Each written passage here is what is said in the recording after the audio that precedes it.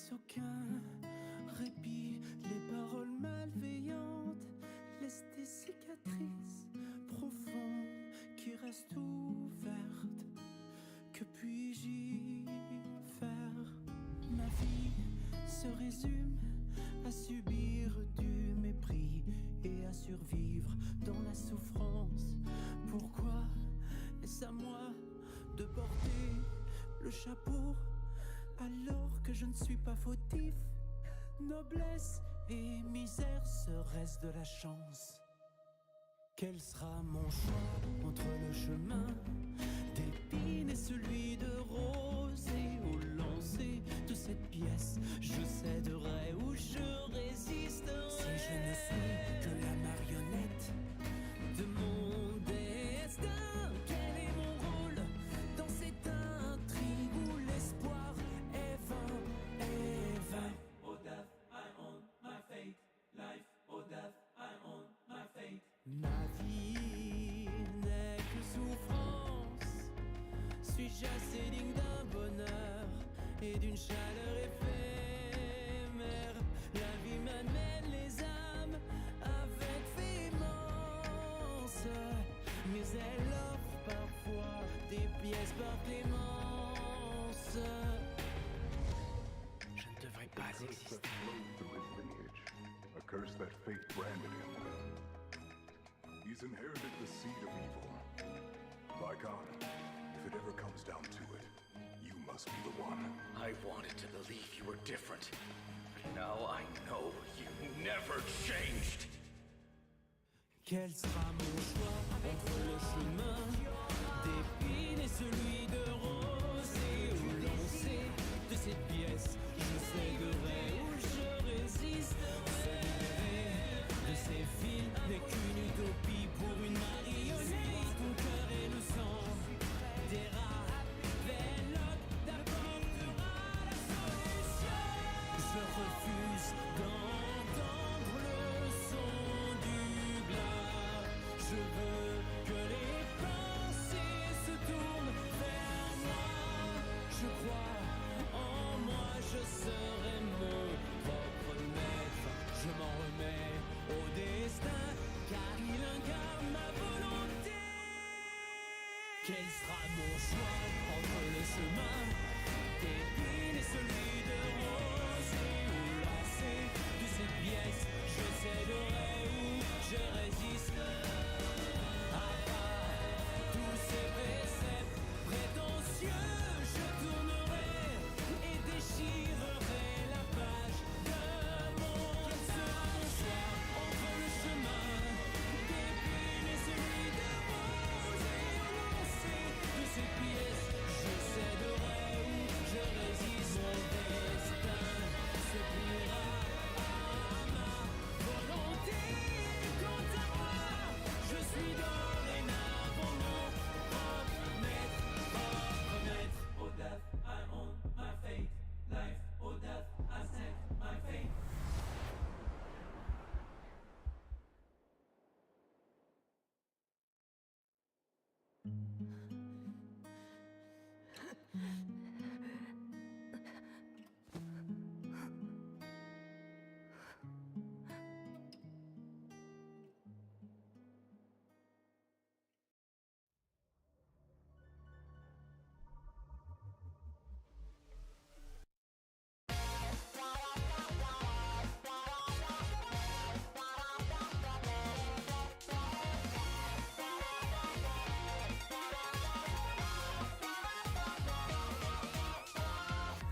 Get rid of the press from the rusty time dossiers.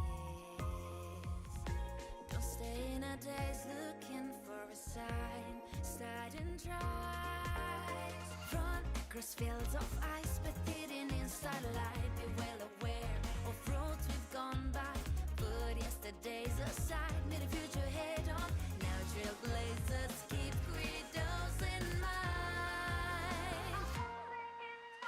One, stop staying within the lines. Two, we always align.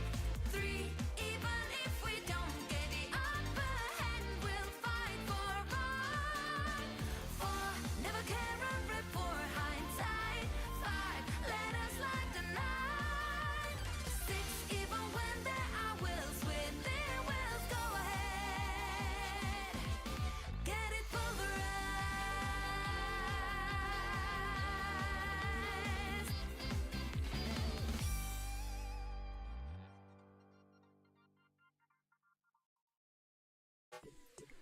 Good evening and welcome. I'm Bernice, and I'll be serving you today. What can I get for you? A drink? Some snacks? Oh, a little flames! Mocktails, mixers, eyes. The snacks are real nice. Sodas, I'll mix dry. I'm lit, you can't deny. Wherever you want, wherever you need. So good you never, ever want to leave. Anything that you desire, set it on fire. I'll make you spend your days all away. That's my desire. You know I'm doing to what's left to say. 3, 2, 1, fire!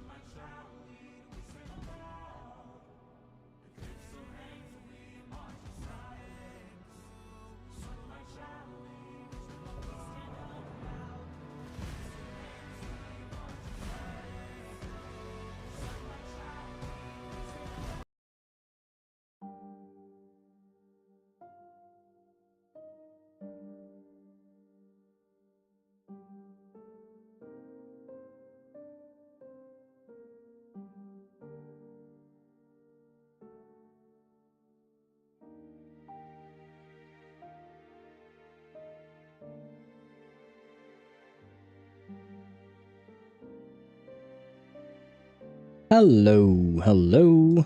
I can't hear myself on anywhere because I forgot to turn up my headset. Where is my headset?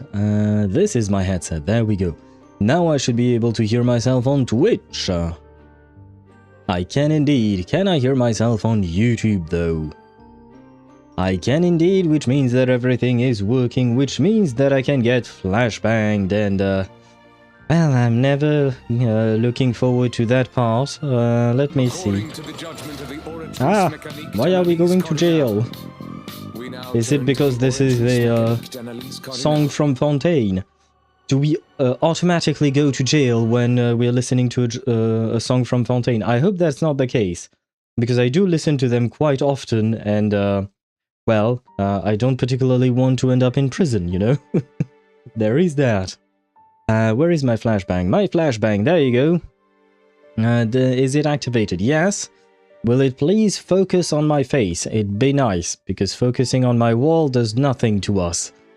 I believe it has not focused properly. No, please focus again. Come on, keep trying. You can do it. I believe in you, little camera. Why do I seem a bit blurry? No, I think it's okay. I need to make the move. Let's make the move. Transition. There we go. Hello. Okay, no, the camera is doing its work properly. Good. Hello. Sorry for being a few minutes late. Too many things to do and so little time, as usual. You know, time is always the most precious currency in the world, and we are all missing out on it, etc, etc. Let's see, what do I need to do? This, put you there. Where is my chat? I'm sure I activated it. Ah, there you go. I have indeed. Okay, there, we are finally ready to go. Hello and welcome to the stream. Hello Chip, hello Swevy, how are you guys doing? Happy lurking to you, Swevy and Chip. Both of you use the skip song, the skip song redemption, and I tried to make it work. And let's go. He can finally use the new emote. Yes, there is a new emote here with the happy pew pew, and I did change the hello emote. I redesigned it. It took me at least 3 hours to come up with a proper wing, just, you know, to make the wing say hello, instead of looking like something else. But yes, we do have a couple of new emotes. And while I was mentioning, you know, the skip song thing, that feature is not automatic. I'll let you guys know, that feature is not automatic. I have to do it manually. So far, I haven't seen a way for StreamerBot to manipulate a VLC or media source. If you know, you know. If you don't know, it's okay. It's just OBS speak, basically. But the point is, for now, yeah, I have to do it manually. So whenever you guys ask me or redeem the skip song, I will have to do it manually. But the thing is, the first time when Chip just joined the stream today and redeemed it, I was still drying out my hair because I just got off the shower. So I was in my underwear, drying my hair, monitoring chat just in case, because I had a feeling someone would actually use this. And then eventually I skipped the song. I think I may have mistimed my skipping, especially for Swevy. I don't think I even skipped. I'm sorry. But yeah, like I said, I have to do it manually, and if I'm not right in front of my screen, well, I can't do it. Was wondering why a bit of delay on it, but now I know. Yes, the delay is human. The delay is here. Hello, I am delay. That's why I need to see the fact that you redeemed it, because StreamerBot can change OBS sources.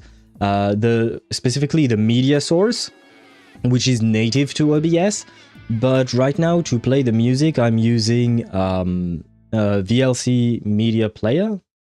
What is it called again? Just VLC? I don't remember. You guys probably know what I'm talking about. The little media player with a triangle cone-shaped icon thing, orange. Anyway, it is very well known. You should know. Yeah, usually VLC. Okay. But the thing is, when I installed VLC, specifically for the purpose of playing music through OBS, go to software. Yeah. But basically, the thing is, it embeds itself into OBS, so it allows me to have a source for OBS that is not native to OBS. And it's a great thing because that is how I'm actually able to switch songs and stuff like that.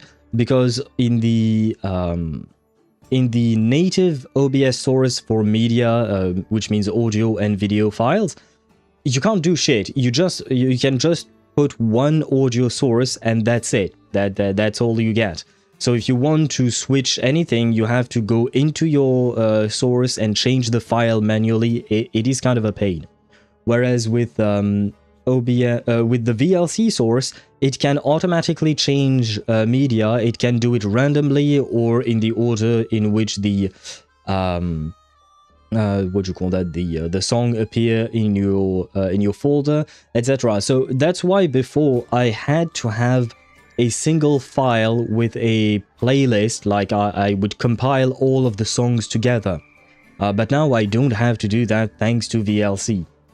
The only problem is I haven't seen any kind of integration between StreamerBot, which is what I use to link you guys to my OBS. Basically, when you redeem like a sound alert, the sound alerts with the little icons that I dropped in, those ones are the ones that I made myself in StreamerBot.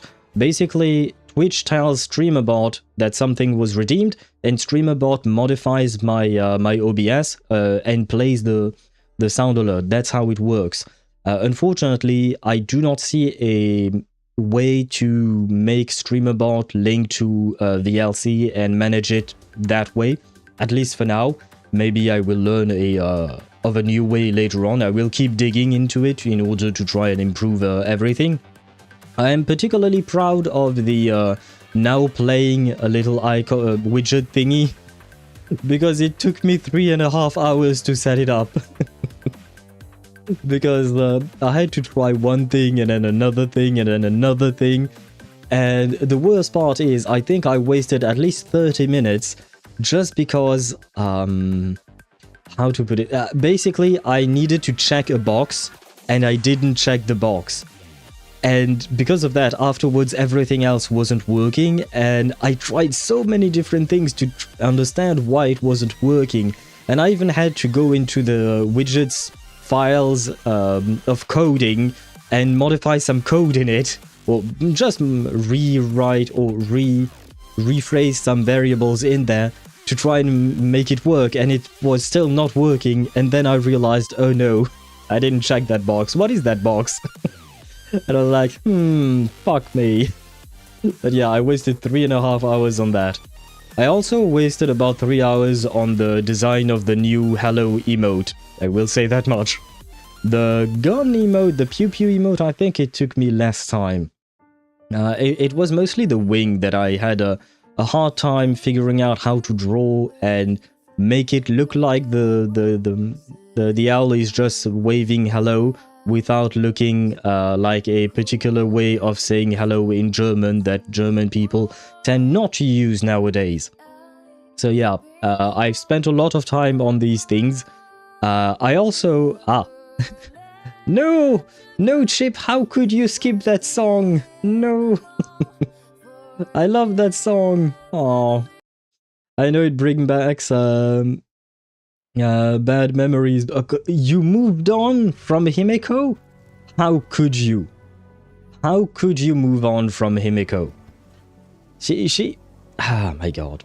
Skip, you and I can't be friends anymore. How dare you say that?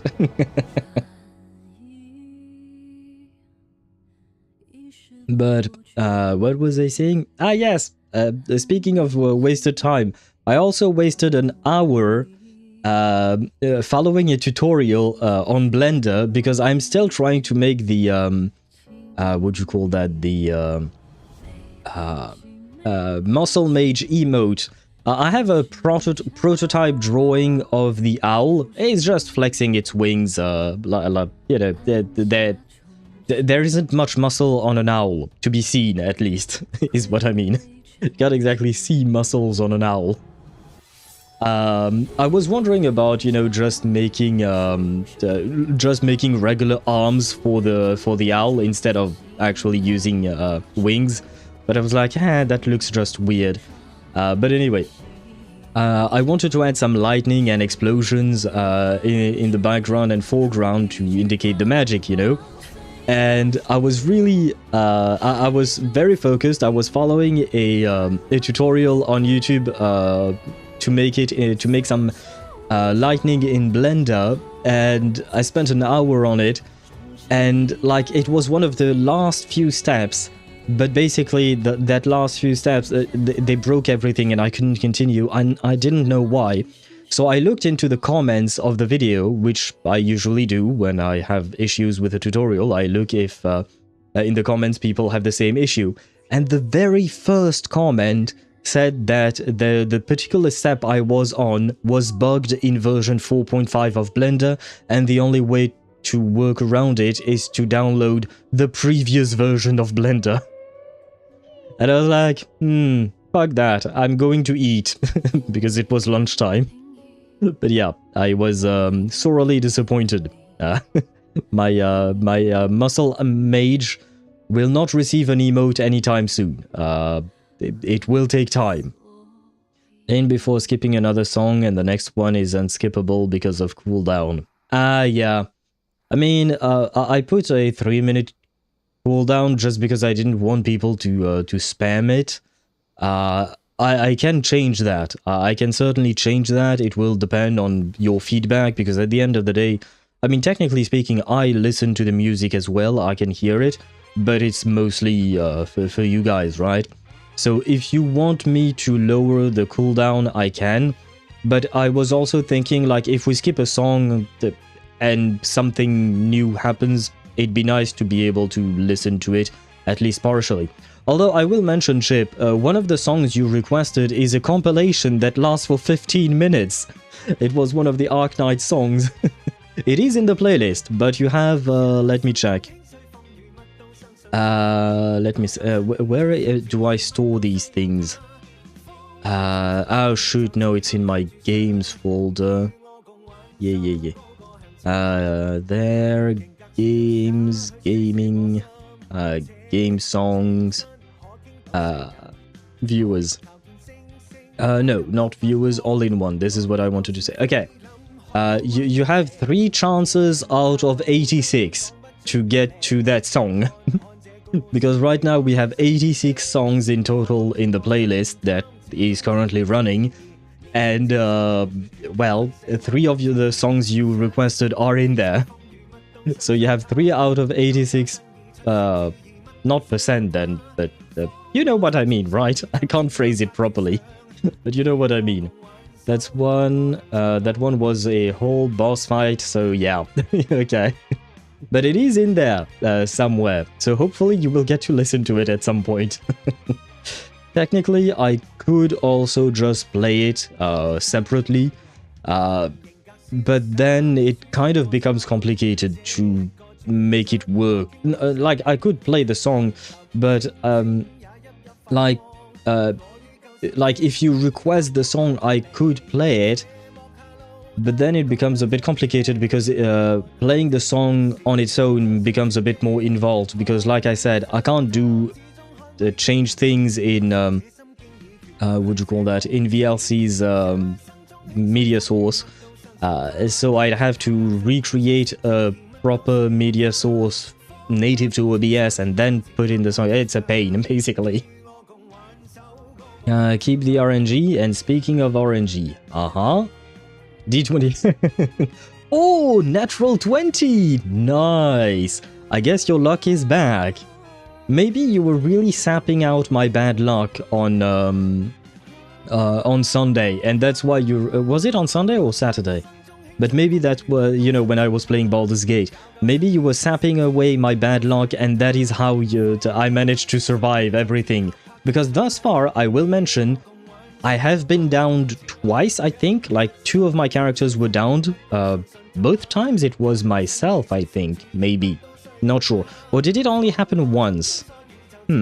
But there was no party wipe thus far. There was no party wipe. So I am quite happy and quite proud of that. Well, proud. It was mostly based on luck, but anyway.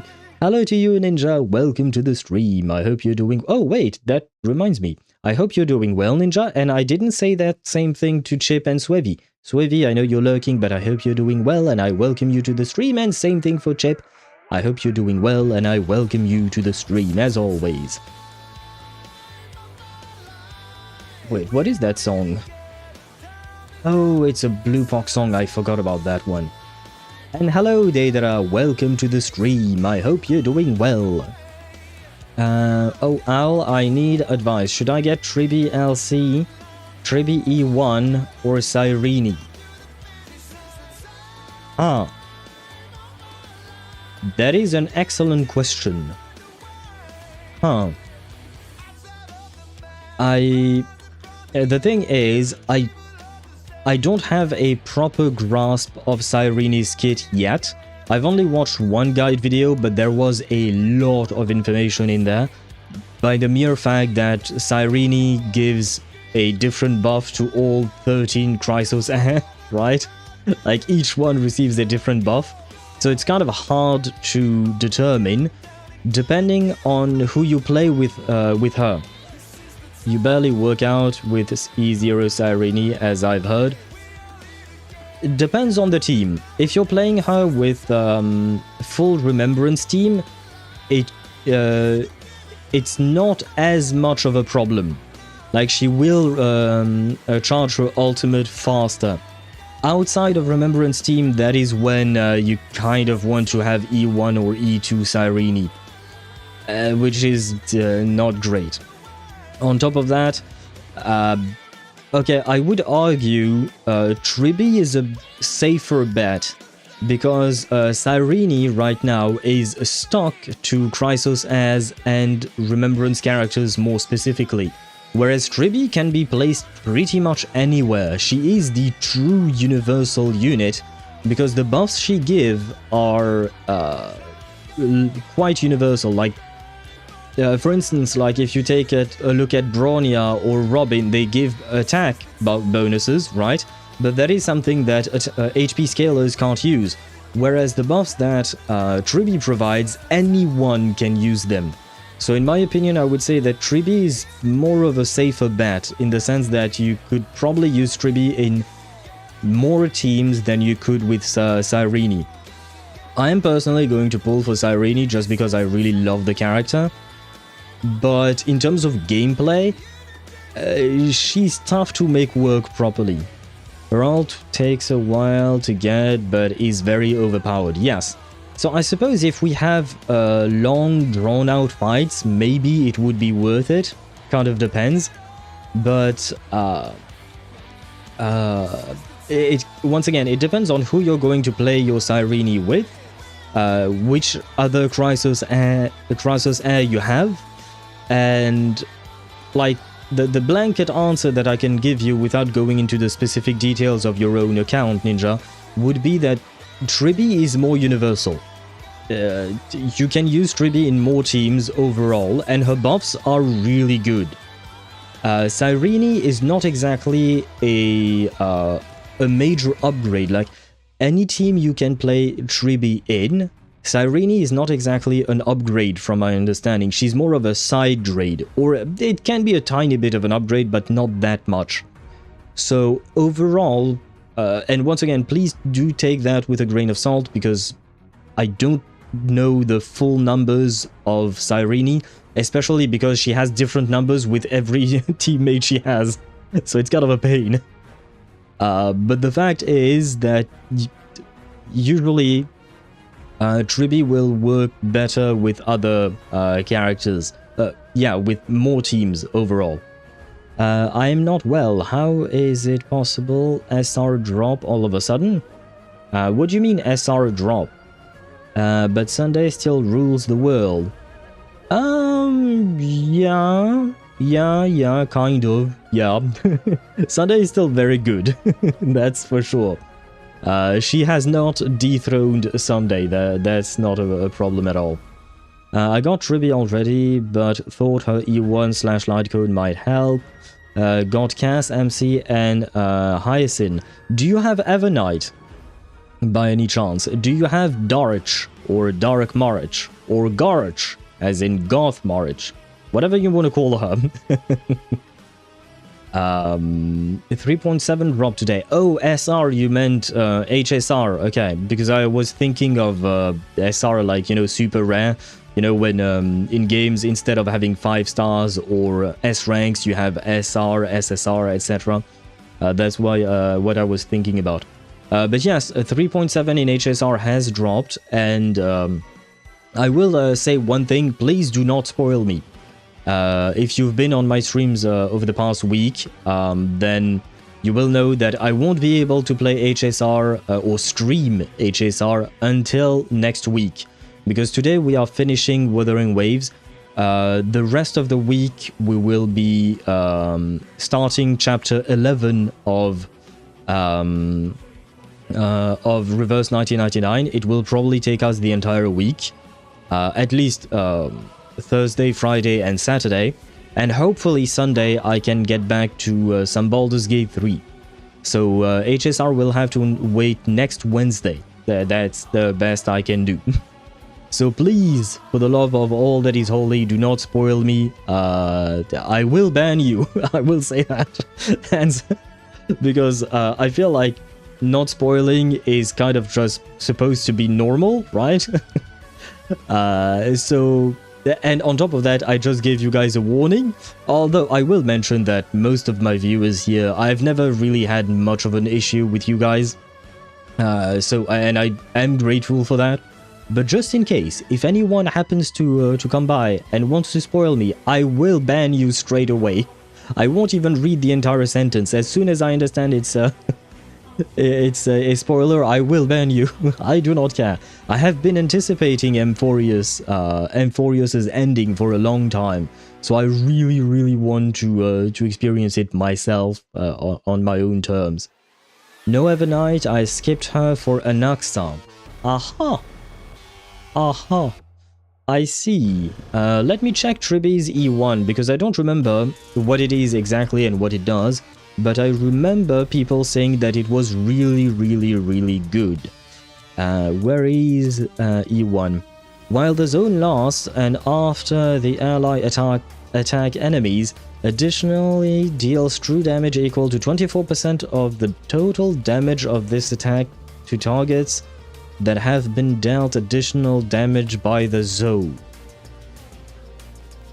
Aha.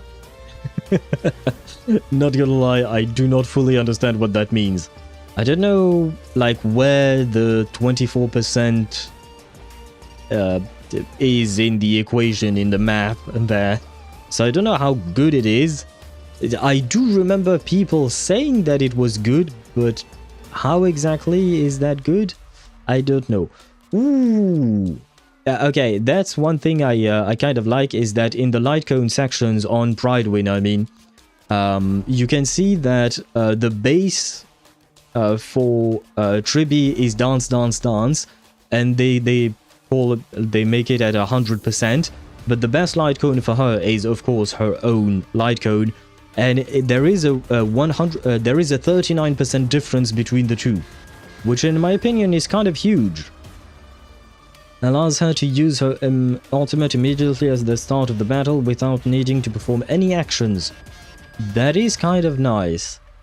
Grants her team a huge amount of crit damage, amplifying her own damage. Wait, how much? 40% crit damage. She gives 40% crit damage to all allies. 48, sorry, I can't read for for shit. 48% on top of the wearer's crit damage being increased. Okay, it feels like her light cone seems to be the better choice, I would say. I am 3 patches behind, so I can't spoil. Okay. So the same as Cyrene's zone. I I don't know what Cyrene does. Wait, where is Cyrene? There she is. And by the way, a quick PSA for those who may pull for Cyrene. I saw that on the HSR subreddit. Since Cyrene is a remembrance character, she has, you know, that little icon in the character menu where you can click on the memo sprite. And someone posted on Reddit that you should absolutely not click on the memo sprite icon to see the memo sprite until you're done with the quest, because apparently her memo sprite is a major spoiler. I don't know what it is. The guy just said, don't click it. I can't click it because I haven't pulled for her yet, but even on the day I pull for her next Wednesday, I will not click it until we're done with the story. But so I just wanted to share the information with you guys. I'm doing my dailies and weeklies and content of my game that I'm missing, but I want to see. Wait, you want to see what? I'm confused. All social media is prohibited for me now. Question, at what level I unlock BP in Genshin? An excellent question. Wait, Google will help me here. At what level do you unlock Battle Pass in Genshin? Brother, it's rank 20. Oh, damn, Chip, still remember. I don't. As fresh as day. Goddamn, because I don't. I did not remember whatsoever, man. So thank you, and thank you Google as well, because I found as well there. But to get back to Ninja's question, let me give me a second. I need to read. Reading is important. There's over there. Ah.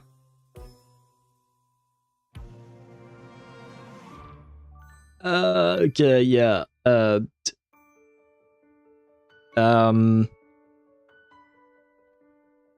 I'm gonna be honest, Cyrene's kit is a pain. Okay, yeah, so it is a 40%, indeed, as you've mentioned. Okay, that's why you said, so the same as Cyrene's zone, yes. Wait, applies a buff to one designated ally character. When the character is a Chrysos heir, the target gains a special effect. When the character is not a Chrysos heir, increases the target's damage by 40% for 2 turns. Okay, so it is 40% for non-Chrysos heir characters, but it will change when it's actually a would you call that a Chrysos heir? So it won't always be just that 40%, it will depend on who you're playing her with. So for instance, with Castris it would be... wait, is this the thing that changes? Yes. Effective for the entire battle, okay. When used on Castris, Newbot can overflow to 200%. When summoning Netherwing, consumes all overflowed Newbot, increases the damage multiplier for the damage dealt by 0.2%, for every 1% of overflow value consumed when the summoned Netherwing triggers the ability effect of its talent, Wing Sweep the Ruins. If there are 2 enemy targets on the field or fewer, when summoned, the damage multiplier additionally increases by 0.5% when summoning. So, does this... Yeah, this buff supplants or replaces the generic buff, right? I think.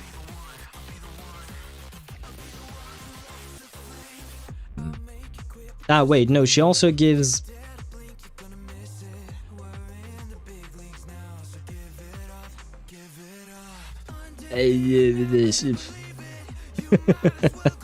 I think I'm having a brain aneurysm, man.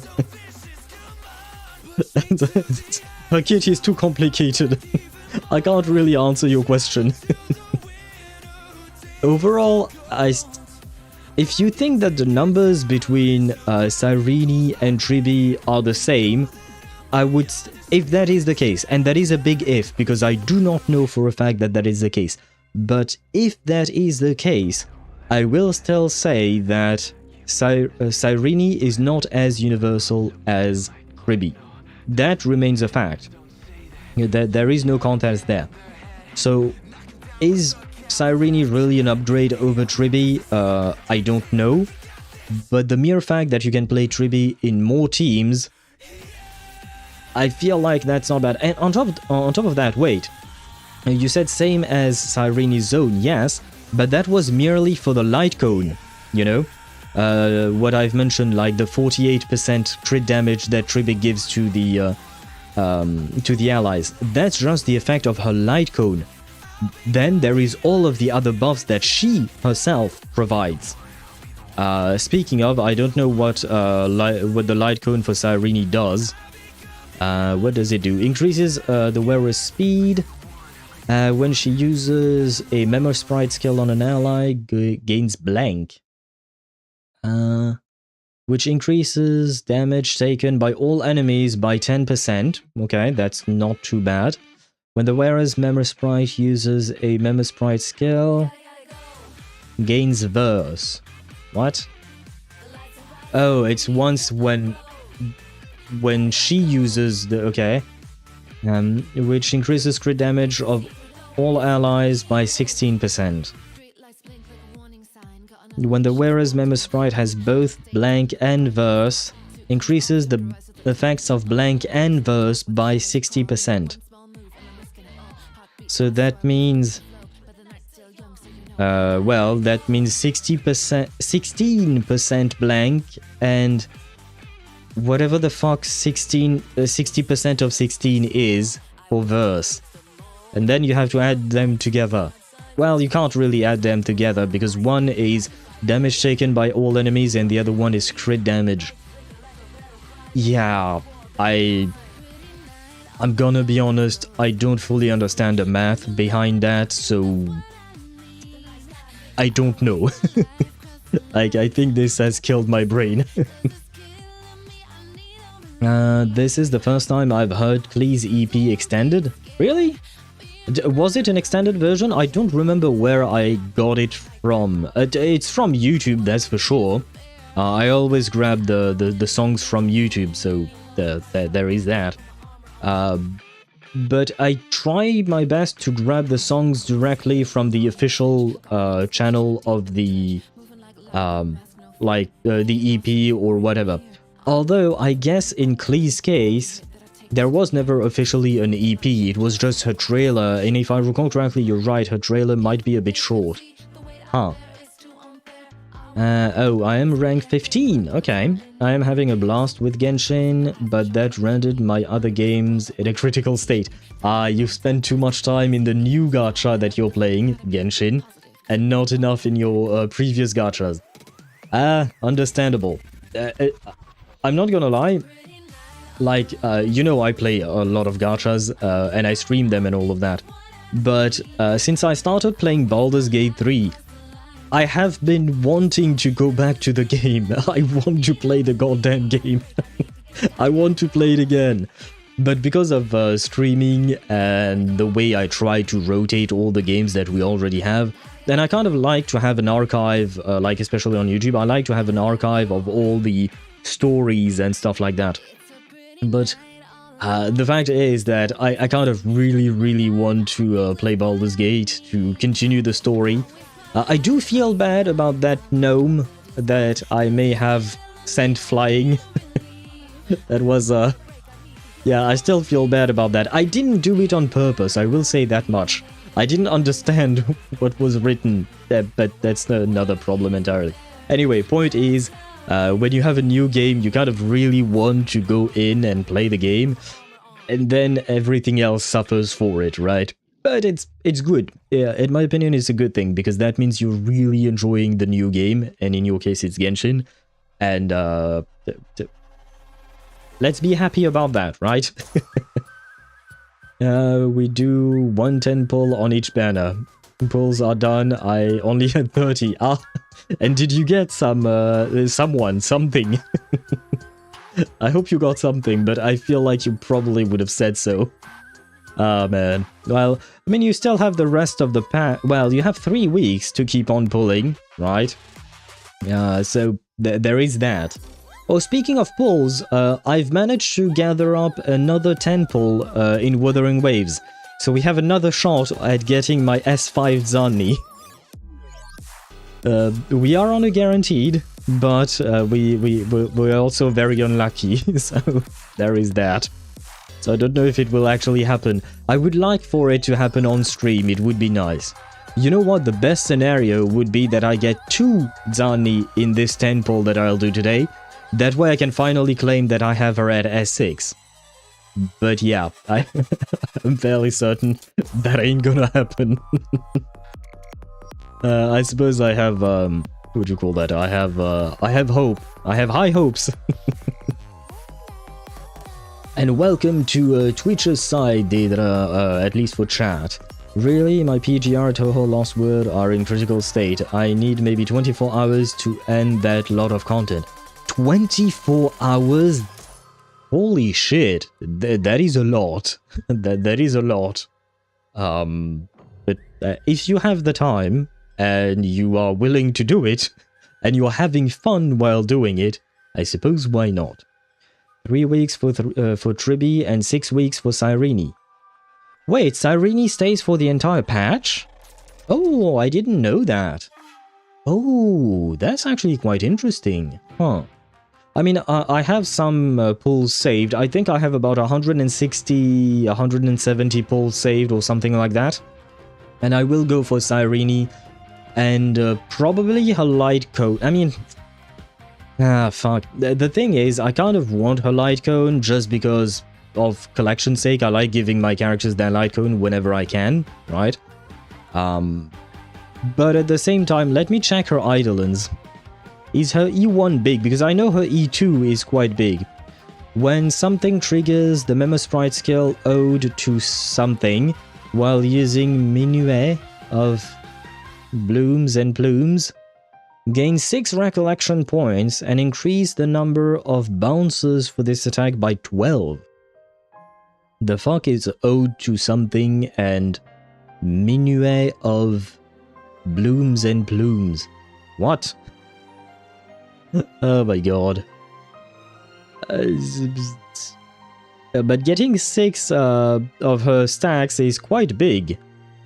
Wait, the stacks are called Recollection, right? Where was her Eidolon? Yeah, 6 Recollection. I mean, it is like 1/4 of her total needs, right? She needs 24 to get her ultimate.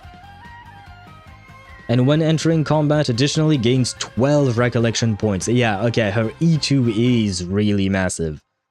Especially if you have, since you have E1 before that, E2 is really massive. Okay, yeah, so...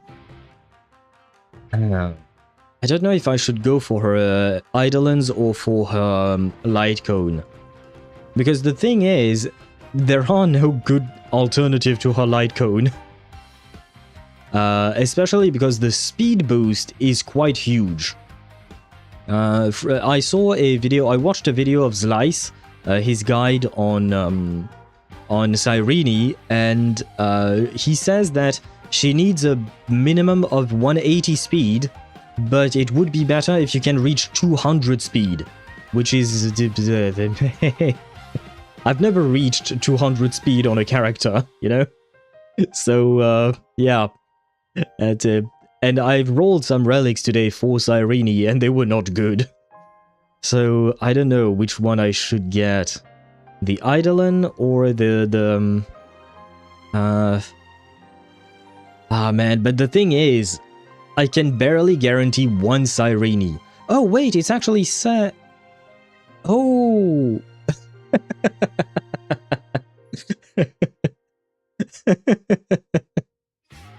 Okay, on Pride Win, they mention which one is more important, Signature Light Cone versus Eidolons for Cyrene specifically. And overall, they recommend going for E2 first, then S1, and then E1. But the thing is, if you want to get to E2, you need to get through E1 first, right? So I guess what they mean is that you should really target E2 first and foremost, and E1 is a happy accident, but if you cannot get E2, then you might as well just get E1, is what I'm guessing. E2 gives her 12 additional recollection stacks at the start of the battle. Yeah. S1 offers this. Yeah. S1 offers strong damage amplification, especially in crit scaling teams, and helps her with reaching speed threshold. Okay. Teams that can recharge her ult reliably through memo sprites can consider the light cone before Eidolons. Ah, and since technically I could play my Cyrene if I do get her, I could play her in my Castries team, but my main reason is my headcanon relationship. my headcanonship of Cyrene and Finon. So I really want to play her with Finon, and I know for a fact that she's not that good. Slice mentioned it in his guide. She's not that good for Finon. I mean, she makes things tricky in a Finon team. So I guess... however, her main weakness is with slow ultimate recharging rate outside of mono remembrance team still remains, as this refund only after she gets her initial ultimate. Okay. Only go for E1 if aiming for E2. Not recommended to stop at E1. Okay, yeah, so it is as I thought. If you can't get to E2, don't bother going for E1, just go for S1. I guess that means I'm going to go for S1, probably, because I don't think I can get her E2, not with 160 pulls, unless I get extremely lucky. But yeah, I will probably not tempt the devil. We'll see how the pulls go. Sorry guys, I have been yapping away. I got a lot of events and story to go through. Okay, yes, I got Vivian yesterday at 80 pity. Congrats, Ninja! I hope you have fun with Vivian. I don't fully understand her gameplay, but I like her floatiness. Because I have tried her out, you know, in events and stuff like that. I like the way she floats. Add to the list a whole 3.7 playthrough without distractions. Wait, what? Oh, on top of having to play all of your games, you have to watch playthroughs of 3.7. True. Have you started watching 3.7 playthroughs? I have not, because I mean, I feel like in my case it's kind of logical that I wouldn't. Impressive fact, I am playing Genshin with English. Me, a Japanese lover. Ah! And how do you like it? I mean, I assume if you're playing Genshin in English, that means you're enjoying the English voice acting. No, I have not started yet. Okay. I assume you will at some point. Worst case scenario, you all always have my own playthrough next week. But yeah, I will be a week late compared to everyone else. But that gives you time to consume more playthroughs. I'm enjoying the English voices, yes, for the first time. Okay. I will say the English voices are really good, but they keep improving over time, in my opinion. So right now, since you're in the... what would you call that? Since you're in the... at the start of the game, in my opinion, if you like the voices right now, you will probably like them even more as things go. As you progress through the game. I even try not to read in combat and dialogues. Okay. Understandable. I have a bad habit of always reading.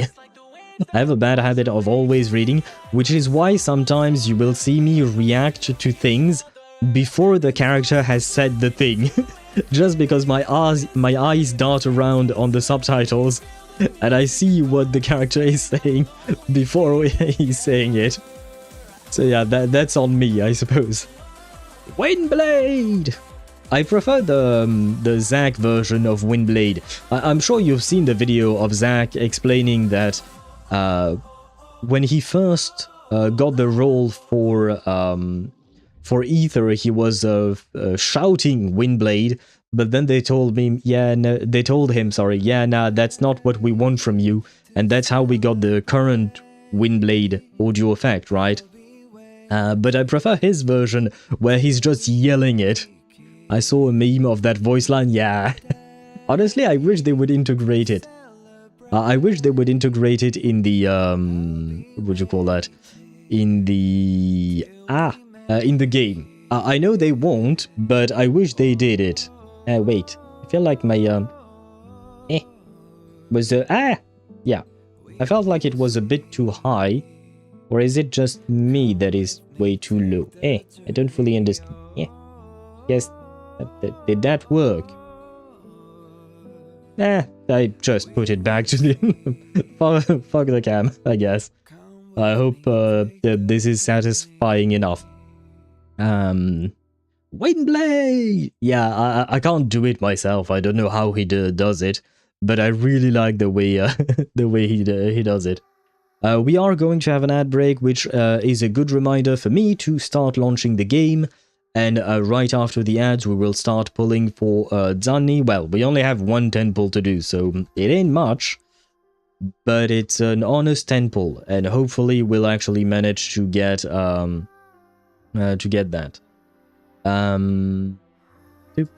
Okay. There, and there. And then finally, hopefully, we will manage to finish the story. That is my hope at the very least. Because otherwise that means I have to push back Reverse 1999, which means I have to push back HSR, and well, that ain't ideal, I will say that much. It wouldn't be ideal. So hopefully we can actually finish the story today. Especially because I am quite curious about the ending. Because we still don't know the full plan Galbrena and Qiuyuan came up with. Well, we kind of do, but I feel like there are things that we don't know yet. And Paimon is ultra adorable to me, except for the mean how mean she is to Venti, I see. But, have they replaced Paimon's voice yet in old quests? Because as you know, we changed the voice actress for Paimon, right? And the new Paimon is in new quests, which makes sense. But I don't know about older quests. Have they started replacing old Paimon's voice? That being said, I don't know. I mean, to be fair, new Paimon sounds very similar to old Paimon, because old Paimon had two voices. The one when you first start playing the game, which is not that unpleasant, honestly. When you start playing the game, her voice is pretty nice. But later on, the voice actress decided to change the pitch, and it becomes way more annoying. So yeah, and I feel like new Paimon, the newest Paimon, is closer to old Paimon, meaning the Paimon at the very beginning of the game, which is good in my opinion. It's a good thing. I do prefer that. So hopefully by the time you get to later stages of the story, they will have replaced old Paimon. And that way you have a nice and proper Paimon to listen to. Let me check. Where am I at? Okay, the game has been launched. Wait, was that... nah, I think I fucked up. Yeah, wait. Have the ads already rolled? No, my bot hasn't said a thing. Oh, so what I saw... Okay, and now the ads are rolling, of course. And my bot hasn't said anything about the ads. Bot, what are you doing? Do your job! Oh wait, we have a problem. Disconnected from the Twitch chat. Oh my god, what happened, StreamerBot? Wait, is my stream still alive? Yes, okay, my stream is still alive, which is good. But why did StreamerBot stop StreamerBotting? Well, what happened to you? Ah, wait. What? Okay, let me restart StreamerBot. It seems StreamerBot has some struggle. Ah, okay, now we I think StreamerBot died, guys. I think the bot died. Okay, let me restart it anyways. Yeah. I mean, at least it ran the command line, but there is supposed to be another command line later on to mention that, Okay, now everything seems to be connected. Okay, good. I think this should work out, more or less. Okay. I don't like... Oh, like... Wait. Oh, like when... Like Venti was doing what a bard does with a bit of extra carefreeness. And she decided to nickname him. That was so mean. I do remember she nicknamed him Tone Deaf Bard, but I don't remember why. I do remember the fact that she did, but yeah, the reason why completely eludes me at this point. It's been so long since I've met Venti, to be honest.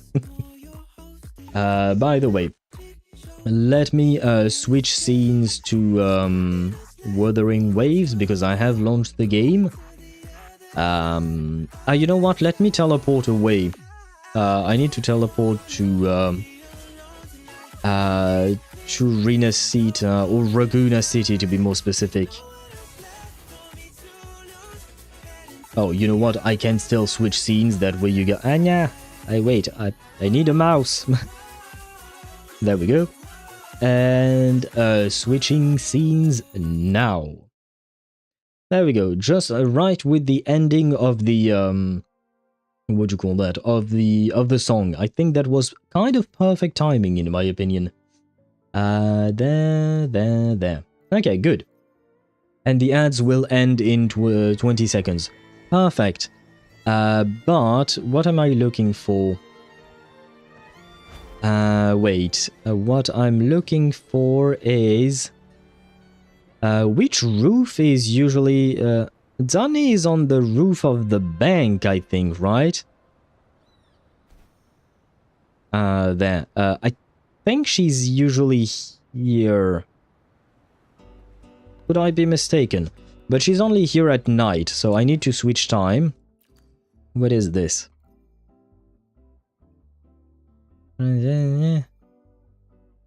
Thank you, gift? Oh, because I participated in a survey. Okay, very well. Let me switch to Zanni, of course. We need to have her in the team. Although I will automatically switch out of Zanni just because of how the game works. Let's move at night, right? I don't know at what time exactly I'm supposed to... I can see her here. But I'm trying all the rituals in the world to bring me some luck. Ah, wait, is it not here? Ah, maybe it's not here then. Or am I mistaken? Or does she no longer show up? Or maybe it's not late enough. Let's try to find her.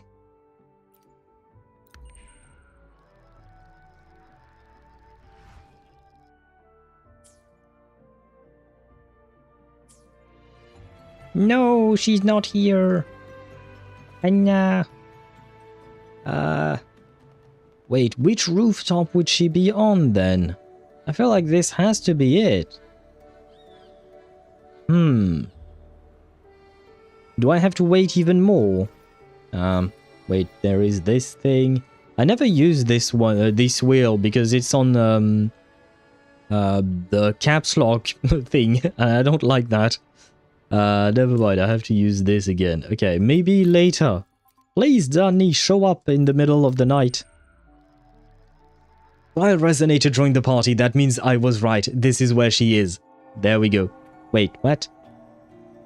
No, but she's... What? No, but she's supposed to be here. Oh, wait. Do I have to reload the area? Okay, let's reload the area. Wish you luck. Thank you. I'm trying to make my own luck.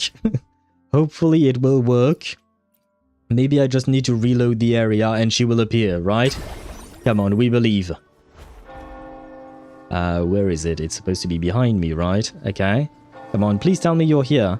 What? Why are you not here? Sunny! Why? I have a feeling that means she's not going to show up at all. Nah. I'm so disappointed. Oh god, let me skip a day. Skip an entire day, I don't care. I just want to see her here, please. I skipped 2 days. Okay, trial resonated, join the party. I feel like that means that something is supposed to happen here, right?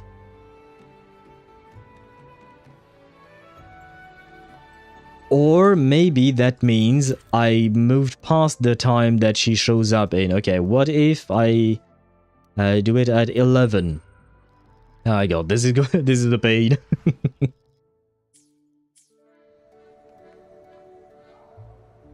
"11 is not working. Al waiting, stalking his waifu, waiting outside to catch her.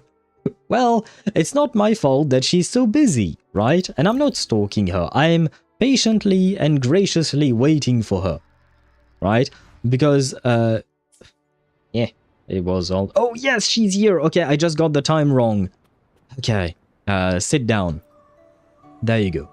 And yes, I am not stalking her. I'm waiting for her to be off work because I know she's usually here when she's not working and not being Batman, right? So, and it's the only moment I can catch her. So, just like a Pokemon, when a wild Zani appears, you kind of need to be there for her. Sounds like a stalker. It's maybe, but let's not talk about that. But okay, Zani is here in our world, as beautiful as ever. I believe we are at 49 pity, unfortunately, so that ain't much. Yep, we are indeed at 49 pity. Now rest on her lap. I wish we could, but there is no animation for that in the game. Okay, we are at 49 pity going to 59. That is far from soft pity, so... Yeah, all I can do is believe, right? All I can do is believe that 2 Zannis will come home to me and I will finally get her to S6, right? Right, Zanni? Please! Please allow me to believe. Please allow me to believe. No! Not even one showed up. Nah, well... Wait, maybe I can buy back 1 pull? Ah, yes, I can! That way at least we will be on an even number, right? This is going to be 50.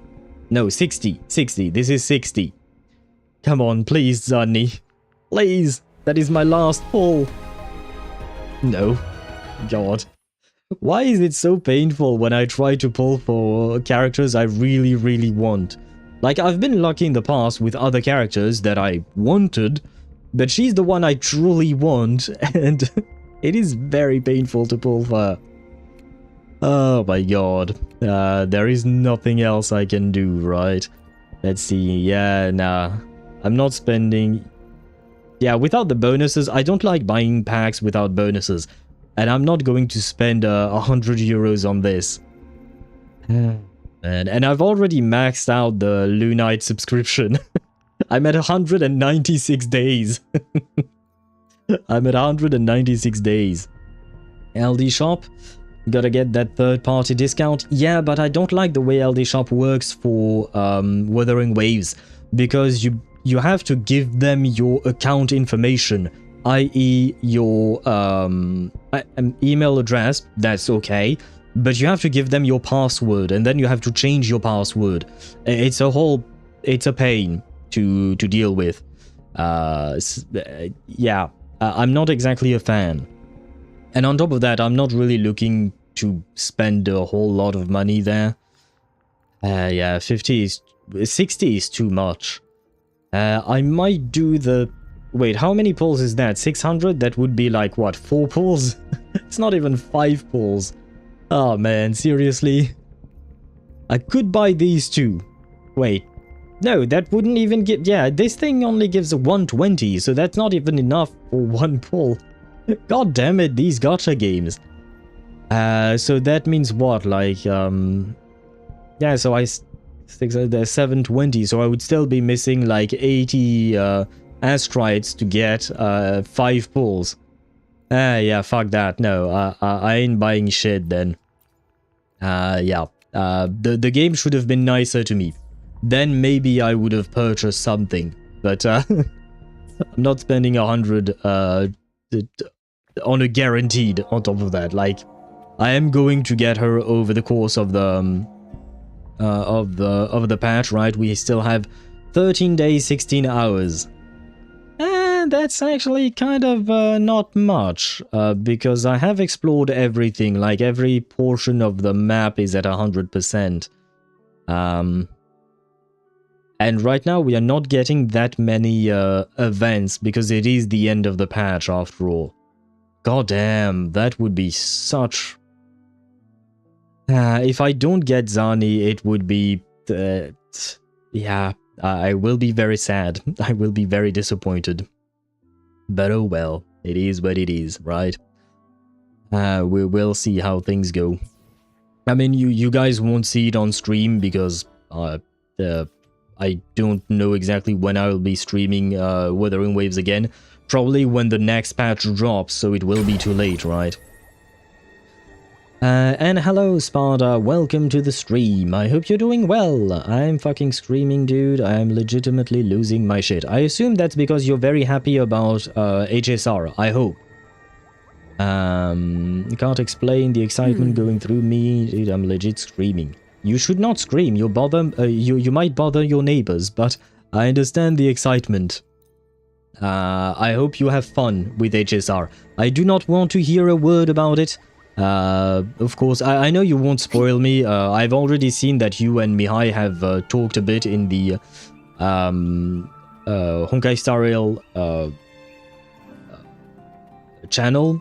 There you go. And you used spoiler tags and all of that, so I really do appreciate that for both of you. From both of you, sorry. Thank you guys for using the spoiler tags. But still, I do not wish to hear a word about it. No foreshadowing, no breadcrumbs, no nothing. I wish to discover everything at that point. And wait, Swevi, by the way, I wish you luck on your Yidari pulls. I hope you get the tentacle lady. By the way, have you decided? Oh wait, no, it's for it's between Banyue and who else? Dial in that you were wondering which one to M6, right? I think. So I guess you still have time to decide for that. But good luck to you on Tentacle Lady. I hope all the hentai comes to you. Where was I at?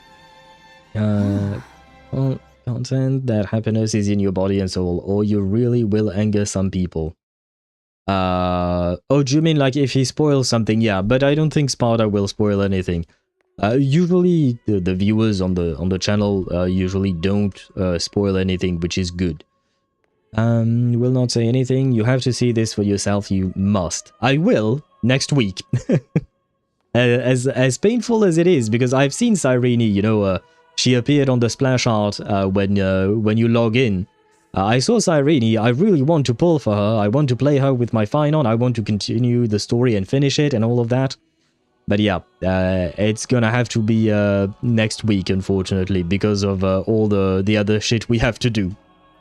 Now then, let us focus on Wuthering Waves and finally end this story. Hopefully. I don't remember exactly where we were at, to be honest.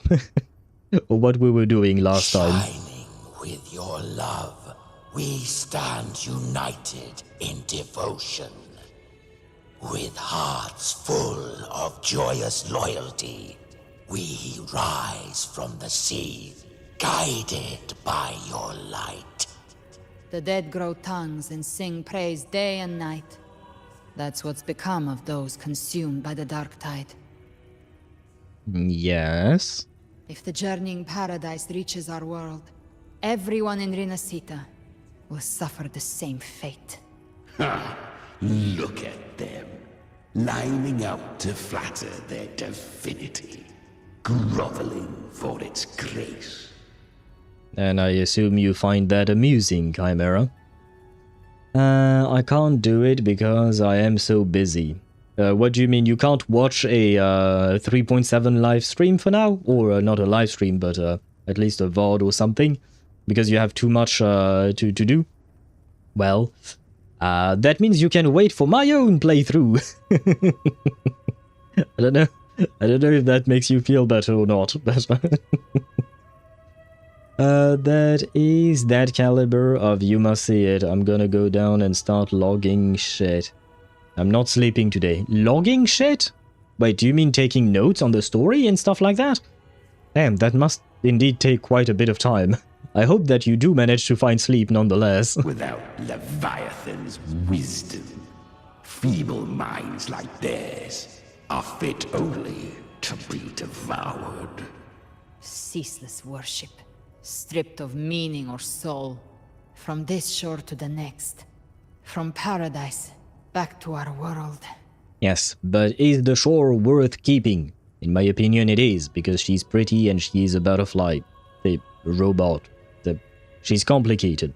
And I know she's not talking about that. Altogether more believers to be drawn into Paradise's maw. Then they'll go claim their due from Leviathan.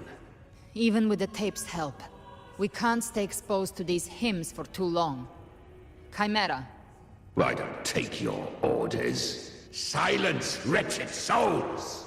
There is no place for you in Paradise. Burn in your ruin and rot in hell. So he does not take orders from her, but he still does his bidding.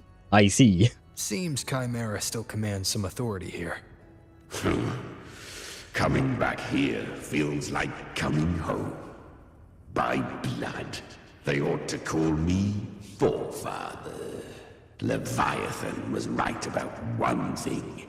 Fear is the most ancient and enduring truth in all living things. I mean, sure, it's not the only one, but I suppose it makes some sense.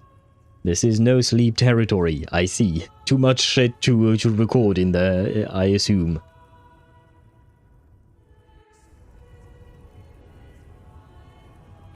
Yeah. Turning yourself into these things is not exactly a lovely look. Although I like the way it glistens, or... Yeah, never mind. I don't particularly want to be turned into one of those things. But they can be admired, I suppose, in a way. And so many statues. Huh. And the game is so pretty. I love the fact that I switched PCs. I'm very happy about that. Hello. I usually fight these guys, but I mean, I don't. Or rather, usually they fight me. But I guess they're not in fighting states or something. Oh, for a second there, I thought this was a Chimera, but no, that's not. That's just another type of enemy. We're here again. The Styx Lake.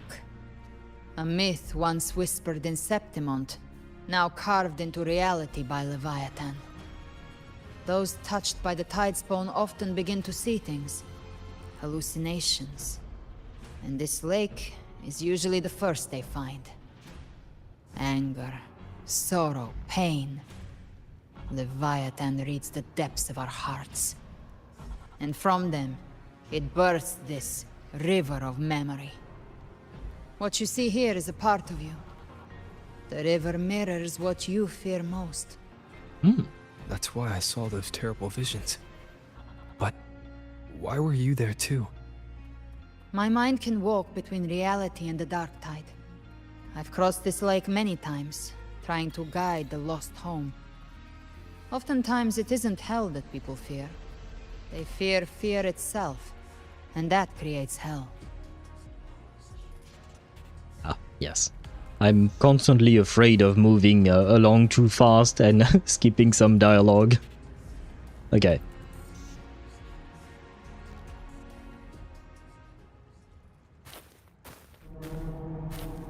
There.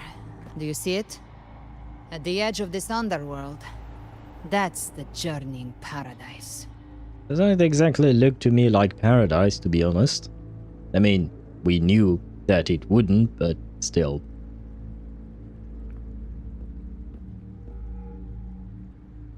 Through me, walk the path of glorious ascension. Through me, enter the city of eternal bliss. No matter how Leviathan dresses it up, it can't hide the truth. It's a liar, twisting souls and selling a paradise of lies. This lake, it's not quite like how I remembered it. The Styx Lake. A place where all souls meet. Some call it by another name. Main's Deep. Leviathan reshaped it through the dark tide, turning it into a furnace where souls are melted down and reforged.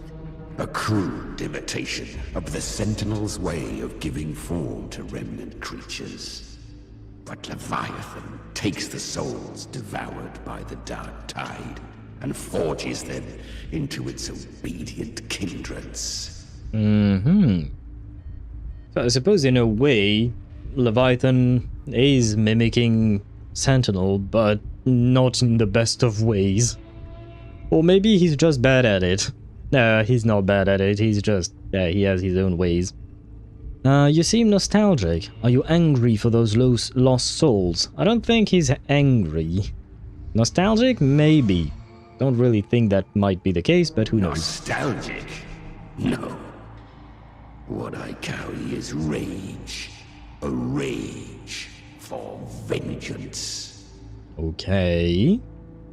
Why? You're not going to tell me why. This is where Chimera was born. Ah, and he did not want to be born here, I assume. Which, I suppose, makes sense. What is Chimera, really? Do you mean me or us? Both. Why not both? Born from the fury that courses through the earth, rage cast my spine, and slaughter forged my chest. Do you even have a spine or a chest? I've torn through countless souls, rained fire on fields, slept to the wails of 1,000 dying cries. They remember me as Nemean, the name of the land I reduced to ruins, a name forever seared into their hearts with terror. Okay. But Leviathan, its treachery dragged me into the dark tide. It twisted my frequency and forced me into an abominable union with the frail goat and pathetic serpent. We were merged into one. Oh, okay. I mean, I knew Chimera was, well, no, a Chimera. It's in his name, I suppose. I didn't know there was a goat in the story or a serpent. I mean, serpent makes more sense, I suppose. Usually I do see chimeras in other fantasy stories being part lion, part serpent. They often have a serpent tail, right? I think. And they have wings. Do they have wings? Not always, I think. I don't remember. But I've never... Yeah, I don't really remember about goats. Do they have something to say here? The goat and the serpent? Or is it only the lion always speaking, I wonder? That being said, from my understanding, Chimera is supposed to be some kind of a tacit discord.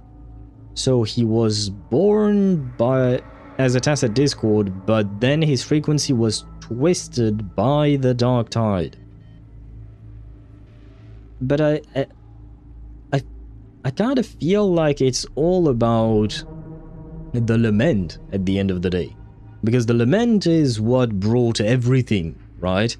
I mean, I don't know how the lament is connected to the Thronodians. I don't know if the lament is what brought the Thronodians into being, or if the Thronodians were the ones... No, it's probably the other way around. Yeah, no, it's probably the lament that allowed the Thronodians to exist, I think. Which means that Chimera was born of the lament, and then he was twisted by the Dark Tide, which is created by the Thronodian, which itself came into being because of the lament. I think. This is complicated. I think this is way above my pay grade. Since then, our frequencies gnaw and rend at one another, torment without end. The agony wrought by its will, I shall repay tenfold, carving bone, feasting on marrow, until nothing remains. Ah, okay, so the goat and the serpent are still there, it's just that the lion is dominant, I guess? But they are still fighting inside his head. Sounds very unpleasant. Sounds like you were powerful. Sounds like you were a villain. That's a lot of big words. Speak plainly. I kind of feel like going with that, but... I mean, him being a villain... Yeah, I suppose so, yeah. I don't really like any of these options. I mean, I kind of like the last one, just because maybe he's going to tell us things in an easier or more digestible way, you know? But at the same time, I feel like I'm an idiot if I say this.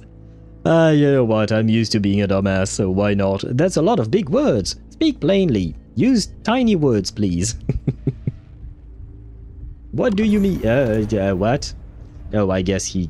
Okay. Chimera was Leviathan's first tidespawn, created by fusing the frequencies of 3 powerful tacit discords, the first of its kindred. Okay, so I was right. Now the question is, was Leviathan born of the lament or not? I don't exactly know what's, like, how to phrase that connection there. But at the end of the day, I don't know.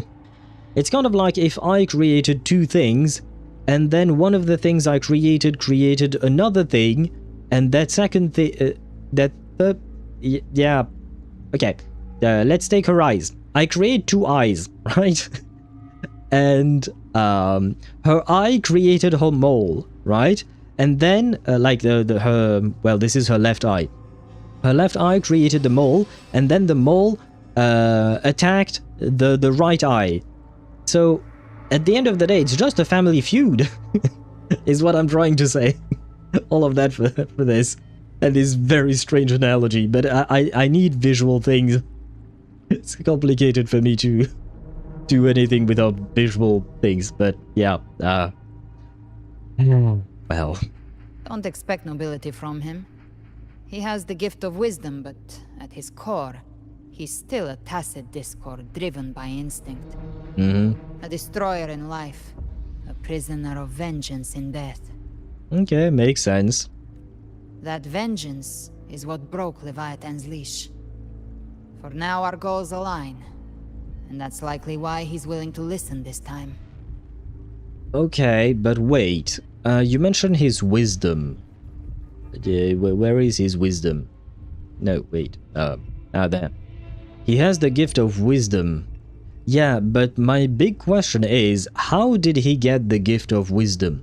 Was he always a tacit discord that could be intelligible, that could speak, and that could share stuff with others? Or did he gain that sentience or that level of cognition from being merged with other powerful tacit discords? Because I don't think there are any other tacit discords that can speak, as far as I can tell. These human frequencies, they're trapped in the Dark Tide's corruption, still clinging to their last shreds of will, Leviathan can do nothing but trap them here and torture them with the pain it's harvested. That alone is reason enough to slay it.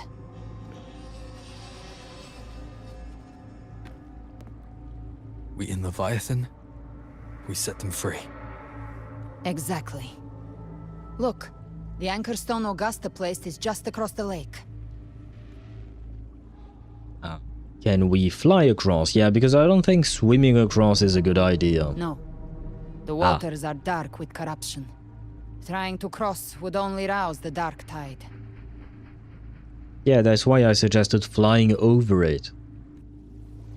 Wretched souls, abandon all yearning for the light of paradise. I come not to save, but to ferry thee to the far shore, into the underworld of hell, into frost and flame. Could this be Charon?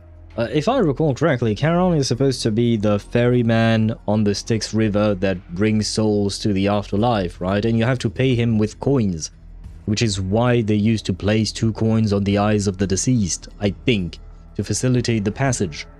I could be wrong because the memories are quite vague there. Hello Zenny, welcome to the stream, I hope you're doing well. And you redeemed a show me an owl. I'm trying to think, have I shown all the owls that are on my desk already? Because I try not to show the same owl over and over again, of course. I try to pick a different one every time. But I don't remember which one I've already shown or not. I should have marked them. I should have marked them up. Otherwise, I can pick up a different one from my shelf. Yeah, you know what? Just in case, I'll pick up a different one from my shelf. Just give me a second.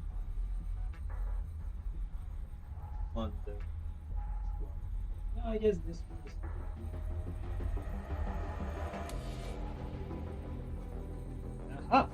Yeah. I'm unsure myself. Yeah, I don't remember how many times this was redeemed. I have 1, 2, 3, 4, 5, 6, 7, 8, 9, 10, 11, 12 owls on my desk. So if this redemption thingy was redeemed more than 12 times, that means I have already shown all of the owls on my desk. But I don't think so either. I think you're right. But the thing is, I don't remember which one I've shown or not. So there is that. But yeah, here is a one from a shelf of mine. It's a little plushie. There you go. I put you on the spot. Yeah, no worries. That's on me. I just have to better remember. I should have cut this thing. You know, the thingy. I don't know what it is called, but yeah, there you go. A mini owl plushie. I'm gonna be honest, I genuinely do not remember when I got this one. Or I don't remember if I was the one who bought it or if someone offered it to me. I feel like I've had this one for a long time. Wait, Patooty's Pets is the name of the seller. I'm wondering if that could bring back memories. That's so cute. Yes, it's adorable. I love owls, but I'm genuinely trying to remember where I got it from, but I can't. My memory is so bad. Or maybe I just have too many owls. But there you go. This was the owl.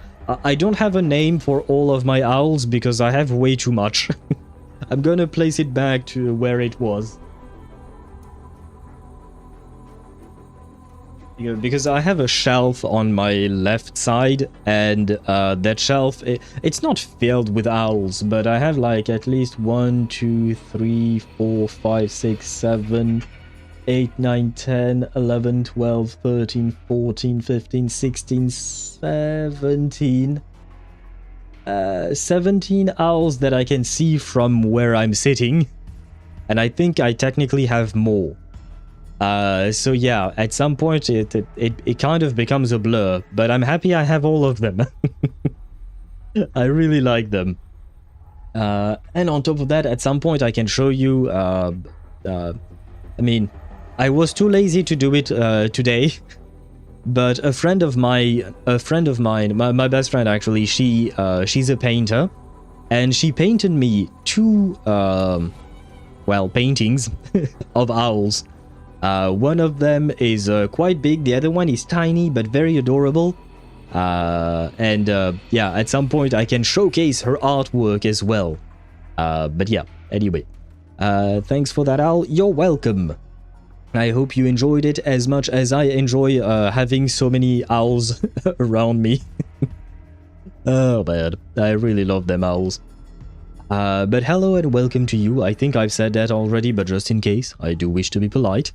I hope you're doing well indeed. As for you, the living have no place upon this river. Turn back. Seek another crossing.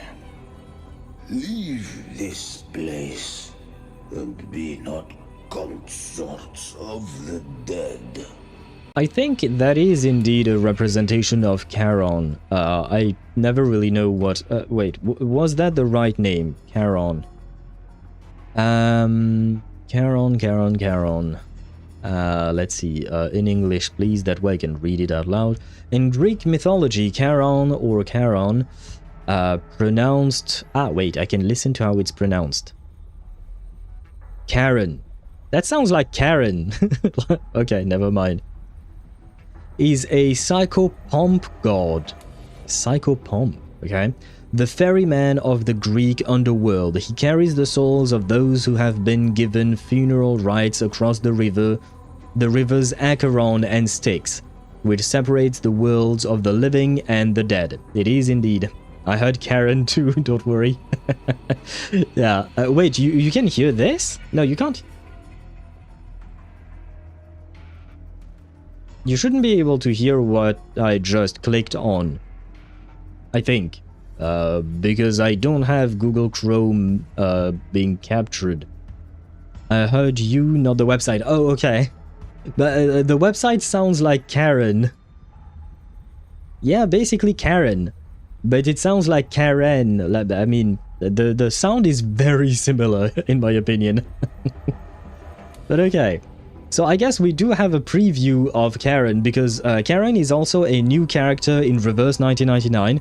He's a playable character in Reverse 1999. He will drop in a couple of weeks, and I will be pulling for him. So tomorrow we won't have any pulls in Reverse, because right now the character on banner is Sentinel, and I do like her artwork, her design, but I want Karen for my Dynamo team, for Lucy, etc. And I like his design too. He kind of looks like the one that we are having here in Wuthering Waves. And I guess, wait, shoot, I closed my Chrome tab, but I assume I was right about the gold coins that you have to give him to cross the river, because the design of the character that we have here in Wuthering Waves, he had coins on his chest. Sorry, he doesn't have multiple chests, but he has multiple coins, so I think that is probably right. Do you see anyone else around here? Can you sense something strange from him? Is he one of Leviathan's creations? I do wonder that myself. Or maybe it was something that existed long before Leviathan but got corrupted by it. The beholder finds no anomaly. Long staff, eyes like burning coals. I like his design. Why is he not a playable character? If Leviathan based this underworld on the old tales of Septimont, then this must be Charon, the ferryman of the dead. Oh, that's how they write it. Okay. That was also on Wikipedia. You could either write it with a C or with a K. In Reverse 1999's case, it is written with a C. And in, well, you can read it. It's a K. Its made-up characters only mechanically follow their scripted roles. Hand me that lantern-shaped terminal. I'll handle this. Does my lantern have a coin? Or does he accept lanterns as well on top of coins? Whence comes your pride? That you would defy my word. I really like his design.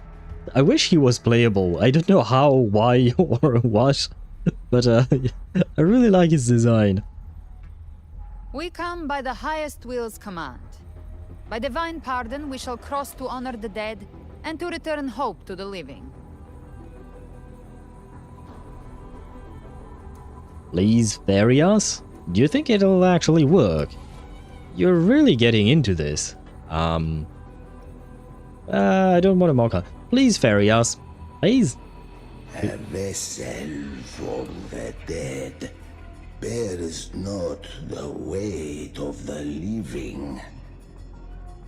If you would cross, cast off the riches and honors of your former days. Ah, yes. He does want some money. As we all do, right? Do you take PayPal by any chance?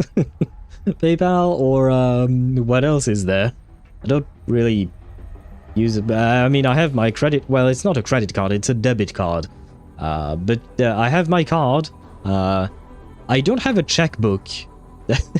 I've been supposed to have a... I've been asked to have a checkbook for specific admin stuff, but I've always refused. Why the heck would I pay like 35 or 50 bucks for something that I will use once in a while? Anyway, not the point. But what other types of currencies do you take? Oh, she does have one shell credit. Stories say Charon favors gold and jewels. If the living seek passage, they must offer a fortune deemed worthy. Your shell credit does not look gold to me, but okay.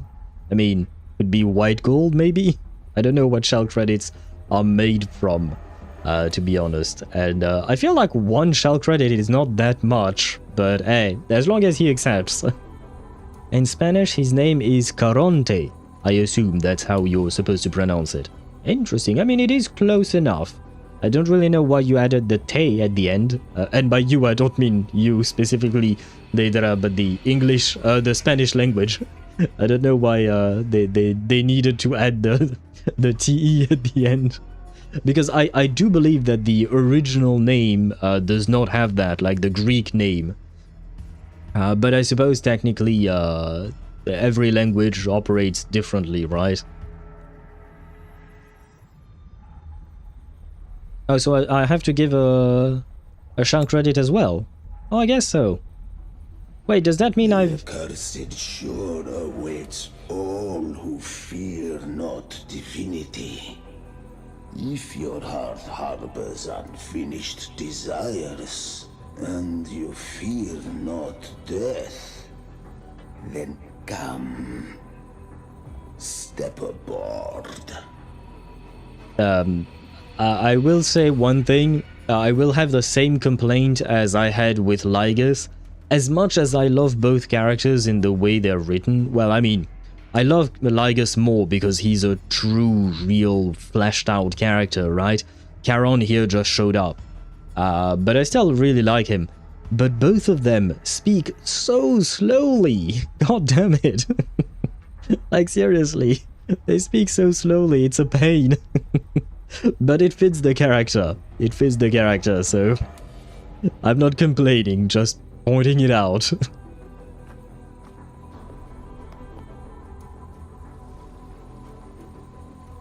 Hey! We're going on a gondola date with Galbrena. You know what? I wouldn't mind that in real life too. Spanish things, yeah. Every language is a bit weird of its own right. I mean, I'm not one to speak, I'm French, right? So, yeah, French is also kind of strange. Very strange, let's be honest. I would argue French is stranger than Spanish. I feel like Spanish feels easier than French. We have arrived. Thank you. Do you need another coin? Oh wait, can I give you multiple coins now so that you wait for us? Kind of like you ask your taxi or your Uber to wait for you. I guess not.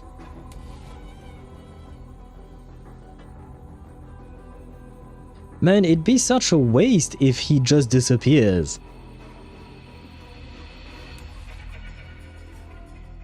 I hope that we will see him again.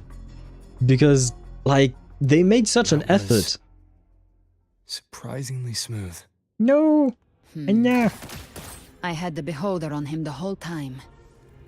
My instincts keep telling me something's off. We'd better stay sharp. Aha. The Anchor Stone is just ahead. Let's go activate it. I hope we see him Its again. energy has been reshaped by the Dark Tide. We'll need the Sentinel's power to purify it before activation. I have that.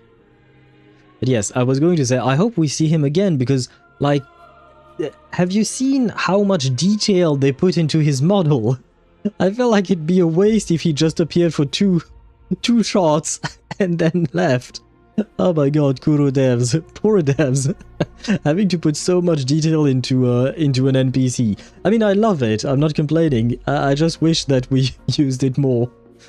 And hello, Rogue Trooper, welcome to the stream, I hope you're doing well. Skeleton Guy speaks at 0.5 speed, yes. Yeah, I do agree with you on that, he speaks very slowly.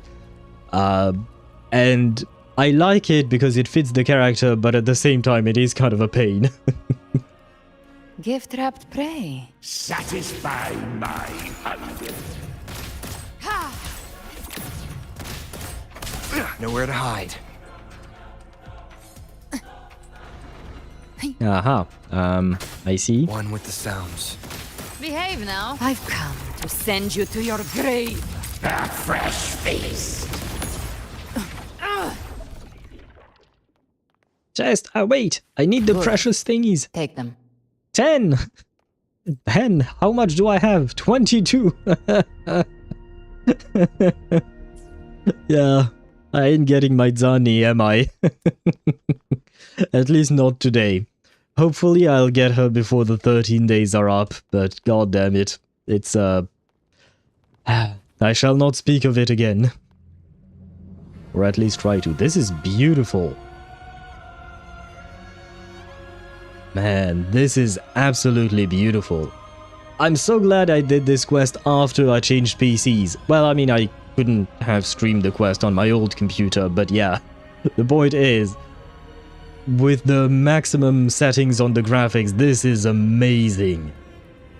This is absolutely beautiful, I love it. Purify. Ah, Rover, do your thing. Well, I guess that was quick. It's done. The terminal's comms should be restored. Let's contact Augusta. I see. That was really quick.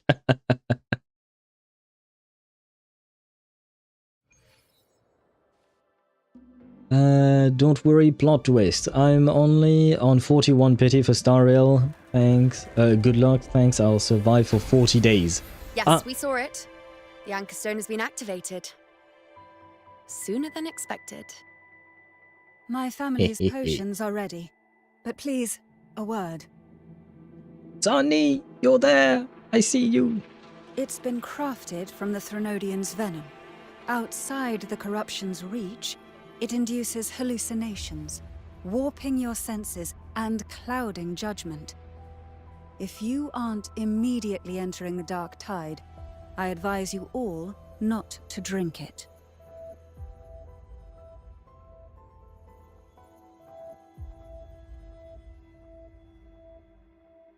Ground defenses are holding, and no major fluctuations in the Dark Tide for now.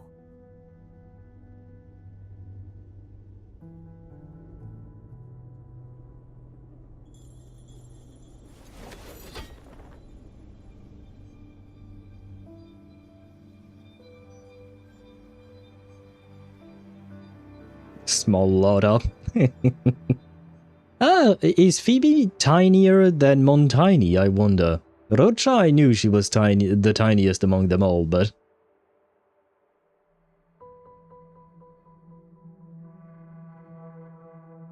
Everyone. Wait! An intense frequency suddenly. It's moving towards the Western Front.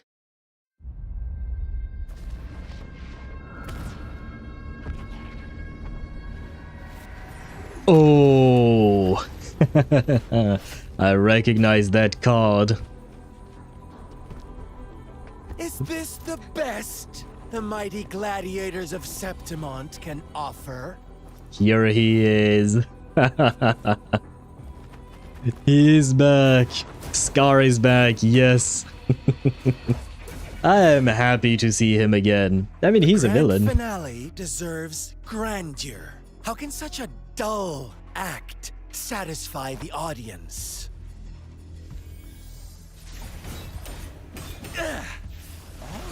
Oh. Yes! Now this is a scene fit for the final act. Yes, I want to see a fight scene between the two of them. Please.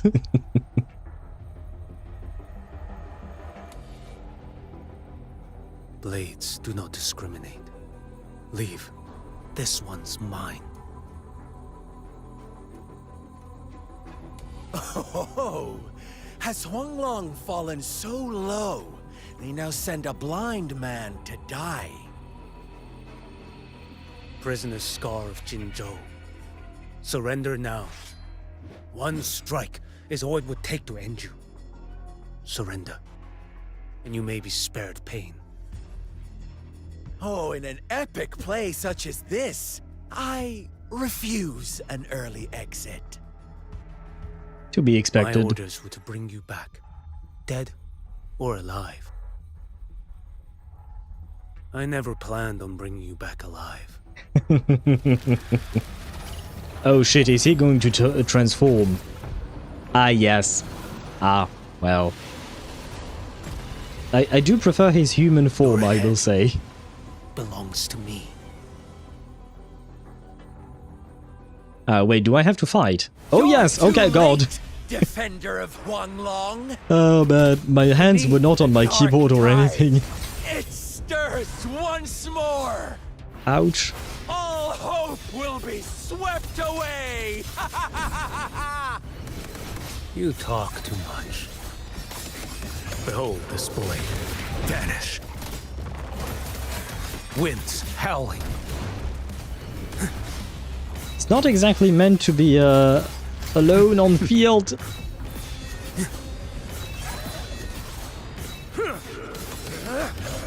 Break like bamboo. Behold this blade. One strike to settle it all. Yeah, I'm not exactly used to playing him alone. I usually have Galbrena to help him do the DPS, you know. But hey, you know what? We are doing pretty well so far, I think. What is he doing? I should have parried that, my bad. Ah well.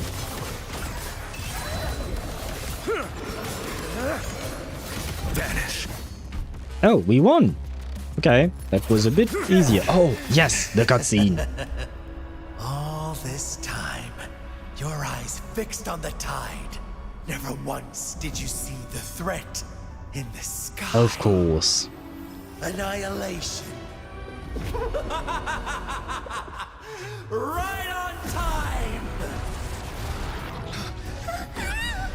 But I do wonder, how is Frolova here? Last time we saw her, things didn't end well for her.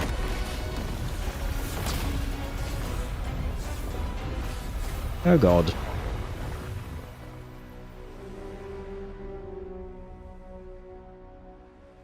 Is she the one doing this? Because that looks like a lot to do for one single person.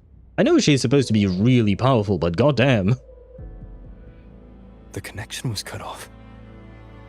Ah, so that's a bit of a kink in our plan there. That's a bit of a problem. And by the way, sorry Zenny, I didn't reply to you earlier because we were in the middle of cutscenes and all of that. But good luck to you on your poll. I hope that you managed to get Cyrene. I assume that's who you are trying to get. But yeah, good luck to you on that. 40 days, you should have enough time to be able to get her. And I see everyone has their preference. Rogue went for Cantarella, Daedra went for Lupa and Chacona. Everyone has their own preferences. I'm personally lean towards Zanni, of course. And she was there. I saw her. I mean, to be fair, everyone was there. Everyone important. And even some NPCs were there too. And yes, we saw some aura farming there between Qiuyuan and Scar. I'm really happy to see Scar again because I will say, I often said that the first couple of chapters of Wuthering Waves were not the greatest. They were not shitty at all, but they were not exactly the greatest in terms of writing, but it kept improving and improving, right? And Scar, to me, was one of the characters that I enjoyed the most out of the early days of Wuthering Waves story. So I'm really happy that he's back. He's no longer in jail. That's kind of nice. He was too powerful to be left alive, so the devs put him in jail for a while. But now he's here to unleash his full power. He's so Roland-coded. Who is Roland? Or rather, what are you referring to exactly, is my question. Cyrene, please come home. I shall ask her to come home to you, to me, to everyone that tries to pull for her. I hope that she will come, because that'd be nice, you know? It'd be nice if we were lucky for once. The Fraxidus really sent 2 overseers at once. Well, you say 2, but I'm fairly certain Cristoforo is also an overseer. So that means there are 3 overseers in, what would you call that, in Rinascita, which is kind of huge, by the way. Because we already had some issues with 1, with Scar, you know, back in Huanglong. And here we don't have 1, not 2, but 3 of them in Rinascita. So, yeah, that's a bit of an issue. Search Roland if you want. Roland from PGR, okay. We can say that Scar is a Roland XP. Oh, interesting. Let me check him out. Roland from PGR. Ah, they certainly have the same smile. They certainly have the same smile. You know what, since we have some ads rolling on Twitch, I can switch scenes just for a quick sec to show you guys what I'm talking about. So you guys know, there. As usual, you know me, we wait until the ads are gone before we continue. But in the meantime, I can at least show you what Daedra is talking about. There you go, switching scenes. Ah, wait, yeah, sure, why not? There we go. This is Roland Flambeau. I mean, flambeau, I guess. Flambeau is a French word for a torch-like object. Kind of like, you know, the torch object that you use on, not you use it, but the guy, when you start the Olympics, you know, there is a guy running around with a torch. Well, the French word for that thing is flambeau. I don't know if it exists in English or not. But he does have a similar look slash... Oh, yeah, I could see it as yeah, the smile, okay. I do feel like the smile is kind of similar in the sense that it's not a genuine nice smile, it's more of a smile like he's going to do something bad to you, you know? The chibi form looks cute. I don't think we have a chibi of Scar. I guess, yeah, okay, I can see it. I can see the resemblance. Is he a good character, though? Because I am on greyravens.com/wiki. I don't know. I've never been on this website, I think. So, I can't tell. Is he a good character? I can switch back to Wuthering Waves. There you go. I still have 1 minute before the ads are gone. But yeah, is he actually a good character? Is he useful? There. And is he a villain, by the way? Is he also an antagonist like Scar? They like to put funny acts, very dramatic, very eye-catching. I see, okay, so yeah, that description really fits Scar really well. And I know you're talking about Roland as well here. I mean, I suppose Roland is actually a French name, Roland. So I guess Roland Flambeau would make sense. Huh. I suppose so, yeah. But okay, so they wait, so does that mean that Kuro is starting to put XPs from PGR into Wuthering Waves? Because like I've seen the XPs in the Hoyo games, but that's because I've played most of the Hoyo games, right? I've played Honkai Impact 3rd, I am playing Honkai Star Rail, ZZZ, and Genshin Impact, so I can recognize said XPs. But in Kuro's case, I've tried out for a tiny bit PGR, but I don't really know most of the characters. So are there a lot of XPs that I'm not aware of? Or is Scar the only one? For now, at least. And the ads are over. I have to rework the timing on those ads because on the second message to the bot sends, the bot is like 5 to 10 seconds too early. Okay, I'll change that later on. He is complicated. He's chaotic neutral. Part of the villain band at the beginning of the game, and now said band is like neutral. Okay, so I wonder if they will do the same with the Fraxidus. Well, I don't know the whole story about that villain band that you're talking about, but for the Fraxidus, unless they all decide to stop wanting to fuse humans and Tacet Discords, I don't think we are going to get along with them, because their plan all along is to fuse humans and Tacet Discords, and they want to bring about a second lament, if I'm not mistaken. And yeah, that kind of goes against the living in general, you know? That kind of goes against people wanting to stay alive and well. So, as long as their goal remains the same, it's gonna be really difficult for them to become neutral, like in the case of the band that you're talking about. Like I said, I don't know the details of how that band came from, like what their objective was and how they came to become neutral. But in the Fraxidus' case, it would be it would be a 180 in my opinion there. Do they know about our plan? They might not, but they definitely had a plan, that's for sure. For Lova and Scar, their appearance was too well timed. Like they knew our strategy all along.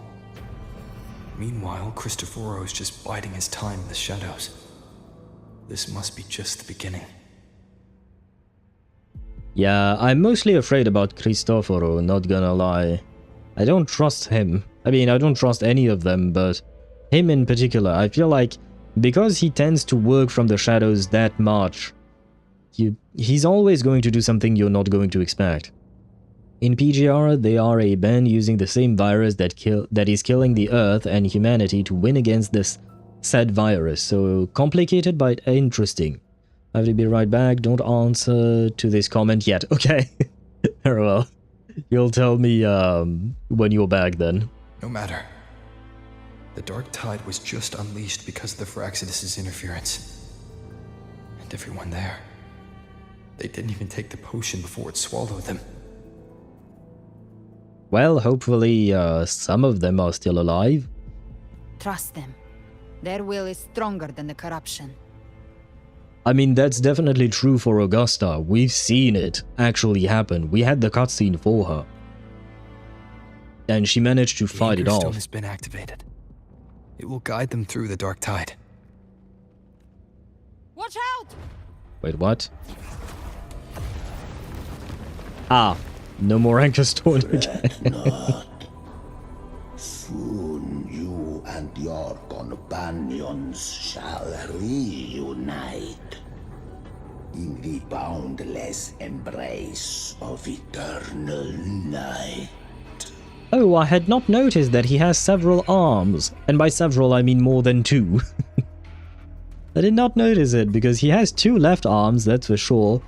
I can't see a second right arm, but I am assuming he has one. Huh. Then why are you up against us, brother? I I mean, maybe his frequency was also twisted by the Thronodian, so yeah, okay. I kind of answered my own question. Your journey ends here. What is lit by fate shall not be swayed. To resist is to invite naught but deeper woe.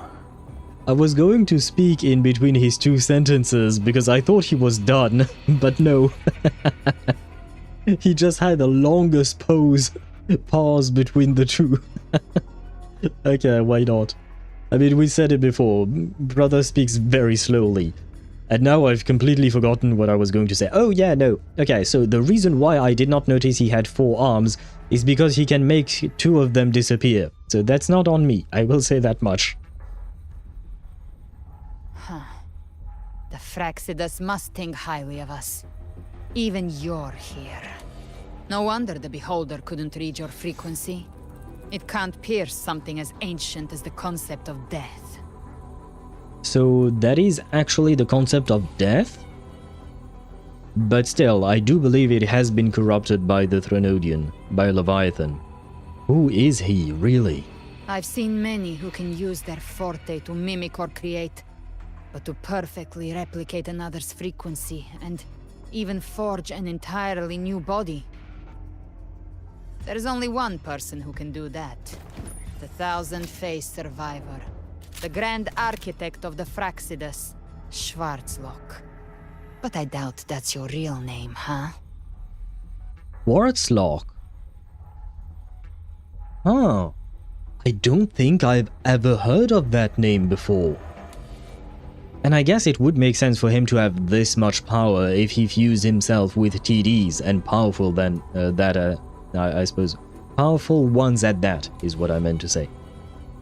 Oh, Schwarzlock. Don't know what lock means. Schwarz, I know, means black in German. Is his name like kind of a mix between Warlock and, well, Schwarz, I guess? Wait, no, it's not written the same way. It's not written CH, it's written CK in English. Oh, maybe it's the German version of Warlock, I don't know. Interesting. So he is the big bad guy at the end of the day, at least in terms of somewhat human bad guys, I guess. The children have toiled to script this grand spectacle and bend apart for me. How could I deny their goodwill? So I guess this is Daddy Fraxidus. Okay. I'm not sure I want to fight him yet. I kind of want to, but I'm kind of scared as well. I have slumbered in shadow for too long. This old vessel yearns to stir. I'm sorry, I can't help but laugh, but there was a similar angle from his perspective when he was talking, and the only thing I could think of was, god damn, they're really far away from each other. They can't hear shit about what he's saying. I mean, they might hear a tiny bit, but given how far away he is, you can't carry out a conversation like this. And it's always made me laugh when you see that in movies. And actually, the movie Shazam, they made fun of that at some point towards the end, the climactic battle at the end. But yeah, it just makes no sense. Anyway, so the leader of the Fraxidus himself decides to show up. You're not really him, are you? You must have spent ages memorizing those lines. What? That makes no sense. Not really him. But I feel like Galbrena seemed quite certain that he was indeed him. I'll trust Galbrena, so I'll go with the first one. So the leader finally shows up.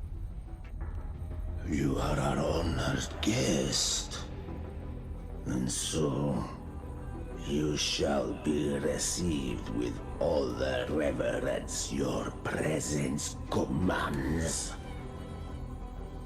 Oh right, I forgot that the first part of the story, the 1.0 story, Was the Frexidus like Scar? I think it was in chapter 3 or 4.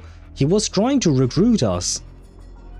The path Kind of of. return is barred by the Styx Lake. The waystone was shattered by my own hand. Stay here, and I shall see you unharmed. I'm afraid we have our own plans. You ferried us across only to bar the return. Well played. The answer is plain to see. We must forge ahead. No one is going to stand in our way. Yes, and I'll grab a screenshot of that because that is quite the dramatic pose. Regrettable choice.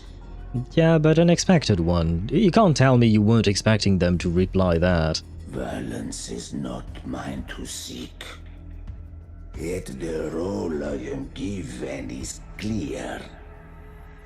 To halt the one who would end Leviathan here. Wait, do we actually get to fight him? Wait, what? Leave him to me. Go. Knock upon the gates of paradise, and let its bells toll through the dark to guide their way. I mean, yeah, but I kind of wanted to fight him myself. Okay, fine. I mean, it makes sense in the story. Be careful. I'll find a way. Once it's done, I'll catch up. Remember our promise? Wait, did we promise something to her? Shit. I know it was like 5 days ago, but I don't remember what we said. Shit. Yeah, sure, Galbrena. I remember. Oh boy. So long as one of us reaches paradise, hope lives on. Go! I appreciate the help. Very well. Galbrena, let us see how far you have come since that day. Can we fight as her? Please? Anya. Looks like it's just the two of us now, Rover. Yeah. We can't give up. Not as long as there's hope. Right. Anya. I'll fight by your side till the end. Look! The path to paradise is just ahead. If we push through them, we're almost there. We'll make it. I wanted to go back to see if I could sneak a peek at the fight, but the game won't let me. There is an invisible wall, and unfortunately for us. I'm back. Welcome back. Eating ice cream, winning, and she telling her name. Wait, what? Oh, eating ice... Okay. I thought you were talking about yourself, Deidara, when you said eating ice cream. I thought you went to grab some ice cream for yourself. But no, I guess you were talking about Galbrena. Leave it to me. Oh boy. I'm not exactly fond of Havoc Rover's gameplay. I mean, I like it well enough, but... Ouch, ouch. My bad. I mistimed everything. Oh my god. I hate delayed attacks. Stop delaying your attacks. It's a pain. They are done with this. Okay, they are both going to... Ouch. No, that one I dodge. Why are there two of them? One was enough, you know? Endure and defy. See all of these delayed attacks? You will obey. I hate this. Now die. Checkmate. Oh, shoot. Come one more.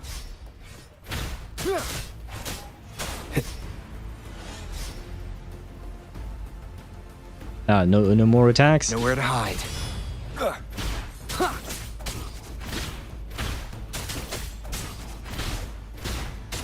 Dark Tide's influence is getting stronger. Are you alright, Abby? Yeah, no worries. Okay. I'll make it quick.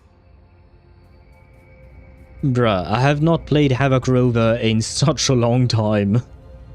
I've switched to Arrow Rover for a long time now, ever since I got Cartathea, to be fair. So yeah, it's been a few months since I've played him. And hello, Cheyenne. I hope I'm pronouncing that right, but hello to you and welcome to the stream. I hope you're doing well. Is this game any good? Yes, I personally really love the game. I've been playing it since day one. I started playing the game as it launched, and the start was a bit rough, not gonna lie, but they've made so many improvements to everything over time that honestly, if you start the game now, you will see said improvements. Now, they haven't changed the story of 1.x, and the start is a bit slow, but it gets better really fast, and 2.0 marked a really big step up, in my opinion, in story quality. As for the rest, there was a lot of quality updates since the game came out, so honestly, yeah, I would call this game really good in my opinion. At the start of PGR, the virus only infected machines and whole fabrics to create more machines. It kind of reminds me of Nier Automata. Isn't the plot of Nier Automata kind of similar? Everything was kind of easy. The Ascendants, the name of the enemy, band were the strongest enemy capable of controlling infected machines. Wait, are you talking about Roland's group was called the Ascendants? And he's capable of controlling machines. More enemies. Oh, that's a lot of enemies. The journeying paradise is just ahead. Shadow follows. Checkmate. Abby's frequency is weakening. I can barely sense it. Ah. Stop yapping. So dizzy. Sorry. Leviathan's whispers. I think Abby can hear all of my yapping and she does not like it. Swim up. Swim up. These voices.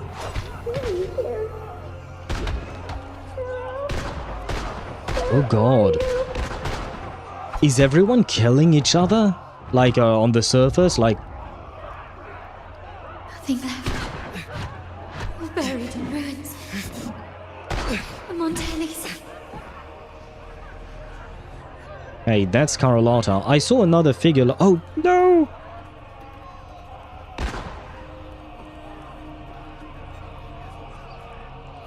I am going to murder... I tried to protect, but I failed them. I will murder his... no, I can't attack. Fuck you. Ah! He shot her in the back twice. Ah, I can't use any of my... You can see me, I can click, but nothing happens. God damn it. I would have murdered whoever this guy is. Ah, how dare he. Maybe this is how it ends for the Phasaelus. We all become its puppets.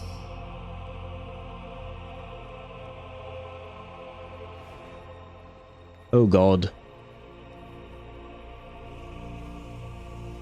Oh god, Cantarella, you... Oh, wow, okay.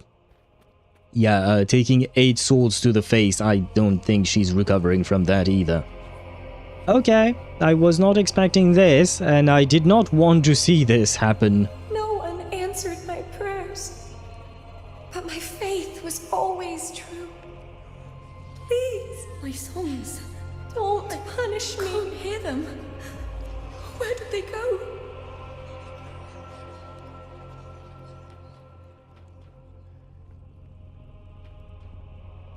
Not Peebs, not Chacona. Man, I am going... My head! It hurts! Can't take it. I'm sorry. Abby! Man, praise the voice acting. Lupa, no! What is happening to her? Okay, she seems happy, right? Everything's good for her, right? Please tell me the cup isn't poisoned.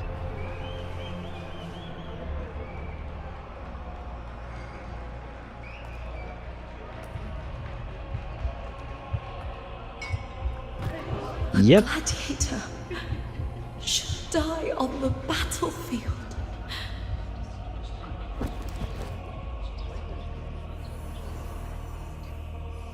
Okay, nothing is good. I see.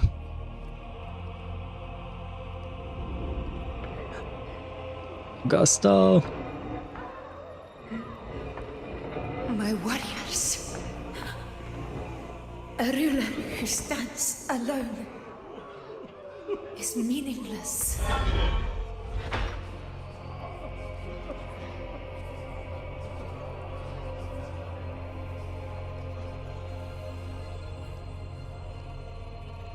Okay, I have to ask, I am wondering, is this a hallucination, or is this actually showing us what is happening with the dark tide outside of this place? I really hope this is just a hallucination that the Threnodian is creating to make us sad, or mad, or both. Because if this is actually happening in real life, then I don't know how to save them, because well, Dani took 2 bullets to the back. I don't think she's surviving that, unfortunately. Lupa drank some poison and died. Cantarella got skewered by 4 sets of 2 swords, so yeah. I think they're all kind of dead. Disappear again. This time, for nothing.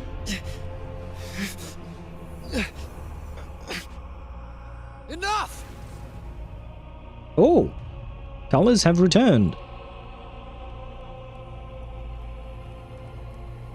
Until the virus mutated, I assume. The Red Tide, the most horrible fictional creation ever appeared, is a water-like blood full of bodies of flesh and metal. It spits horrible creatures, kills everything in its path. It even creates projections to lure innocents to jump inside, offering fake salvation. I guess that is kind of what the Threnodian is doing, in a way. Leviathan, specifically. He is promising salvation, he is promising paradise, and, well, he's not exactly offering it, is he? So I guess there are similarities between the PGR story and the Wuthering Waves one.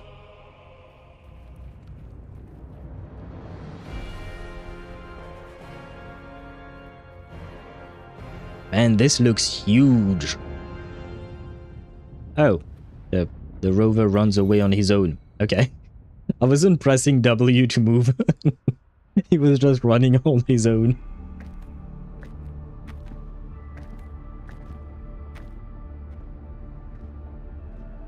Welcome, Rover. Of course. Pleasure to see you again.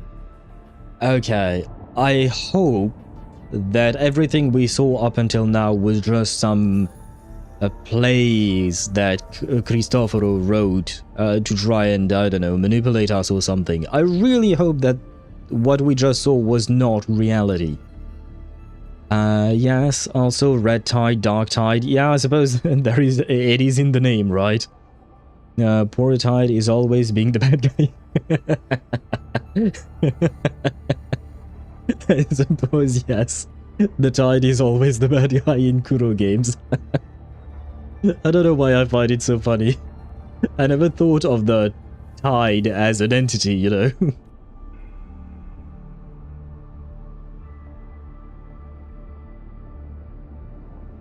Oh, no need to rush toward the abyss in such haste. Please, take your time to enjoy this interlude before the story meets its climax. Ah, so you're here to slow me down, I see. I do not care for your theatrics. Did Ovidius's story stir sorrow and anger in your heart? Well, yeah, I did. By now, you must have realized that Rinascita's fate was forged by the Sentinel. With that truth exposed, have you ever suspected that humanity's fate could also be the design of a higher being? I mean, sure, but what does it have to do with me? I mean, do I have any influence over that being, that higher being? If so, well, I'll try to change things around. If not, then I'll still try to change things around at my own level. A girl, born into a land ravaged by war. Tell me, Jinshi, why was she fated to stand against the divine and endure a second suffering? And that one born of Sonoro itself, designed to serve as the core of a hollow system. Oh, it's interesting that they call the second awakening of Jinshi the second suffering. I wonder why they call it that. Maybe because it's in favor, it's something that is connected to the Sentinels and not to the Thronodians. And very clearly the Fraxidus are in favor of the Thronodians, right?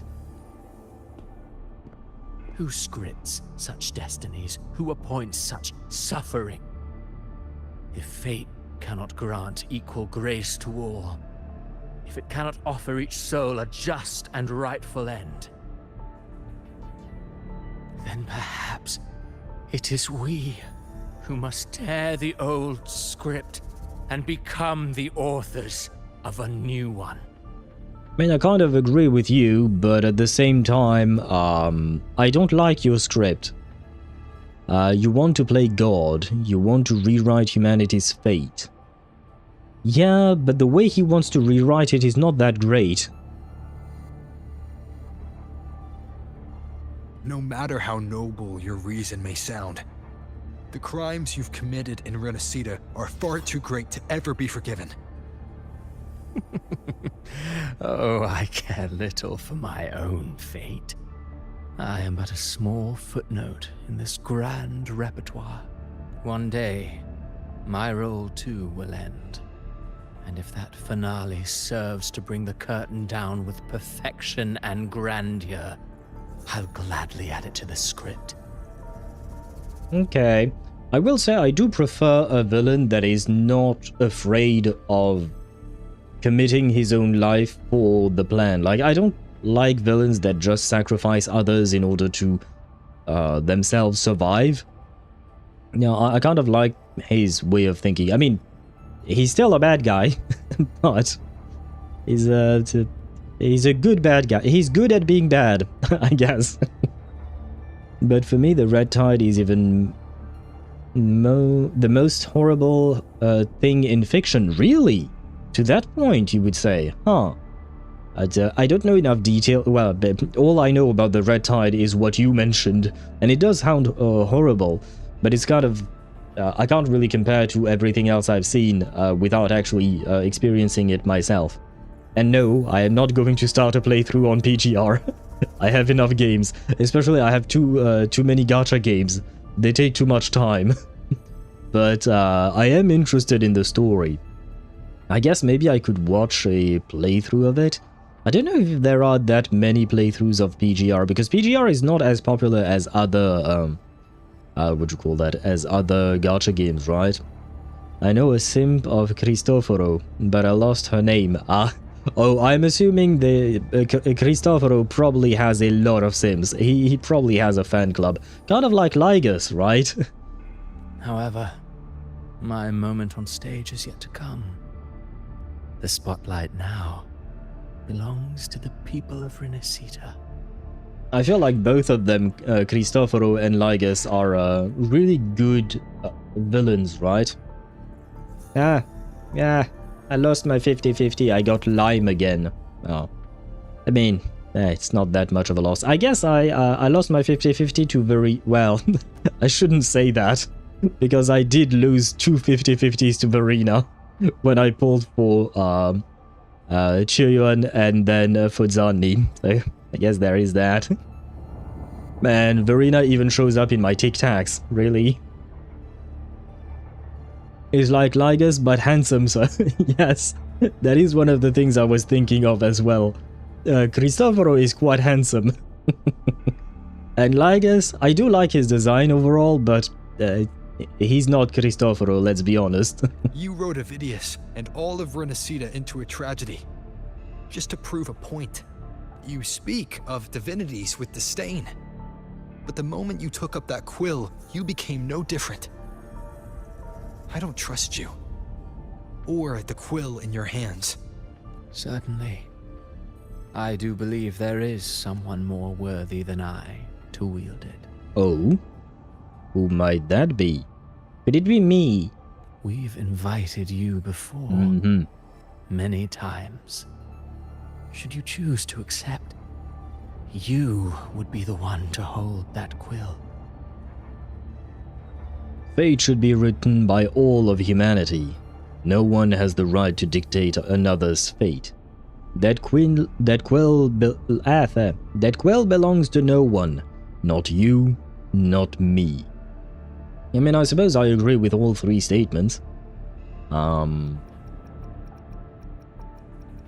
don't really think there will be much of a difference in which one I choose. I'll go with the first one. Why not? Unbound by Rinascita's fate, and still you descend into the abyss alone, to aid in their defiance of fate. Aren't you merely playing the role of savior? I know you bear a power not of this world. It grants you a courage that borders on folly. But even so, Overthrax's power lies dormant within Abbey. A Threnodian's essence is one and the same. Should two such frequencies ever collide, Leviathan could use the dark tide to possess Abbey, merge with Overthrax, and eventually complete its rebirth. Okay, I don't think that's good. Let's be honest, that is not good at all. Number one, I don't want Abby to be possessed. And more importantly, I guess, for the rest of the world, I don't think it would be a good thing for the world if Leviathan and Overthrax merged together. I think we would be pretty much fucked, let's be honest. Oh god. I will shit my ass if they made Vedifalnir ultra hot. Wait. Oh, 3. Oh, you wanted to go with option 3? I'm sorry, I read that one too late. Vedifalnir.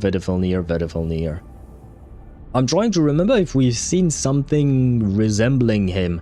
No, they hit him every time. Yeah, I remember. They hit him, and then what we saw were just chess pieces, right? When we were freeing him from the prison. So I guess, yeah, I mean, let's be honest, they are going to make him hot. Usually, especially, yeah, he's gonna be hot, probably. I would assume so. Although he kind of for some reason, I would see the same kind of design as Anaxa. Although technically speaking, Anaxa is supposed to be an XP of Alhaitham, kind of. But, I don't know. But for some reason, Vedifalnir gives me Anaxa vibes. I'm alright, Rover. You've never questioned what Abbey is, have you? I have. I just don't have the answer. That's not the same thing. Just because I don't know doesn't mean that I didn't question it. Never pause to wonder why it grows dizzy each time it absorbs the dark tide. You do already know what the dark tide really is. I did pause, and I did wonder, but I don't have an answer. The heck am I supposed to do? One thing to mention about the dark tide, it seems in control of the Thraxidus or of a higher entity that is not powerful enough yet. Meanwhile, the red tide runs free and wild. Do you mean like the Thraxidus control the dark tide? I don't think that's the case. I think the Thraxidus is manipulating events to facilitate Leviathan's rebirth, which brings about the dark tide. So it's kind of like an indirect thing, I think. And I can't really compare the dark tide to the red tide because I don't know enough about the red tide. Perhaps once Abbey merges with Leviathan, it will recall what it once was and find its true self. If that's the risk you're prepared to take, I suppose I can revise my script accordingly. So I was your target all along. How long have you been setting this up? Oh, I think long enough. Make me the Harbinger. Making me the Harbinger, was that part of your design too? I assume so, yeah. I was the target. Well, Abby was... Well, we were the target all along. Yeah, that smile says it all. Leviathan has long sought its Harbinger, but you weren't its first choice. That role was meant for Augusta, Septimon's current Ephor.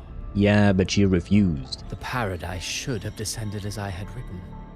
Yet, the priestess's arrow, fired at the cost of her very existence, sent the story veering off script. Nah, don't be mad at Moon Girl. She's nice. Still, any script worth its ink must be able to adapt. Just a few careful strokes and we found the perfect protagonist to bear the mantle of despair. We knew your plan from the beginning. Now your companions are lost to the dark tide, adrift with no anchor in sight, fated to sink endlessly into the depths. As for Cartathea, the divinity that granted her a second life is dead. Do you truly believe her humanity alone can stand against Leviathan? I mean, maybe. I have to believe in her. Ah, there you go. I believe in all of them, just as they believed in me. Yes. Hope amid hardship makes a finer tale than one of aimless doubt. The audience always favors stories steeped in distress, struggle, and ruin. Don't get me wrong, I like him as a character and all of that, but I feel like he's just wasting my time, right? I feel like he's just trying to buy time for whatever next step of his plan is going to happen, right? In summary, the Dark Tide is in weak state. I would assume so, yeah, because Leviathan has not been reborn yet, right? So Leviathan doesn't have its full power yet. But once it does, if it does, hopefully it doesn't, it might be equivalent to the Red Tide, maybe. Hopefully not, once again. Alas, this interlude must end here. Leviathan stirs from its slumber, and with its wrath comes its gospel. Now then, show me. Show me that humanity can rise against the divine. Prove your will is your own. Prove you are worthy to pen your own fate. But why? Why should I prove anything to you? I mean, I will, I suppose, but why? Oh, I mean, I guess maybe you're just curious. But if humanity cannot cross the threshold of the divine, then we shall be the ones to write its fate instead.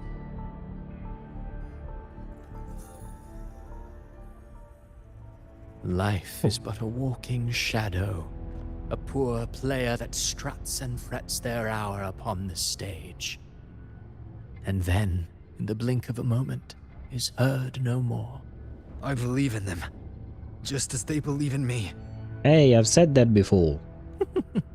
Of course, you've always been the protagonist of our play. But what if the one we speak of, the one meant to end Leviathan, is not you? Okay, then who is it? What? So your true target is... What, Galbrena? I'm trying to think of who else it could have been, but... The special scene between her and our grand architect must not be disturbed. Okay. So the true target was actually Galbrena. Why, though? Oh, I guess because she's the one who can end the Threnodian, and without her, I guess I can't do it myself? I mean, come on, let's believe in the rover. But now take a brief rest. The stage is nearly set for your finale.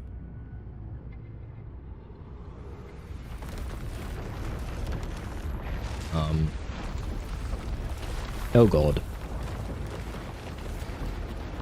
Okay, that's kinda cheating. If you can break the bridge we're standing on.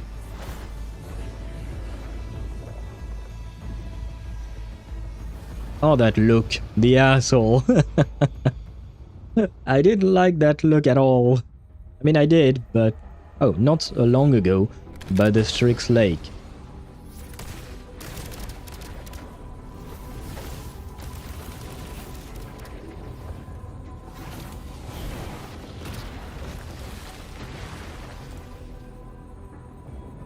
So, I was your true target all along.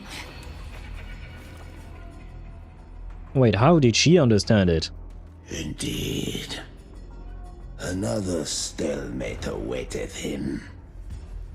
And you, the Revenant, returned from the Dark Tide. You are the one chosen to end Leviathan in our script. Wait, in your script there is... Galbrena...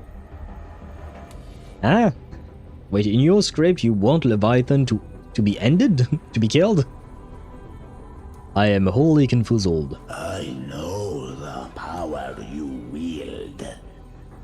Left unchecked, it unravels the fabric of our play. And so, I must still your steps here. Yet I confess, Galbrena, your growth hath far outstripped what I foresaw. How many tacit discords have you devoured to stand here now? Well, I mean, a girl can get hungry, you know, that just happens.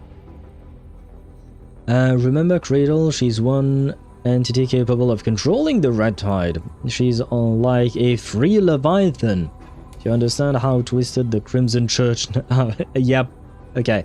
I didn't know about that part, the fact that she could control the Red Tide.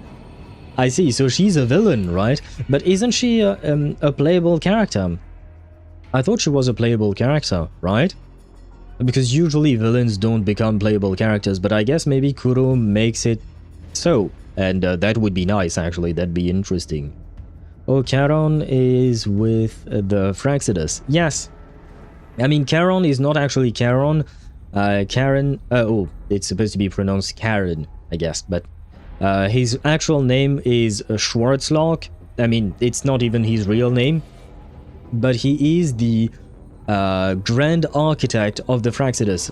So it's not the real concept of death. It's not the real Charon that we're seeing here. We are seeing the big boss of the Fraxidus right now. Apparently. He just mimicked the form of Charon to fool us, I suppose. Maybe that was revealed when you were... gone. I didn't know how to phrase that. But you know, at some point you left and then you came back. Maybe he said... maybe the reveal happened when you were gone. Cradle is playable. Oh no, Cradle playable character, that is our dream. Okay, so she's not playable. Oh. It'd be nice, in my opinion, if Kuro made villains to be playable.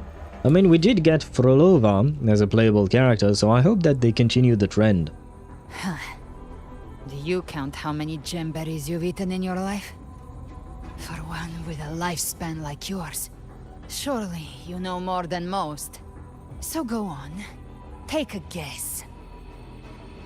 You risked all to save those who share no bond with you.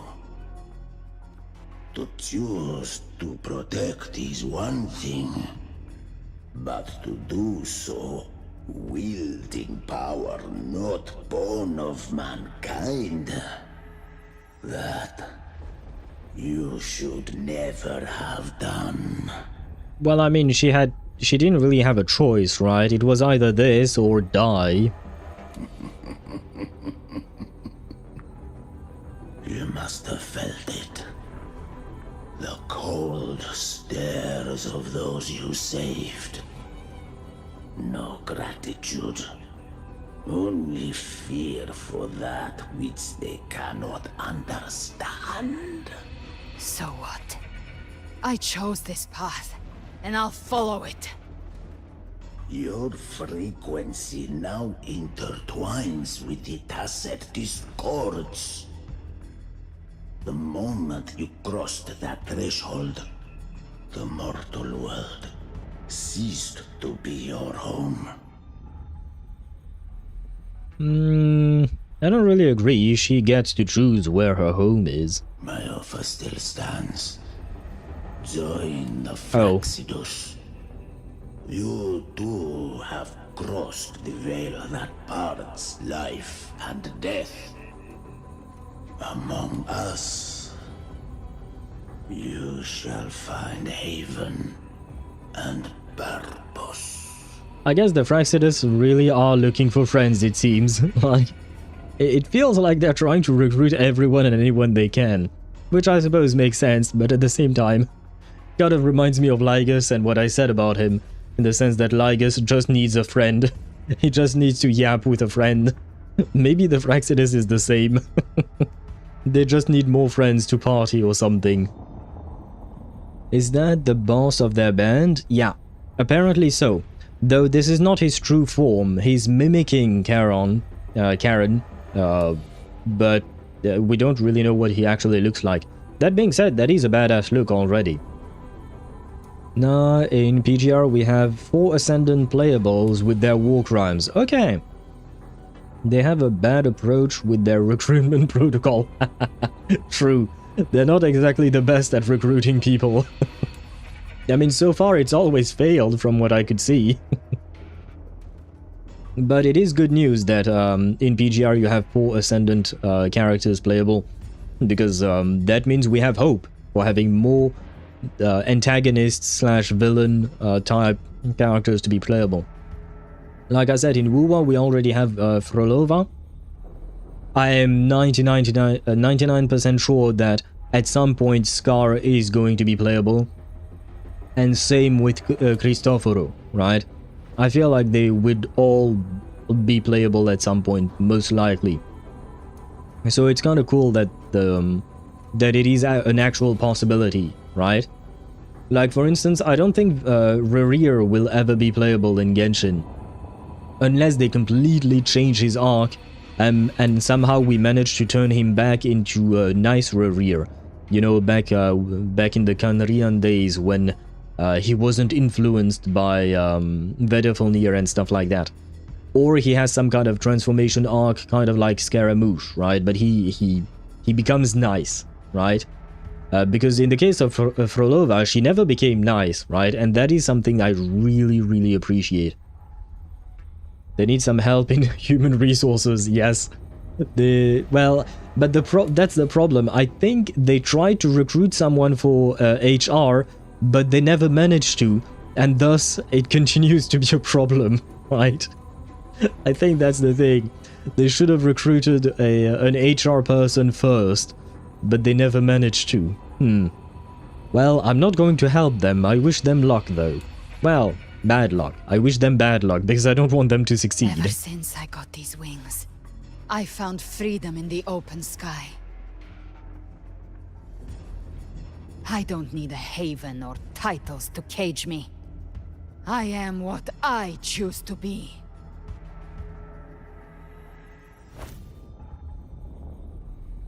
Should you crave power, we shall grant it.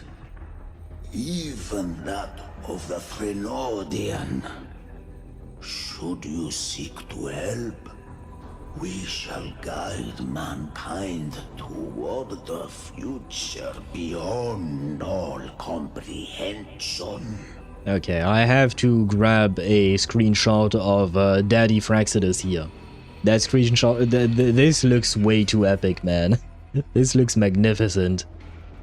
Sounds like something a hypocrite would say.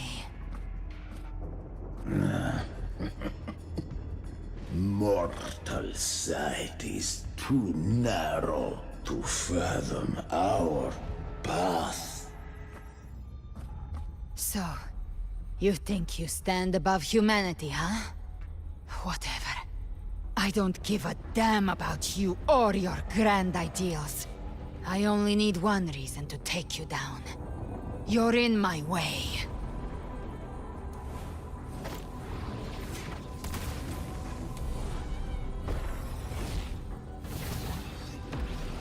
Wait, did he? Ah.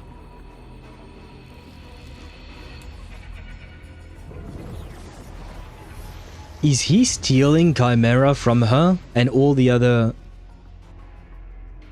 Oh god. And all the other Tacet Discords?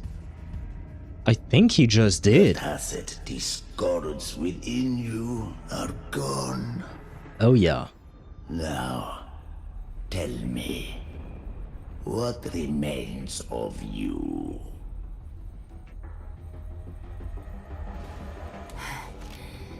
I've heard enough of this crap.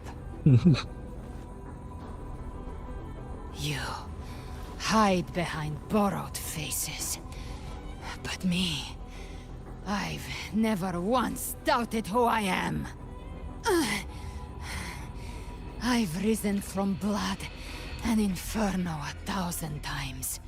Faced the monsters that lined up to devour me, and fought back without mercy. I broke Harpia's razor wings and tore out Balor's demon eye. Not even Dalahan's iron hooves could bring me to my knees. The dark tide cursed me long ago. I should have been dead, but here I stand. And her voice acting gives me chills. Like, I love the way she performed those voice lines. She's amazing. And you think one of your clones can stop me?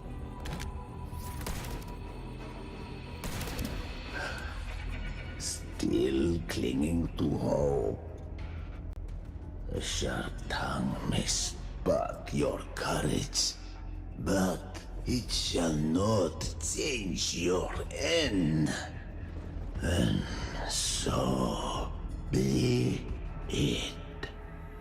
Forsake all hope of ever beholding paradise. I shall guide you to the Amet's shore, into eternal darkness, into hell. But didn't you hear her? She said she's been there. She doesn't need to go back. I don't think that will make much of a difference. If you bring her to hell, she's going to eat all the Tacet Discord there, and then she'll come back. Probably. Hopefully. No, this doesn't look good. Nah, don't worry. I believe, I have faith in Galbrena. I feel like, given everything she's survived thus far, even as a child, like, because need I remind you that when she was kind of hopelessly lost in the Dark Tide, she was a child, and she started eating Tacet Discords as a child. So yeah, nah, I feel like she's gonna be fine. Fine-ish. Easy, with the help of the Traveler, Rerir finds Thelindis and they go live in the fields of wheat. You know what? I actually kind of like that story. I kind of want a good ending for Rerir and Thelindis. Despite the fact that Rerir committed multiple war crimes. But still, I like their love story because we don't see there many romances in Genshin, so it'd be nice if we had a complete one, you know? Ah!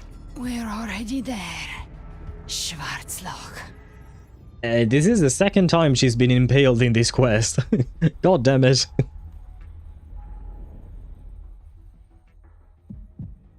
This blood. It should be enough. My flames could never reach you before.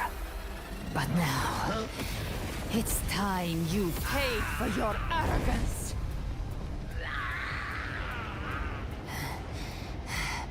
The hunt begins.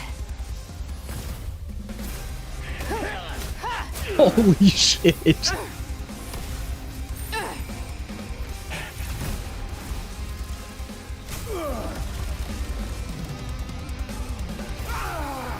See, I told you she would be fine. Your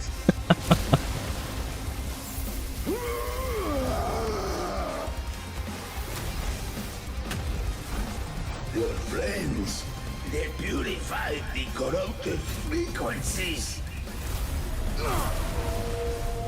Wait, is that Leviathan?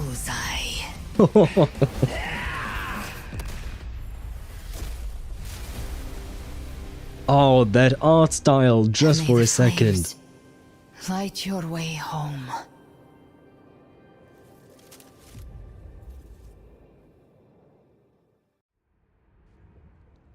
Well, well, well.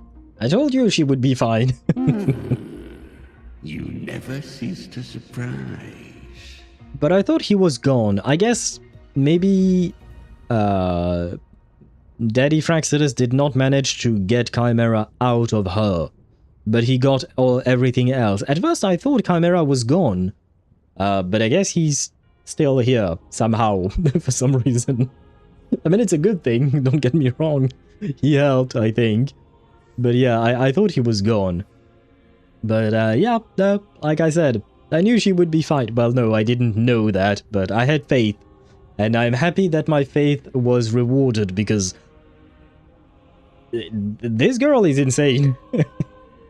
She's insane to be thrashing around the boss of the Fraxidus like that. I mean, technically speaking, it was a clone, she said.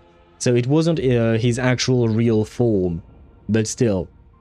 I really enjoyed the cutscene itself, and more importantly, like during the cutscene, I loved, you know, when it went from regular colors to only black, white, and red, mostly red actually. It is definitely, you know, a creative choice, and I love that. It looked amazing, and I don't think I've seen that kind of cutscene trick or direction, I guess. Let's not call it a trick. It's more like directing. I don't think I've seen that in any of the other games that I play. So, I mean, it's very anime-coded, to be honest. It's very anime-coded. I've seen that in other anime not games, sorry, but just anime TV shows, series, right? But it's the first time that I've seen it in a game, and they should do it more, well, not all the time because it would lose its purpose, but yeah, I just very happy they did it. It was really nice. Stop stabbing Galbrena, she just comes back more powerful. Yeah, it seems girl can't be stopped by being stabbed, on the contrary. Maybe she enjoys it. Well, I don't think she enjoys it, but she certainly knows how to take advantage of it, I will say that much. And now we have some ads on Twitch. I shall wait for them to die down before we get back to whatever Chimera has to say. I love how for action it's just pure power, no words. Yeah. I mean, you know what? I had a thought when I was thinking about Amphorius, but generally speaking, I was just thinking of all the games that I play and the stories that I've been through so far. And right now, I think my favorite one will remains Chapter 7 of Reverse 1999 because of everything that happened with Campania and all of that. But close second would probably be Amphorius, and then after that would probably be Fontaine, I think, in that order. And I was thinking about Wuthering Waves, and I didn't really know where to place it on my ranking system, I suppose. And the thing with Wuthering Waves, it doesn't make me feel the same things as Reverse 1999, for instance. Like, Reverse really broke my heart. Like, Chapter 7, and even 6, to an extent, but mostly Chapter 7, it really genuinely made me sad. Wuthering Waves, on the other hand, up until today, I will say that much, up until today, it didn't really make me feel sad. It just made me feel like I was watching an epic action movie. You know, something like that. It's kind of different. But I will say that seeing, you know, all the characters dying earlier, they were in golden orange form, hologram form, seeing all of them die like that and hearing their voices, it it did make me feel sad. I didn't know if that was the truth or a hallucination or whatnot, but it definitely made me feel sad. Like, I could feel some light tears coming up in my eyes, especially when I saw Zani being shot in the back. Like, girl deserves better. Come on. And the worst part is she was trying to protect Carlotta, and I mean, it is her job after all. She does work for the Montellis. But same, hearing Phoebe's sad voice, like the voice actors all killed it in those little scenes. They felt so sad and real, and you know, they were at they were at the end of their lives, I guess. But yeah, I really enjoyed it, and that really made me feel sad. Not as much as Reverse's Chapter 7, sure, but still, they definitely made me feel sad, and I'm happy that Wuthering Waves is provoking emotions in me, you know? So, very much enjoyable. Just wait patiently. Oh god, wait, what are you... what do you mean? Do I have to wait for more epic action? Or do I have to wait to be more sad? Like, are they actually going to kill off all the characters that I like? Please don't kill... I want Phoebe, Chakona, and Zani, of course. Zani is the first one I thought of, but I was trying to think of others. These three, they can't die. Carlotta, I suppose, I do like her as well. I don't want her to die, but the three that I've mentioned first, I think are the ones that I really don't want to see die for real. If it does happen, it could be a great story, don't get me wrong, if it's well written, but I really don't want to see it happen. I don't want them to die. Please. Not my waifu, not my Zani. She already refused to come home to me. Please don't let her die away from me. Posting my polls in Discord. They went pretty good. Ah, nice, congrats. Wait, what did you pull for exactly? You pulled for, oh god, that's 1, 2, 3, 4, 5, 6 copy. Okay, you M6'd, you M6'd Yidari. I didn't remember if you were going to M6 her. I thought, aren't you going to, wait.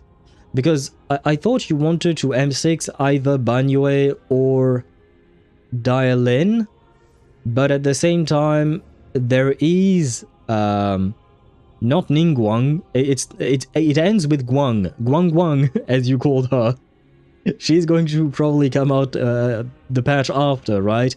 And you probably want to M6 her for, as a, what do you call that? As a, as a Void Hunter.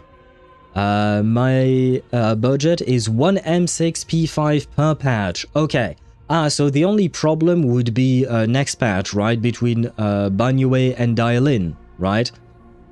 My dilemma was also wanting to M6 Dialin. Okay, so you do want to M6 Banyue, but Dialin might skew the choice there. Okay, now I have a better understanding. Very well.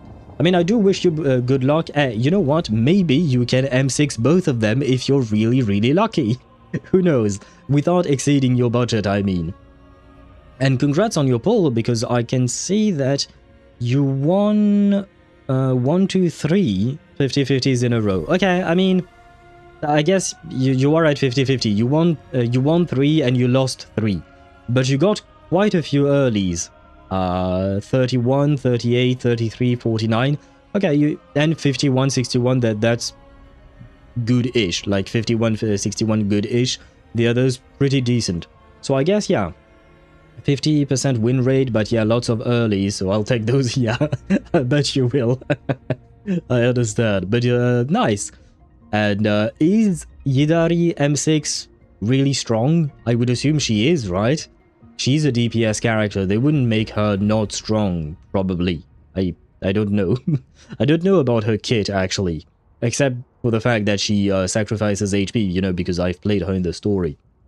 I have a hunch at a certain time Wuwa will stop being soft and remember there is worse destinies than death. True. And once again, I will welcome it if it really happens. I don't want to see it happen to Dani, but if it does, I will still welcome it just because... I've said it before, it brings stakes to the story, right? It brings stakes, like when you know that characters can die or suffer horribly, then it makes you want to root for them even more because you know that if they don't succeed, shit is going to hit the fan and they are not going to like it. So the more tragic, the better, in my opinion. It makes for a better story. I mean, of course, it depends on how it is presented. Killing off a character just for the sake of killing off a character does not mean much. But if it is well written, it makes for something that I find way more intense. In PGR, there is a character called Selena. She went on a mission to destroy a satellite infected with the virus. She and her group got defeated. The only part that remained of her was her head and some of her torso.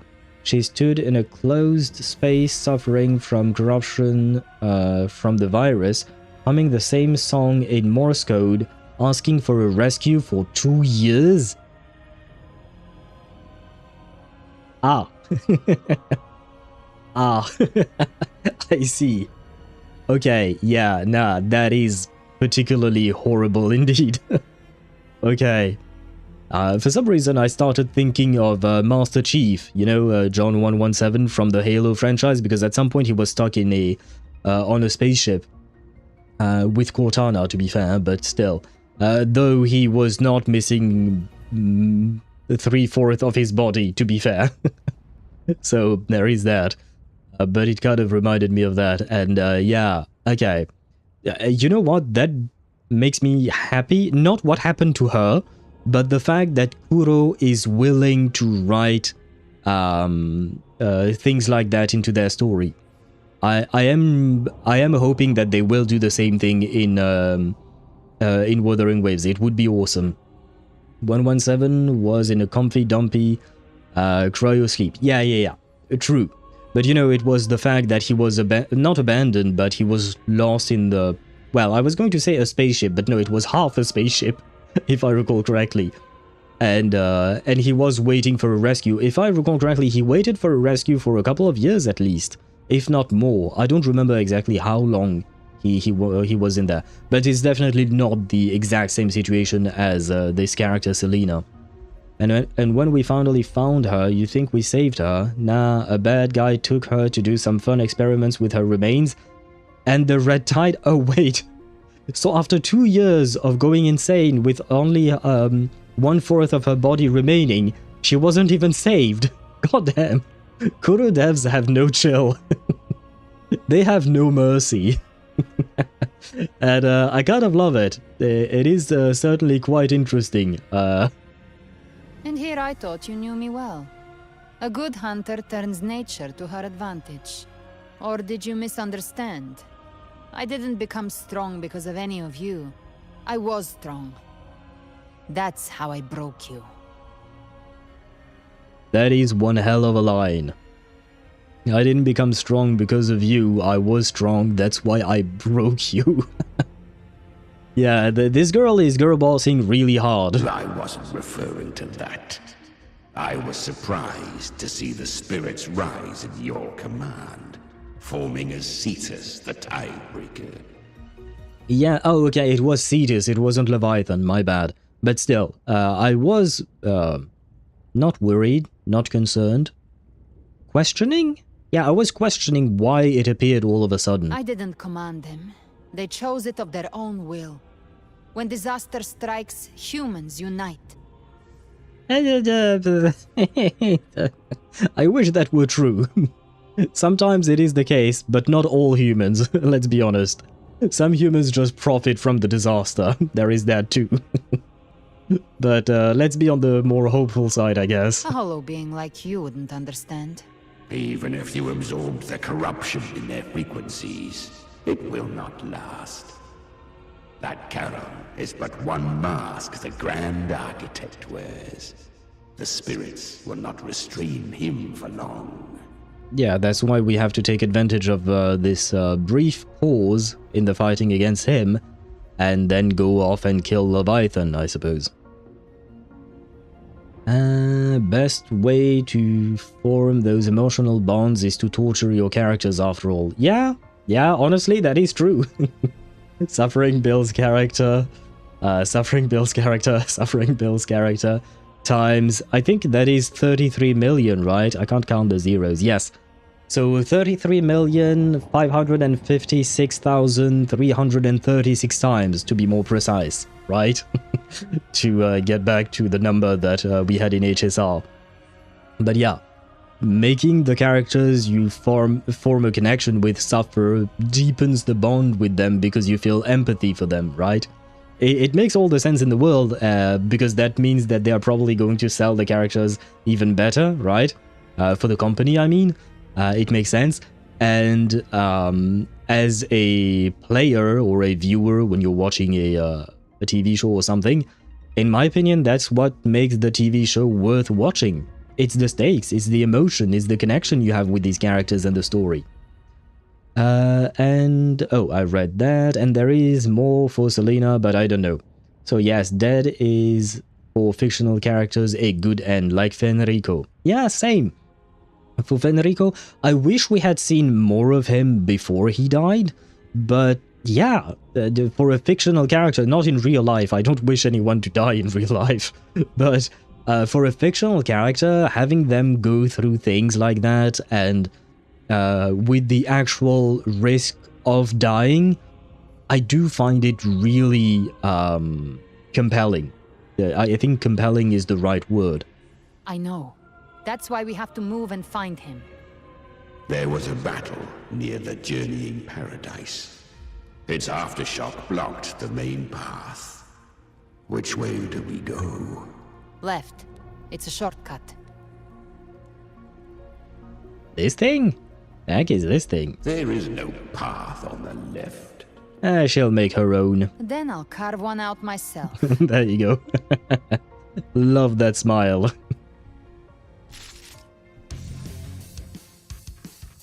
Oh.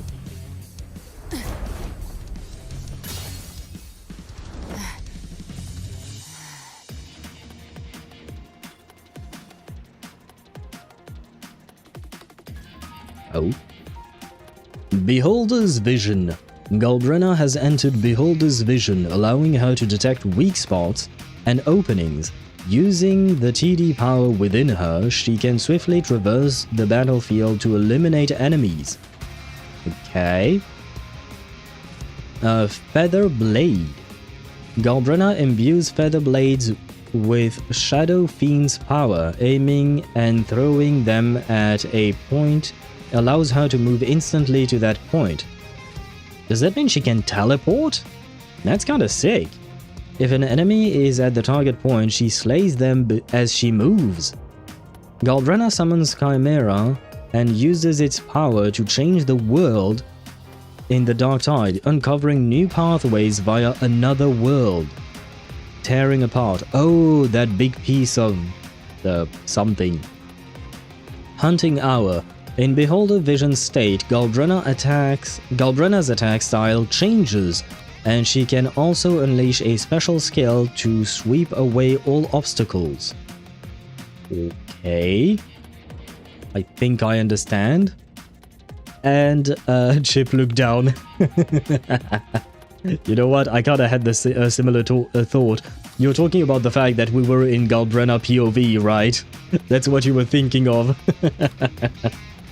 I have to admit, the thought crossed my mind.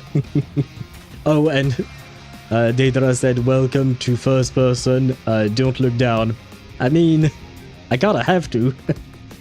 For science, guys. For science, I have to look down. Can I, though? Leviathan's presence is growing stronger. Flamewing won't last much longer in the air. The Beholder's mark is set. With Shadow Fiend's power, I can throw the Feather Blade to move to the target location. Can I look down, or is it going to be like in Skyrim? In Skyrim, when you're in first-person mode, you can't see your body. You can install mods to add those. Let's see. How will this work? Will we see? Well, there you go, guys. The power is there. This is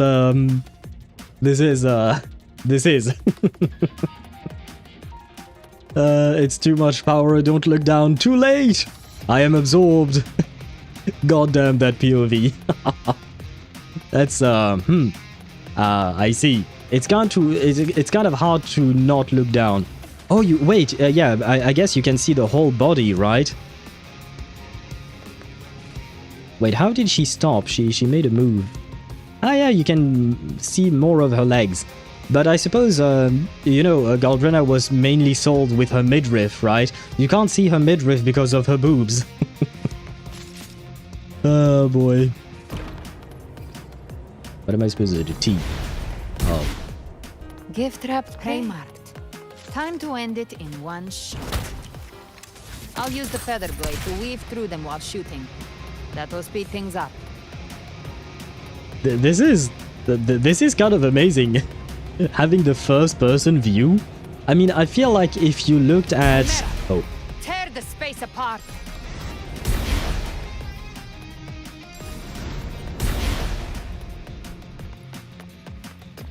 I feel like if you looked at this POV all the time... Oh, ouch. It would be kind of difficult, like in the general game. Stay dead forever. Yeah, I think it would probably be a bit dizzy. Stay back. Holy shit. I shall feast to my heart's content. Oh god. Stay sharp. Oh. I guess the game was giving us a view for a second there. All set to die?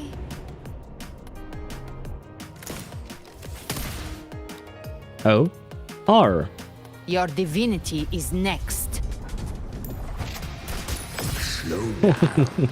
I must savor the exquisite taste of their agony. Yeah, I feel like when you look at animations for characters when they fight, usually, I think it would be maybe a bit too dizzying to have them in first-person view, but this is still amazing. Through here. Oh. Okay. That was planned, I guess. I'll kick the gates of hell open myself. Oh, okay. Almost there.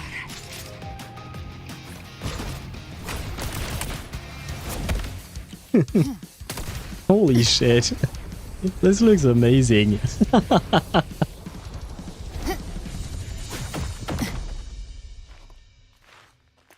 Oh no, we are out of POV mode. No. No, I can't stare at her boobs from first-person mode anymore. You are too late. The purest dark tide has swallowed him, and the stairway to the paradise lies in ruins. Does that mean I'm dead? Am I dead? Run all you like. Your chance to save him is already lost. Such is the nature of fate. If I believed in fate, I wouldn't have made it this far. Hey, she's got a point there. You think that little flame can burn this dark tide? You drown in delusion. I know it's not enough. What if I add some of this?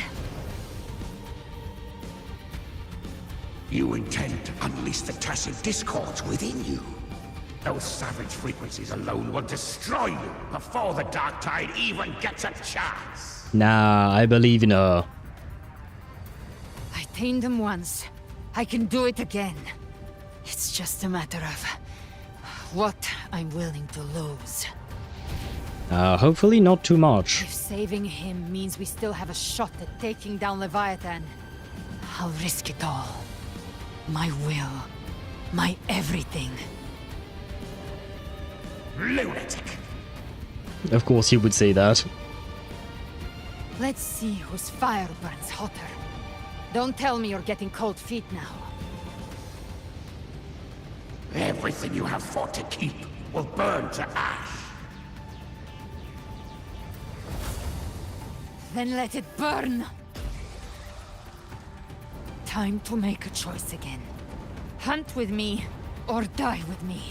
If you still want to see Leviathan destroyed with your own eyes, this is your final chance.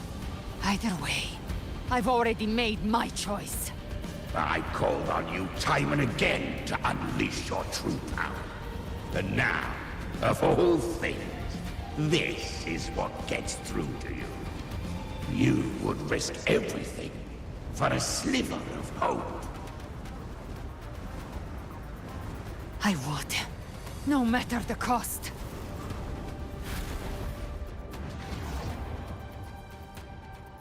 Did she win?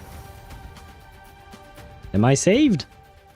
Is she okay? Just as I foresaw, she arrives to save you from the abyss. Of course. Of course, this guy. And of course he knew.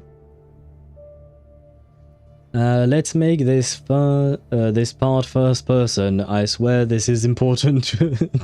This is an important part of the story.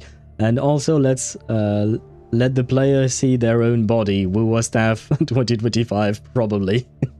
Yes, seeing this in first person and seeing her body was absolutely crucial to the story. I wouldn't have understood the stakes of the story or anything else without having seen that. I just had to, right? So I applaud the decision from Wuthering Waves. Now, if I could see more of these first-person shots, I wouldn't mind. There are plenty of characters out there that would deserve first-person POV, in my opinion. Kuro games, more like Chadro games. I mean, I suppose, yeah, in a way, they know how to give us fan service, right? Wait, imagine first-person POV on Cantarella. Because I do believe Cantarella has perhaps not the biggest. I don't know if she's the biggest, because there is Tao Chi, right?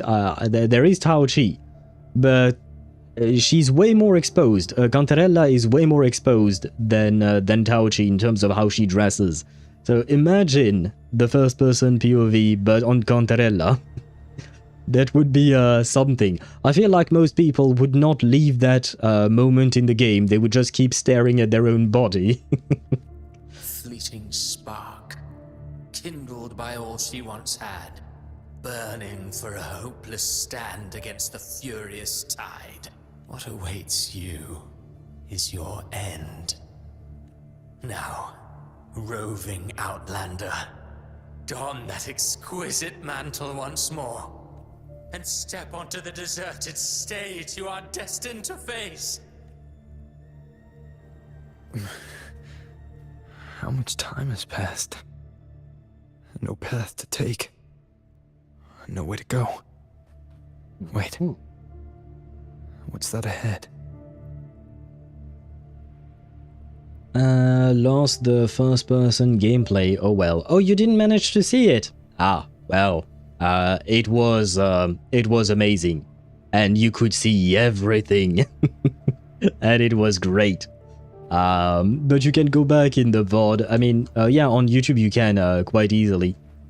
On Twitch it's a bit more of a pain. I think you need to be a subscriber or a turbo user or something. I don't fully understand it on Twitch. But yeah, it was amazing. That being said, I do have a question for you, Deidara, since you play PGR. Because you've mentioned, you know, Kuro making their characters suffer, specifically that one character, Selena. And I was wondering, did PGR start off okay-ish, and slowly they went to more tragic routes?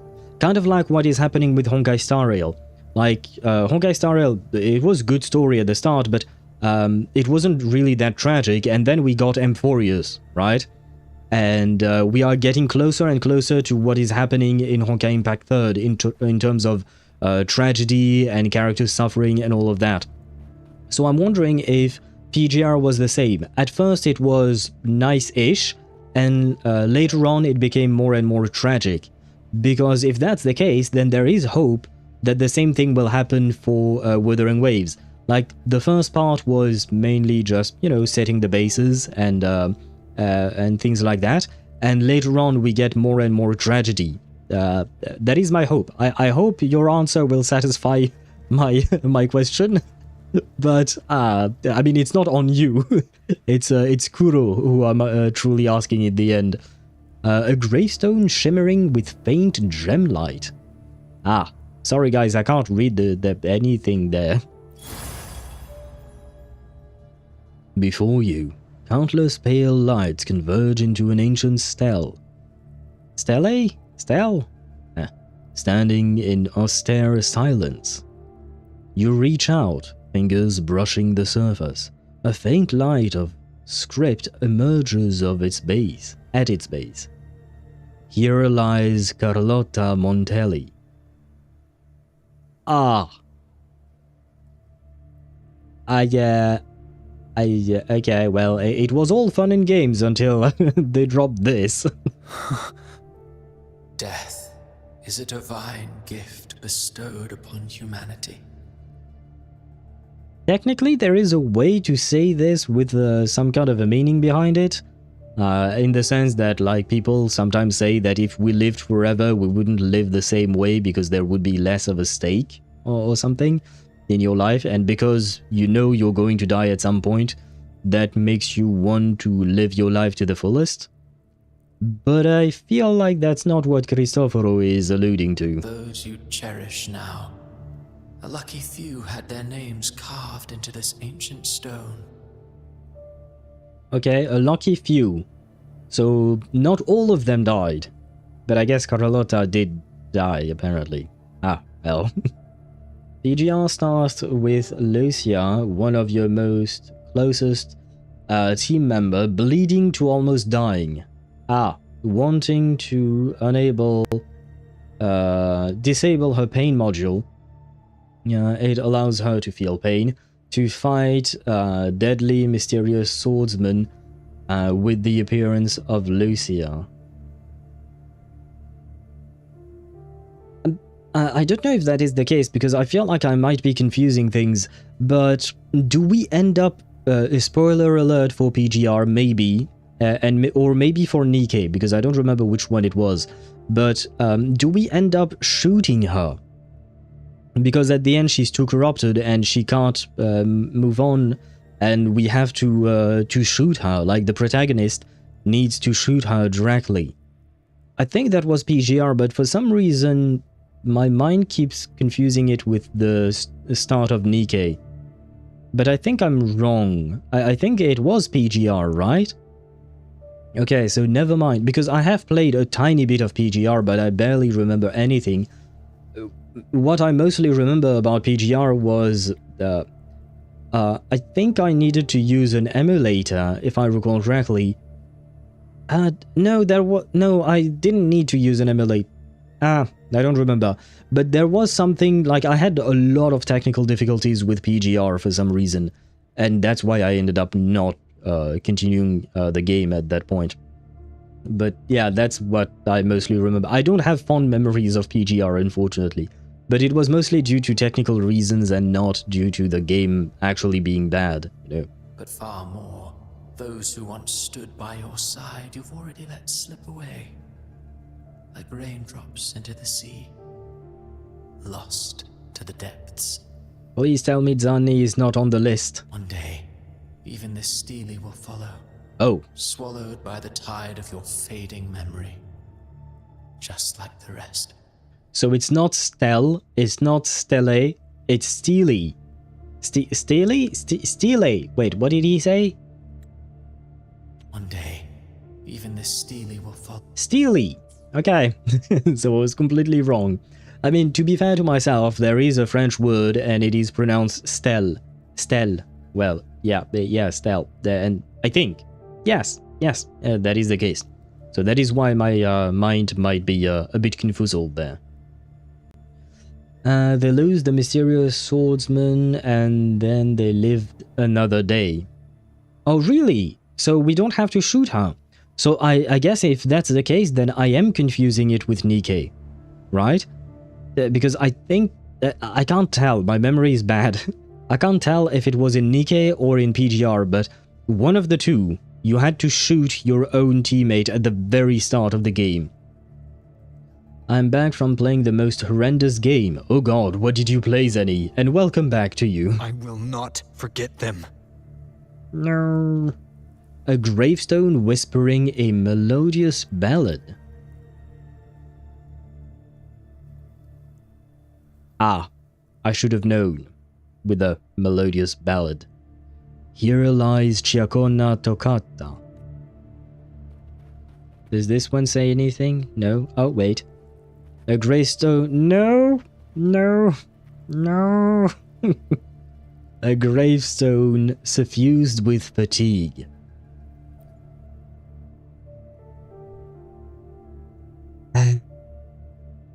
Yeah, I had a feeling. Here lies Zanni. I guess she doesn't have a last name. Well...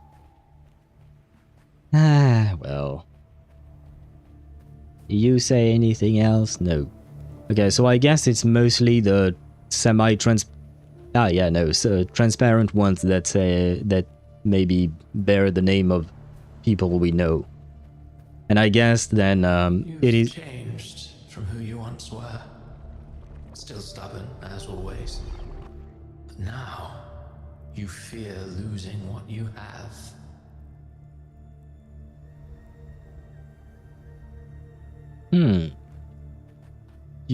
You've changed from who you were. Do you think Cristoforo knows or knew us from before the rover decided to wipe his own memories? I wonder. Fortnite, cause my friend dragged me into a game. Ah, and you don't like Fortnite? I've never played it myself. The only experience I have with Fortnite is watching Kiwi play it on her stream. That's about it. I know nothing else about the game. And the few times that I managed to show up on her stream when she was playing Fortnite, there was one time when there was the Daft Punk experience, which made no sense to me whatsoever. It was great, but no sense whatsoever. And the other time, I think she was making burgers. And so I was kind of lost as to what the heck was going on. I thought it was supposed to be a battle royale, but I guess there is more to it. Nope, got rage baited. Oh, you got rage baited into playing the game? Ah, you should change your friends. Don't have friends that rage bait you.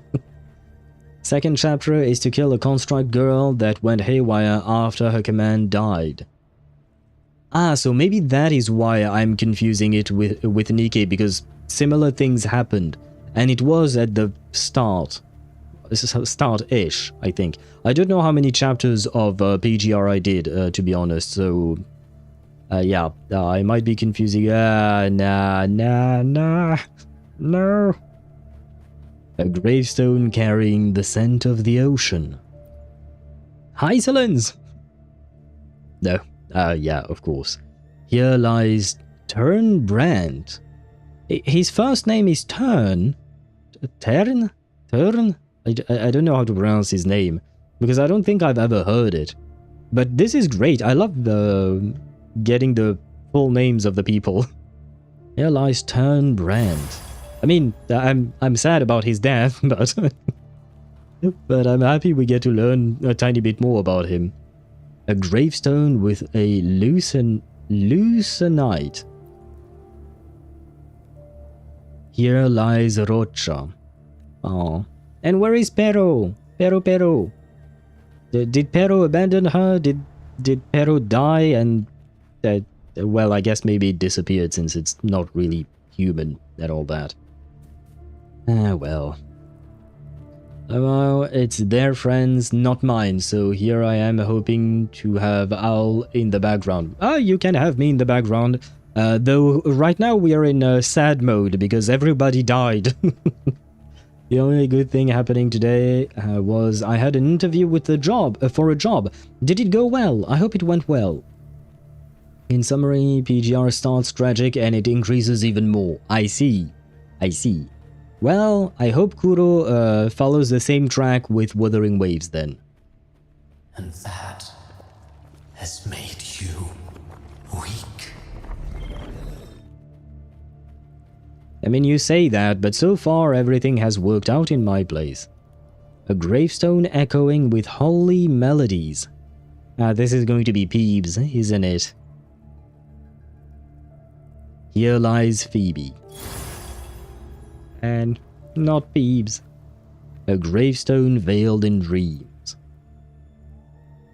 Here lies Cantarella Physalia. No. A grave with a viscum berry. Don't know what that is. Here lies Carthia. Ah! I mean, technically, Carthia is already dead. We've seen that at the very start of the story, so there is that.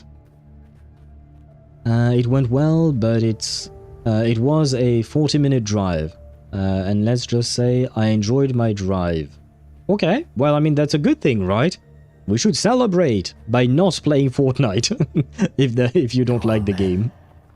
Your destination lies just ahead. Was there always birds on these columns? Oh yeah, they were. Okay. For some reason I thought they were just random pieces of stone, but no, there were always some birds there. A gravestone glowing with solar brilliance. No, not my F4. Here lies Augusta.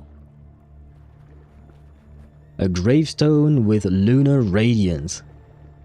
Ah, girl died already once. She sacrificed herself and she couldn't catch a break. Here lies Yuno. A gravestone surrounded by wolf howls. Ah, Deidara, don't look at and don't listen to what I'm about to say. Here lies Lupa. You heard nothing, Deidara. Don't worry, she's okay. I'm sure she's okay. It seems like everybody is dead, actually, but oh well. Can't bear to play with other people, but rather play by myself. Oh, so you do enjoy the game, but only on your own. Okay. Well, if that's the case, then play on your own. Enjoy the game however you wish to enjoy it. And yes, I second Deidara's wishes. I hope that you get the job. No, don't worry, this is just a lie. The bustling stage quiets. All who played a part in your fate will take their leave. Only you remain for the final bow. From beginning to end, you've always walked alone. That is the truth you cannot escape. Is that? Wait, is this the rock we sat on at the beginning of the game, when the game makes you choose between a female rover and arrow rover? It kind of looks like that rock. I mean, there is a blue tint and there is a sky and all of that. It doesn't look exactly the same, and I'm gonna be honest, I don't remember the exact form of the rock, but it reminds me of it. It certainly looks that way.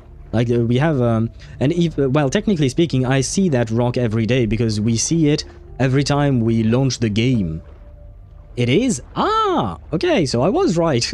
I do have some well, I mean, like I said, I was going to say I do have some memory, but to be fair, I see this every day when I log in, so thank God I do remember it, right? But yeah, I was going to read your messages, Deidara. Don't worry, this is just a lie of Cristoforo. but he deserves a punch in the face. Yes, he definitely does. He has a very punchable face, in my opinion.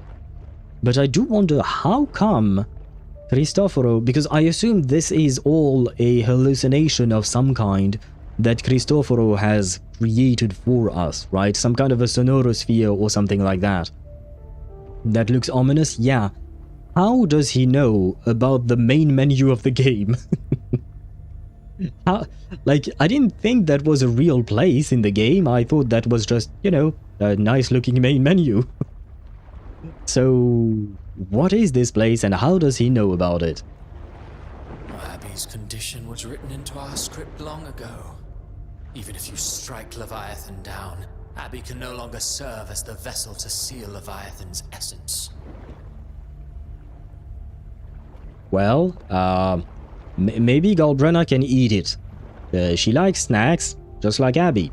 So, and she just used a bunch of her TDs to free me, or at least try to, so she must be hungry, right? Only one variable slipped past our design. Her. The Revenant returned from the Dark Tide. She could have bridged your failing forces and brought Leviathan to its end. But the moment she gave up, your downfall was written. She never gave up. Scattered like ash. She never gave up. She's not the type to give up. Let's be honest. Otherwise she would have given up a long time ago. Oh, Harbinger of the Dark Tide. You can save no one. What follows in your wake is ruin. And ruin alone. I guess Cristoforo is just trying to manipulate us into doing whatever he wants us to do, right? He's just trying to break our spirit. It will not work. I have faith in my Zanni. I have faith in Galbrena, in Augusta, you know, Chaconna, even Rocha and Brent and Lupa, and Carithia, and Carlotta, and Fisalia girl, Cantarella. I'm trying to not forget anyone. I feel like I'm forgetting someone. I'm sorry if I did. No, this is not the end. Oh, not fond of how the story ends, are we? Not fond of how you wrote the story to end, so I shall change that ending for myself. Well, fortunately, you are not like the rest. Your fate rises above the masses. You still hold the power to choose. You always wanted to be the savior. Now that chance lies before you. The one you've known was coming all along. Shut up, you noisy pest. You don't buy his nonsense, do you? No, I did not. Because I knew you would be here. Galbrena, is that you? In the flesh. Took a few tricks, but I made it in. Girl can show up anywhere. In hell, in paradise, in this whatever place this is. That voice said this is the truth I cannot escape. Yeah, but that voice is Cristoforo. Brother, have you not recognized it? What is this place? This is your mindscape. Oh. Leviathan drew it from the deepest layers of your mind, using the purest frequency of the Dark Tide. And technically, Leviathan is the Threnodian of fear, right? Just like Overthrax was the Threnodian of war, Leviathan is the Threnodian of fear. So I guess he's drawing from my deepest and darkest fear, and my fear is to lose everyone, which makes sense. So this was all indeed a lie. And speaking of mindscapes, it reminds me of the mindscapes in Zenless, and it reminded me that just like I did not win my 50-50 on S5 Zanni, I also did not win my 50-50 on M1 Evelyn. I feel like there is a theme there. Everyone has a mindscape. Some say when countless seas of consciousness flow together, they make the essence of Solaris. Ah, so maybe this is my mindscape. And this is where I pick if I want to be a male or a female, I guess. Because the rover is not exactly quite human, right? So I guess maybe that's where he decides to change himself or something like that. That could be interesting. I give it credit. I believe this was how a cycle ended.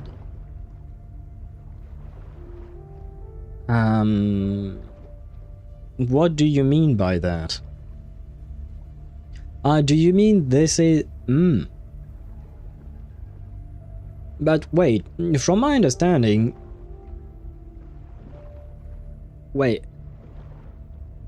Is Rover kind of like Finon and going through millions of cycles of the exact same events? Or, because from my understanding he was just moving through times,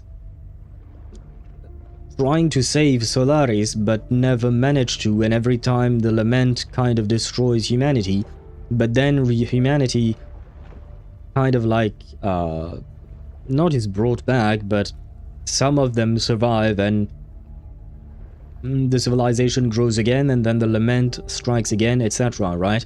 In an endless cycle. But it is not an actual cycle, it is still the same timeline that continues. So the rover has never met Galbrena and the others before, except for the ones who knew him before, like the shorekeeper, for instance. That is my understanding of how this works. Whereas Amphorius is different because it is a true cycle, like it loops back upon itself. Maybe we are watching Rover's most deepest fear. Yeah, that is what I had in mind. I don't know, but it sounds like cycles. There is an element of cyclicity, if that's even a word. I think, once again, this is my understanding, so I'm not sure. But there might be an element of cycling, but it doesn't actually goes back on itself. Like, time does not reset or something. At least as far as I understand. So I do believe that this is just Rover's inner world, and everything else was a hallucination created by the Threnodian, and is inspired by our deepest, darkest fears. I've seen many places, but nothing quite like this. It must mean a lot to you. Yes, I like rocks. See, yes, this is the place. This is the rock. And wait, why is she here? Does it mean she's female Rover? She's Frover? Right, because Rover only has one name. Frover and Mrover. Is this where it all began for me? But I saw Carlotta, Brant, everyone. And you. You were all just like in that illusion I had before. Leviathan preyed on your deepest fear of losing the ones you care about, and turned it into these gravestones. The ones who seem the strongest often fear loss the most. That's how Leviathan slips in, by exposing our pain to the light. If you let it take hold, you'll never break free. In the end, your mind and body will be devoured, dismantled, reshaped, and assimilated.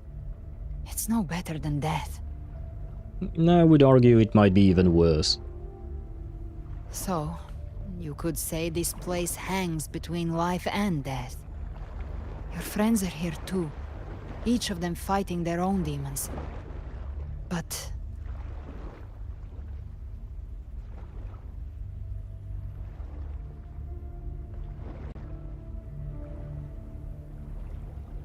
Ah, lewd hand-holding! Can you feel this? I will not say a word about what just happened. And what she just...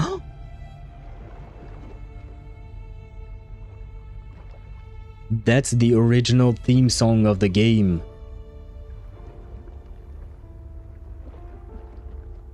That is the original theme song of the main menu when we first played the game, like in 1.0. I believe ever since 2.0 started it changed. But this is what we heard when we started the main menu of the game, when we first played the game. Yes. It's warm. and real.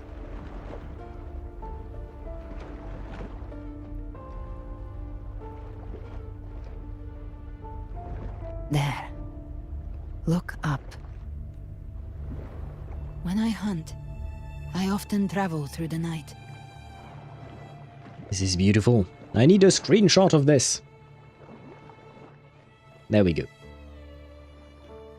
Now this got more interesting. Yeah, it is very interesting, and I love these little nods, like the rock from the main menu, the song starting at the same time. Really love it. It's fine, is protected. Wait, what is protected? Trailblazer, is that you? They had the same situation. Did they? When did that happen? Oh, do you mean when we were on Emphorius and at some point we had not a hallucination, but we were back on the Herta space station and we received a or rather we remembered something that Kafka had told us. Is that what you're talking about?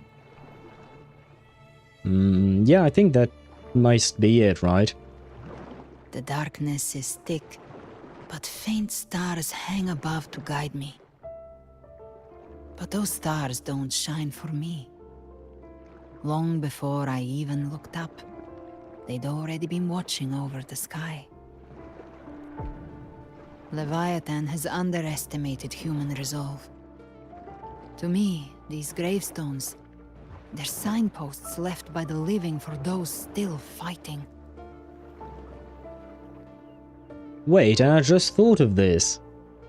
Could this be kind of like, you know, the convene system, the wishing system, where you see these streaks of light appear in the sky and then you get your 5-star, or not. In my case it was or not. But you know, it kind of makes me think of the wishing system in Genshin or the convene system in War. That could also be it, and each of these stars are, you know, some of the characters that we... Yeah, it would actually make sense. This could be Galbrena, right? With the colors. This could be... Rocha, maybe? Or Brand. No, maybe this is Brand. I mean, yeah, some of these colors are too similar. Like these three orange-looking ones are a bit too similar for me to determine. So I'm not sure. Maybe it's just in my head. Oh, and this one also resembles those in terms of color. But it could be, right? This one definitely bears the colors of Galbrena, right? The blue, the purple, pink-ish colors. And maybe the gold one is Zanni. Maybe that's my my S5 Zanni who never came home. She was stuck in this cutscene. God damn it. Look, there is your Zanni S5. Yep, it is as I thought. Very well. But it does look beautiful. I do agree with you on that. Sireni/Mem 3.5 before the fight against Lygus. I think you mean like when we were back on the train talking to I don't fully remember, I'm afraid. Wait, Lucario. What? Fuck, I'll look away for a few minutes. What? What are you talking about? Lucario? Oh, Lucario. Oh, it's a Pokemon. Wait, let me check this out because I don't remember what they look like. What? What do you mean a Lucario? What does Lucario have to do with this? I missed the... Oh! You're talking about the Pokemon bot.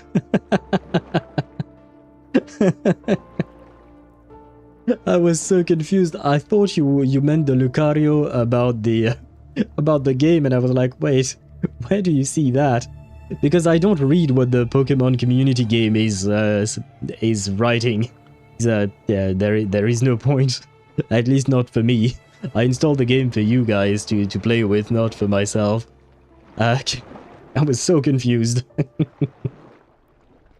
Why was Owl laughing about? Oh, it's just a misunderstanding. I thought Swevy was talking about Lucario the Pokemon in relation to the game, but he was in fact just talking about the fact that he missed his opportunity to grab one. Because apparently it was in the chat, like you could grab one from the Pokemon community game. Just, yeah, confusion. Confusion is all. Like stars destined to burn out. They refuse to stop shining until the very end. There's always someone in the dark, giving their life to light the way and pass hope to those who follow. That's why you and I, we don't stop moving forward. Sometimes, all it takes is the first step. That's enough to light the way for others. And maybe one day, they'll be the ones lighting the way for you. This story was never mine alone. My fate is bound to others. That's what this journey has always been about. Yes, it has always been about the friends we made along the way.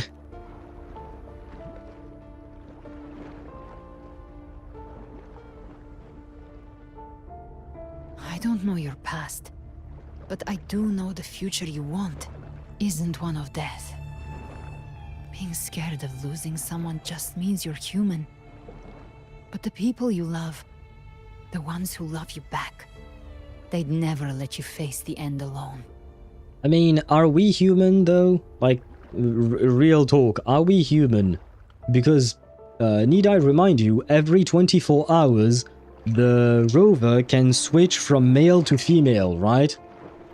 And I've never seen a human being able to transition like that at all. Not as fast. You can transition, that's for sure, that is a thing. But it doesn't happen in 24 hours. So are we really human, we the rover, I mean? I do question that. I thought I was seeing things, so my first thought was Gabriella. Wait, no, Grabiella. Wait, what? Who is Gabriella or... Are you talking about Galbrena, by any chance? Human in fiction is a concept. What? Do you mean like he is human, but since this is fiction, they can take liberties? Which, I mean, I suppose it is true, like, resonators don't really, like, human resonators don't exist in real life, so that is one liberty they've already taken.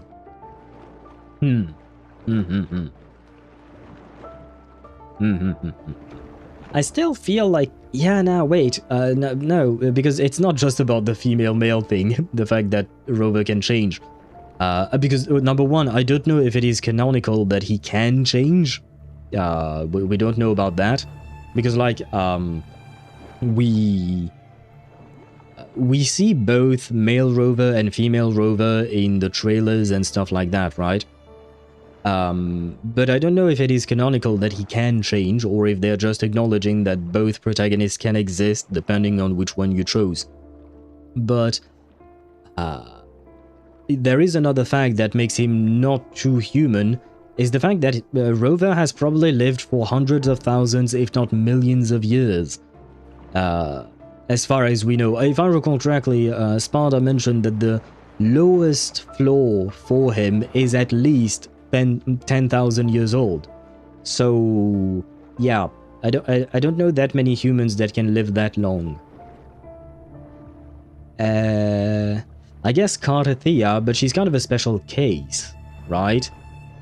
Because she's infused with both the Thronodian and the Sentinel's powers. But other than that, I don't think there are that many people who are very long-lived like him. At least not to his extent. Like when Sunday said we are human, but he is a Halloween or something. Oh, Hallovian, yeah. I mean, yeah, no. I guess he's just a different race, yeah, I don't know the race. Yeah, no, it is Halovian. I don't know if it's written that same way or not. I don't remember at all. But I suppose, yeah, maybe there are different races of humans. And I'm not just talking about like the races that we call in real life, like being black, white, or something else. I'm talking about, you know, actual variations, like having tiny chicken wings on the back of your head and a halo on top of your head. Maybe that could be a thing as well. I don't know if it is applicable to Wuthering Waves though. I'm so fed up with ads. Send help. Ah, I'm afraid I can't help. But don't worry, you didn't miss anything. I was waiting for the ads to be done, and now we can continue. I said continue, please. This isn't where it ends. If you want the path to open, remember all the people you helped anchor to a future. Now, it's time to anchor yourself. Does that mean that Rinascita is going to be my home? What about the people of Jinzhou? But before that, take a look behind you. Yep. I've seen this place many You've come times. A long way. Changed a lot of lives. That's your past, but it's also your strength. So use it. Hope is still out there, waiting for you. The path lies right before me. No more fear, no more doubt. Just keep going, right? No more fear, no more doubt.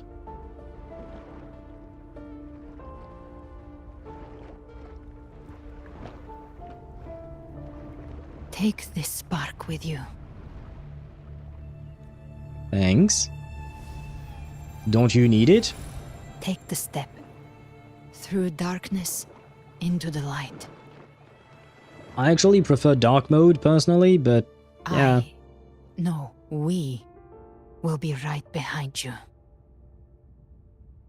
I know I can't turn the camera. I want to look at the rock behind me. Is this... because usually I think the camera would be pointed at this direction, right? The camera is pointed at this direction to look at the rock on the main menu. So this is what we've been missing out because of the camera's direction in the main menu. Wait, I'm not going... oh, okay. It moves on its own. Ah, new allies born from the perils of the high seas. Good people What have better their way to wishes begin fulfilled, an epic heroes story? appear in a time of crisis, justice triumphs over evil, and united friends are undefeatable. Okay, I will try to wait because I don't want the voice lines to overlap.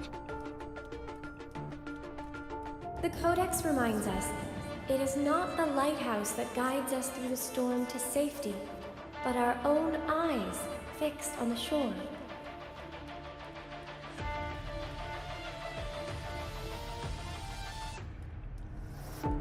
The difference, though, is that you are a blade. A weapon that can break the cycle. Well, I hope so.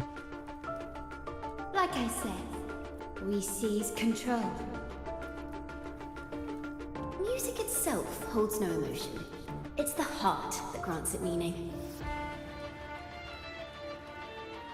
A person of true character should never be defined by an inanimate blade.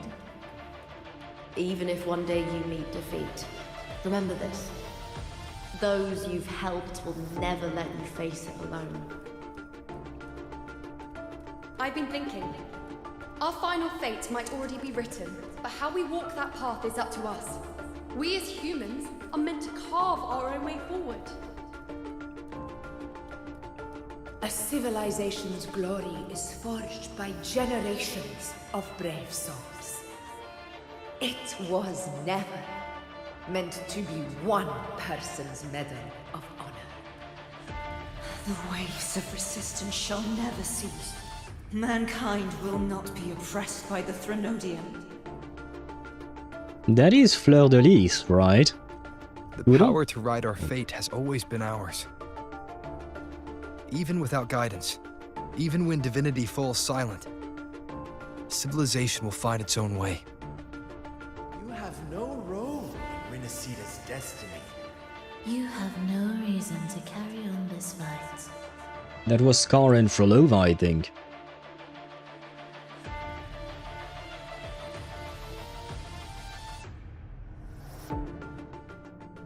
That is Frolova indeed.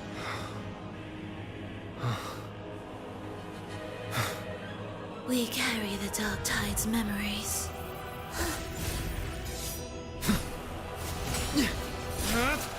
Oh, please don't tell me I have to fight Hecate. We command both light and shadow. Did you really think you could stand against us alone? Oh boy.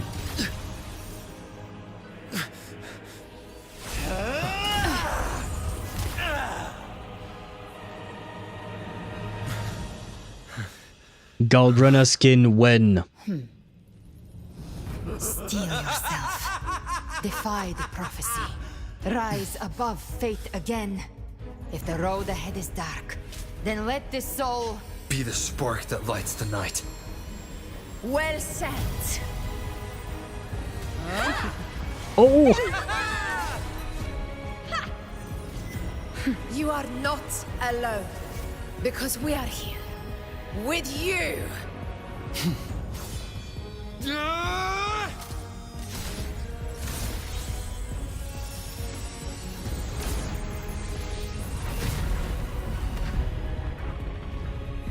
I need the Galbrena skin. Where is it? Kuro, you've missed an opportunity there.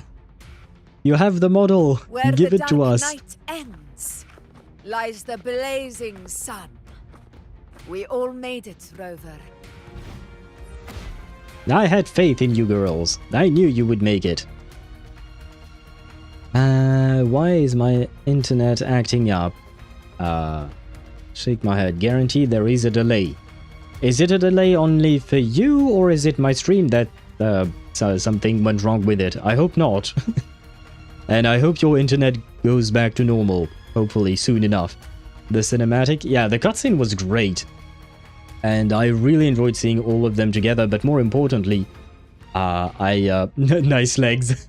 I thought the same thing, Daedra. When I saw the shot of, like the camera panning up towards Augusta, Yuno, and Lupa, I think it was, I thought the same thing. Nice legs. Nice shot indeed. But have you seen Galbrena? Wait, is everything alright on your side first? And then have you seen Galbrena? Because she changed skin. And I will say, I prefer the original one, but I still really like the new one, despite the fact that we barely saw her, the white one, I mean. You okay, girls? Oh.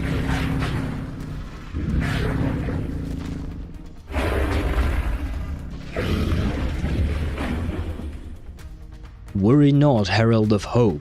We have shielded them from the Dark Tide. Oh, wait, so does that mean her skin was because she turned into the Dragon of Dirge? I never really quite understood what the heck the Dragon of Dirge was. I mean, I know he was on that island. I know the Order of the Deep manipulated it into attacking anything and everything, including not just TDs, but including the pilgrims that they would set on the, well, pilgrimage. But, okay, so she absorbed it? And she can transform herself into it, kind of? I need to see that skin again, please. Don't worry, it's just a scratch. Glad to see you're alright. Likewise. As for that Grand Architect, the spirits will guide him to the other shore.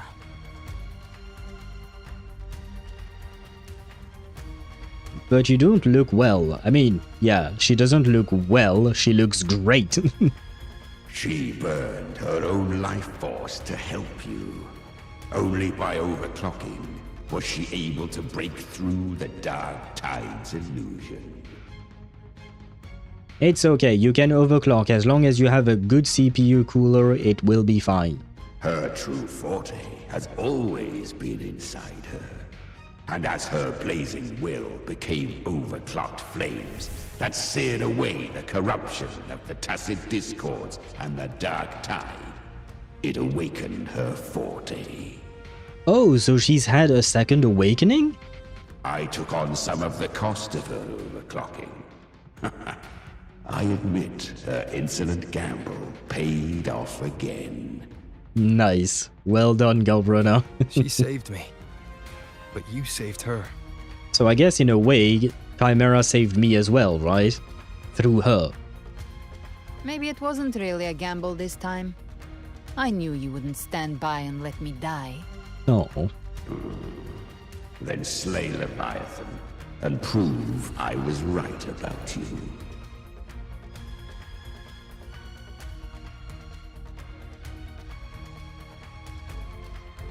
Finally recognize me, Augusta? I almost didn't. You've changed a lot. But the warmth in that resonance ability, that I could never forget. They know each other? Glad to see we both stayed true to who we are. But we can catch up later. For now, how did you all make it here? Just as we were about to take the potion and enter the dark tide, the Fraxidus triggered its surge. Leviathan pulled us into its illusion.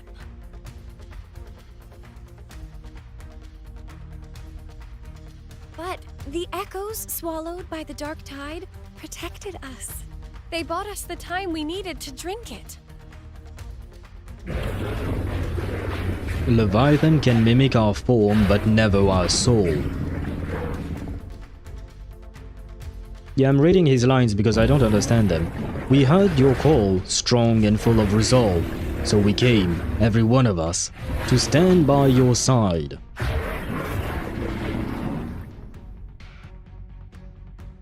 The echoes of Rinascita can sense human frequencies. When we reach out in hope, they answer us with hope. Ah, just like Pero Pero. But even with their help and the potion, we're still far from our goal. We fought through the illusions, but we still need an anchor to open a path to the journeying paradise. I have an idea. If Leviathan found its anchor of reality to summon the Tidespawn into our world, we follow suit and find an anchor of hope to find a way out of the world of the dark tide. And who better for that than you, Rover? Yeah, so I have to be both. The Harbinger and the Echo of Hope. In the depths of despair, you held on to hope. That unwavering faith makes you worthy of being our anchor of hope. and the unbreakable tether we share is what led us to you.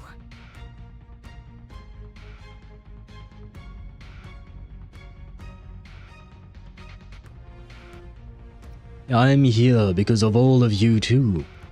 The dark tide showed us your memories.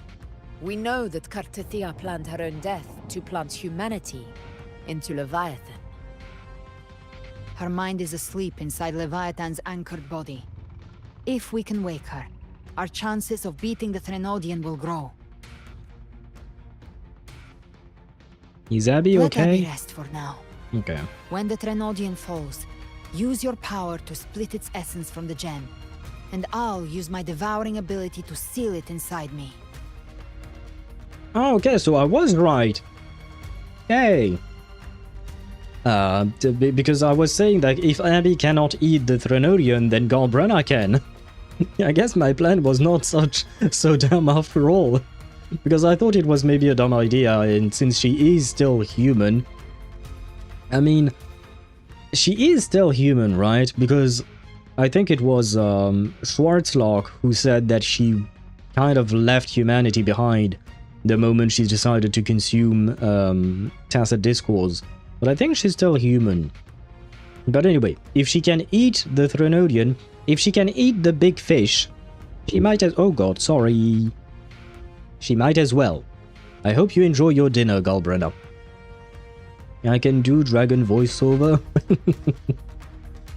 Sure, that'd be nice because I didn't understand shit about what he said, the Dragon of Dirge, I mean. I had to read the thing out loud, otherwise, yeah, I don't... I mean, I guess maybe it's because it's an echo that we don't fully, yeah, I don't know. So that's the real reason the Phraxidus was targeting you. Mm-hmm. Yes. But now I've got backup. Neither they nor the Threnodian can stop us. Wait. I just had an awesome thought. If Galbrena can eat Threnodians, just like Abby can eat Threnodians, Abby can look like looks like a plushie, and Galbrena looks like a woman. Does that mean we can turn Galbrena into a plushie? But more importantly, does that mean we can turn Abby into a hot woman? I would not be against that. Cristoforo thought his script was flawless, but he missed one thing.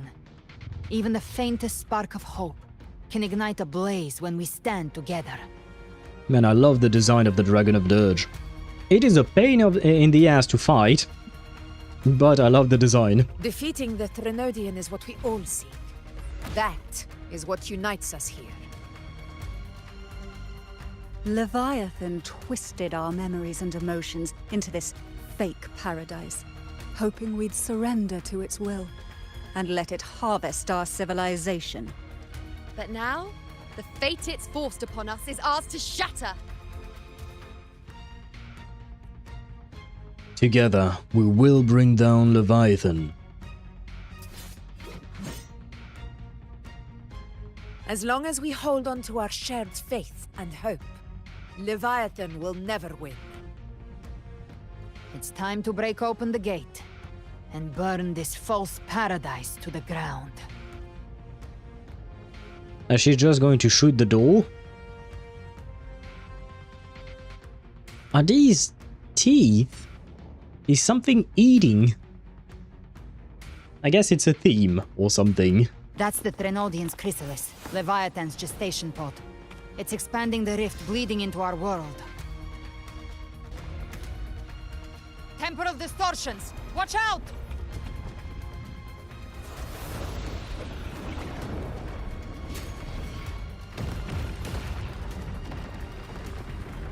We'll be fine. Right? Yeah. Oh, never mind. Maybe not.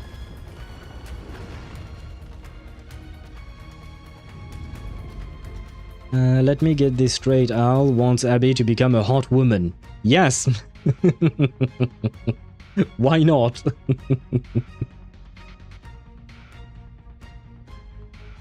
Gift-wrapped prey. I thought dividing us would make us easy prey. Oh, hello there. Not wrong. Everyone, pay attention to those cocoons summoning monsters. They are linked to the chrysalis above. Destroying them will weaken the Threnodian's hold. Copy that. Leave them to us. Oh, I thought I dodged that, but I guess not.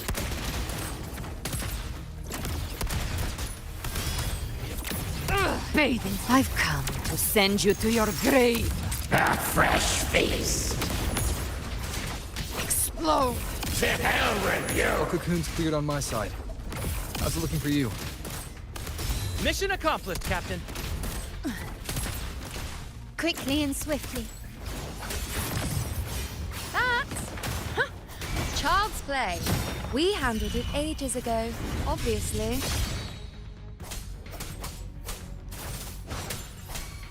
Gotcha. The flames roar. I'll show you. The gates of hell. Hey, we made it. I messed up my rotation, but we made it. Oh. Careful. The platform is collapsing now that the cocoons are gone. This is kind of hurting my eyes. Oh! Well, hello there. See, we spoke of a hot woman. Maybe Abby can turn into this, right? Maybe Abby can turn into this. I wouldn't say no, personally. It seems like this is the end of 2.x, so Chisa is a filler character. I think you're right about this. I do believe that this is indeed the end for the 2.x series, and Chisa will be a kind of a filler character, or rather, she will appear in a filler arc, or maybe she will appear in some kind of a setup for 3.0. You know, that assumes either you are stronger than Rover, or you got the small fry. What? Not sure I understand what you mean by that. 2.7 is the end of the story, 2.8 is epilogue. Okay. I hope that 2.8 will be both an epilogue and a prologue, you know, kind of a nice way to transition from one story to the next. And if I'm not mistaken, next main region will be the new Federation, right? There is now law for Ethereal's Batman. What? What is that sentence? There is now law for Ethereal's Bat... Why are Ethereals... like, Ethereals are from ZZZ. Batman is from Batman. I am so confused by what you just wrote, Deidara. He said they took care of the enemies already. Oh, that assumes either you are stronger than Rover or you got the small fries. I'm not gonna lie, even though I really like Yuno, and I do believe that she is quite powerful, I don't think she's stronger than Rover. I am looking them up and down. I mean echoes. There is no law for echoes, Batman. Is what you meant, I think. Echoes. There is no laws for echoes. Oh, do you mean like laws of physics? I mean, if I'm not mistaken, in the fishing event with Phoebe, when we went on a fishing date with Phoebe, there was a fisherman who fell in love. I don't think it was with Lorelei, but with an echo that looked a lot like Lorelei. You can't blame the man, right? You can't blame the man for falling in love with her. She just stabilized the distortion. Let's move. What about the others? We're good! The Lioness of Glory caught us! What a sight to behold! I love how enthusiastic Chikona always is. The Dragon of Dirge lent its aid as well. Alright, let's all meet up ahead. What about Zani? Where is she? Because I don't know which group is with whom.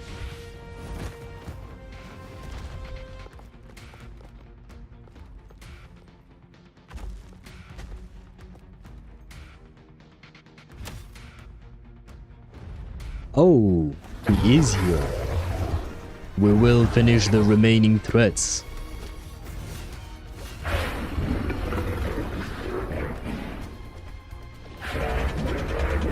Go fulfill your mission. Defeat Leviathan.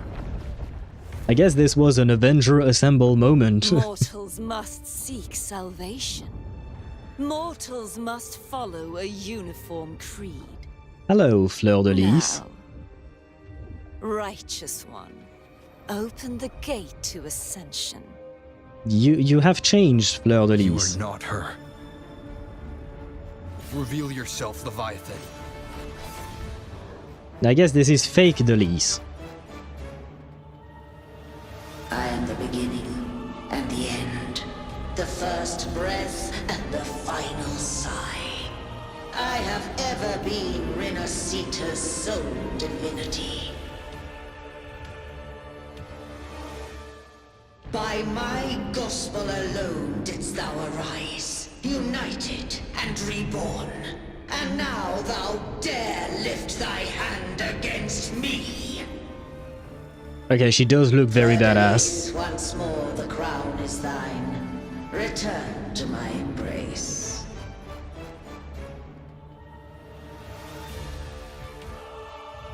Now, faithless heretics, kneel and receive thy judgment.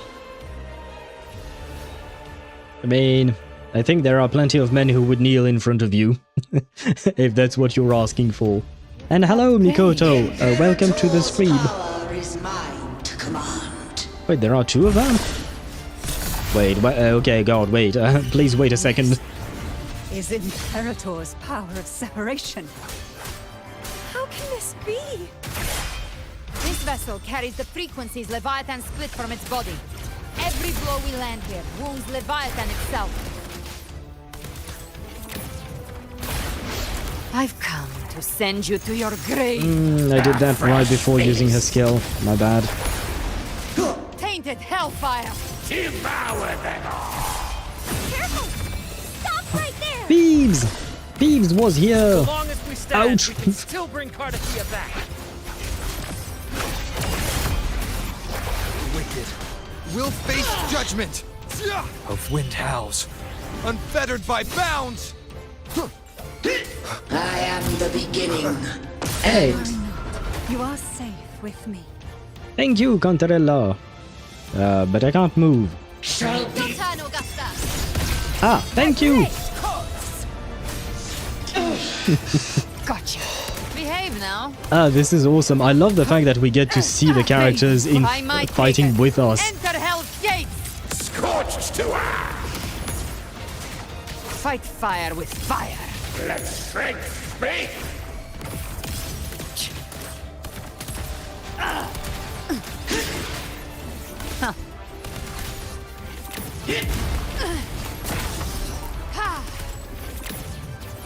Oh God! Wind calls, waves follow. The wicked will face judgment. Waves rise. Judgment strikes. My rotation is far from perfect. Oh God. Paradise shall come. Oh God. What the fuck is that attack? Return. You can't escape me. Ouch. Well, that's unexpected. Is this supposed to be a mockery? Timing's everything. Fight fire with fire. Let's Wind calls. Ridiculous imitation! Disgraceful! No! Passing! What? Stand tall! Oh, Brent is here as ouch. Oh God. Not well. Oh my God. I'm watching. My parries, not my parries, my dodges are not working.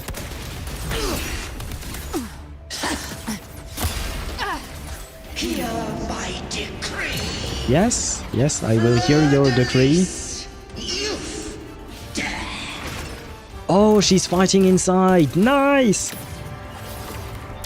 Rover, now!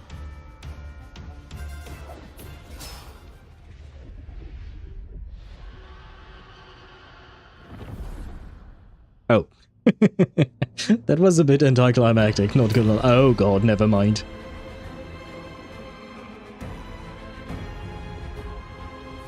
Give me back my fleur de lis, please. It's written for the chrysalis to restore its frequencies. Should we shoot the thing there? I'll handle it.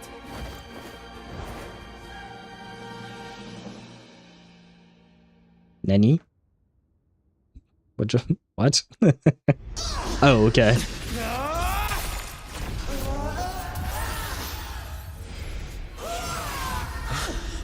Thank you, everyone. Oh! I'm back! Nice. Isn't this the second time we've stabbed Fleur de Lis? Wilt thou cast aside thy godhood once more? I stand here in the name of humanity. If my humanity alone can't sway you, then we will defeat you together.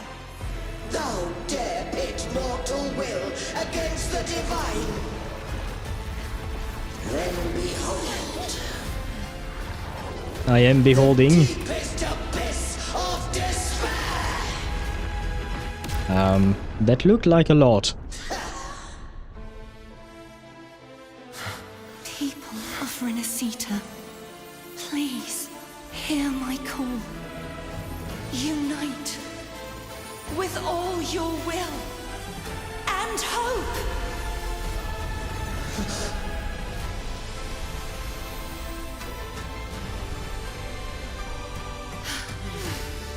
Feeble resistance.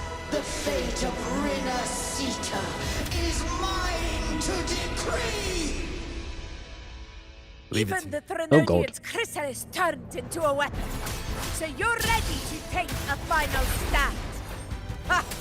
Too bad! That won't bring us down! The light of hope has pierced the dark tide. Leviathan, your doom is inevitable. My gospel shall resound Wait. across the tides for eternity! Still trying to corrupt us with your whispers. Wait. It's the people of Rinascita. They're singing for us.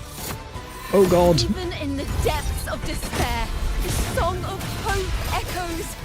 Hear it well, Leviathan. This is your requiem. No matter the suffering, our courage carries us onward. This is the hymn of humanity. Insolence!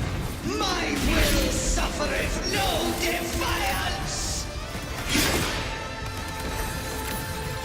This is my kingdom!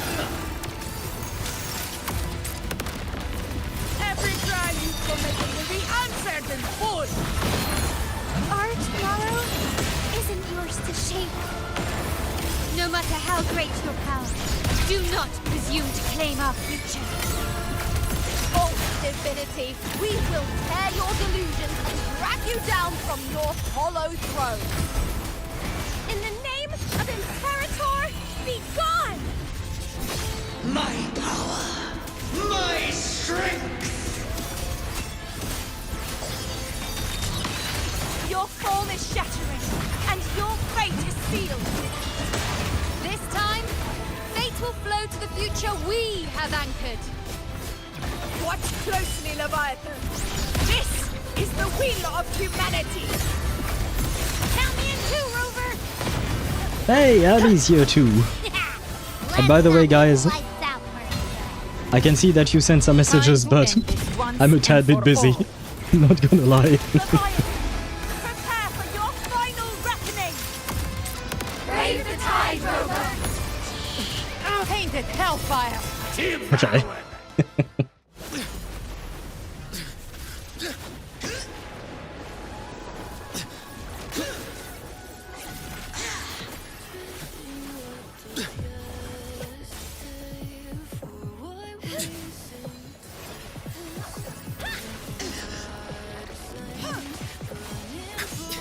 There's some 2D animation in there.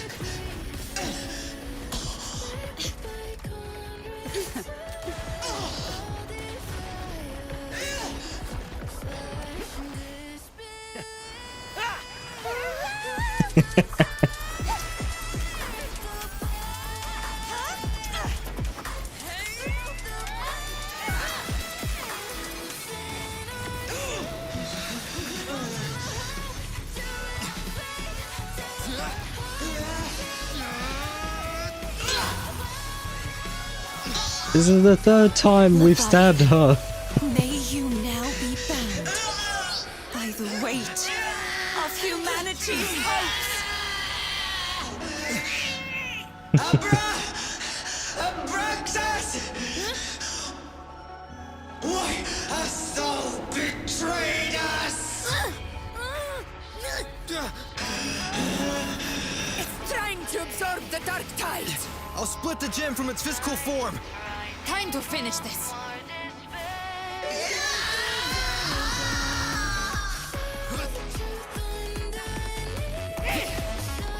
Her skin again! Why does the game show it to me but not give it to me?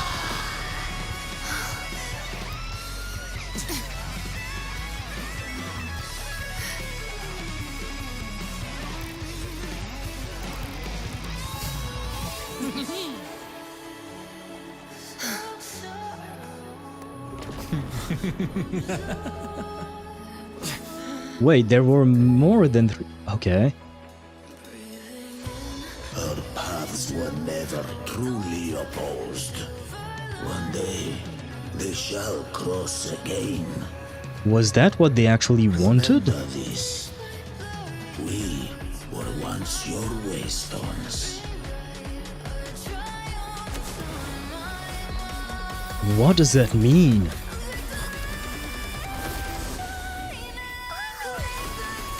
Hey, Calcaro!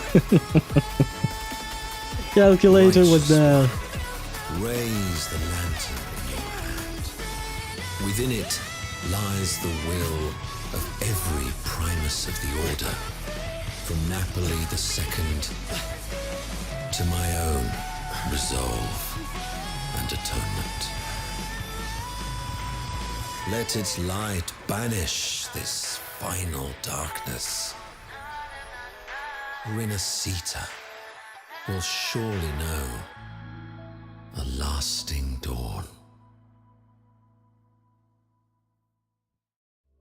I've taken so many goddamn screenshots. I've taken so many goddamn screenshots. I will get to chat as soon as the game allows me to get to chat, I promise.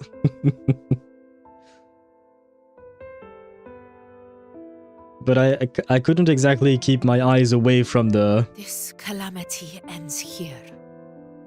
For good. Oh, is that...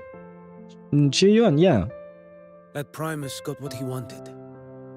He fulfilled the fate he desired for Rinascita. The Threnodians' creatures have been defeated. They never broke through our defenses. With the dark tide now receding, it seems that all is resolved. Wait, thank you. Oh god, not the quick time events. I played a small part. It was the courage of these warriors that truly held the line. Now that you have returned safely, I'll continue with my mission. Scar from the Fraxidus. Did he escape again? Always. Unfortunately, yes. I see you didn't catch the mastermind either. That Cristoforo got away. But don't worry, I will hunt him down. That Fraxidus. The calamity has passed, but our city-states are weakened. We must rebuild, recover. We cannot join this hunt. Fair enough. Survivors deserve more attention than criminals who deserve to die. Not mincing his words. We're not forgetting this transgression. Thank you, heroes of Rinascita. Is that Cartathia's voice? Yeah, where is she? Hey! Cartathia!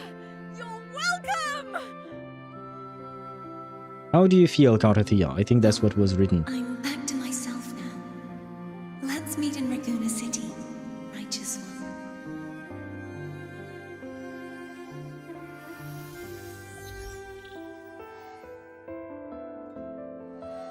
Oh, they're talking to all of their loved ones or relationships. Defeating Leviathan was just the start of Rinascita's new era. There's plenty of cleanup work ahead for everyone.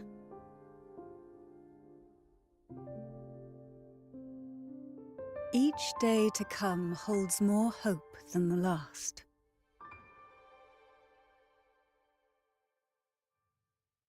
Septimont will have many matters demanding our attention. Raguna will be no different. Leave Septimont to us. Raguna's problems, well, they're looking a lot more complicated than ours. Do they? Once everything is settled, will you come home to Septimont City? I will. We will meet again, heroes.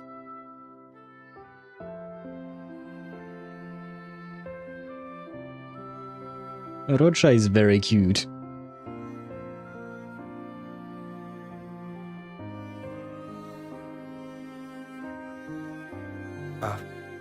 Phoebe? Huh? Is everything alright? You looked like you were somewhere else just now. Oh, I was just thinking how the Blessed Maiden's voice sounded just like the heavenly voice during the Carnival. So, I was wondering about the Sentinel's messages we heard before. Was it? Do you think their advice, consume healthy food, such as the loris salad? Yep, that was her. Huh?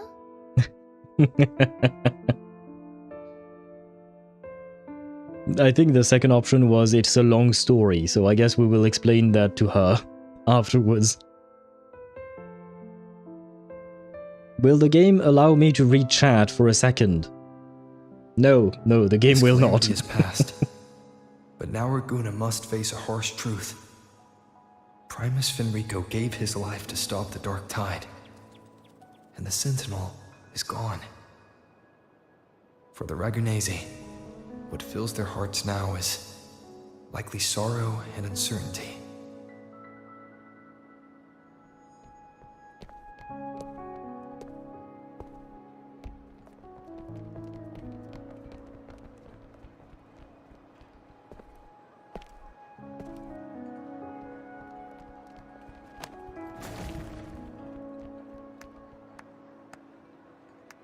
But at the same time,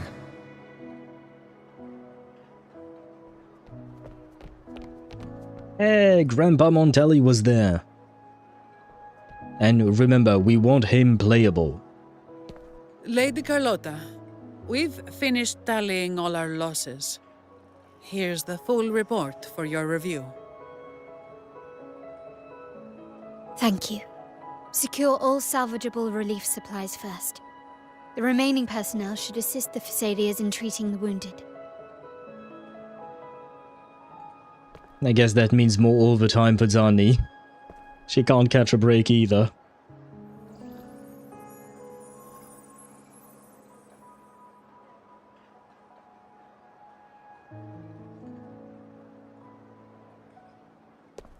Rosemary has already dispersed the family's medicine in mist form. Thanks to that, treatment has been smoother than expected. The injured will be tended to shortly.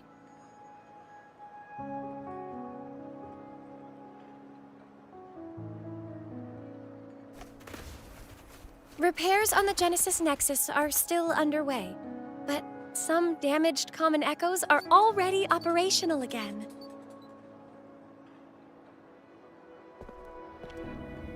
Leave the residual dark tide frequencies to me. Nah, she needs a snack. Understandable. She must have used a lot of energy to, you know, during the fight and all of that. Alright, crew, come lend a hand. For some reason, I thought they were playing hide and seek. Although it would have made sense for the Troop of Fools, I think. Pero's got a whole mountain of tools over here. Like this rapid adhesive gun. If you're having trouble restoring the damaged buildings, Mr. Fulmine and I can help using our fortes.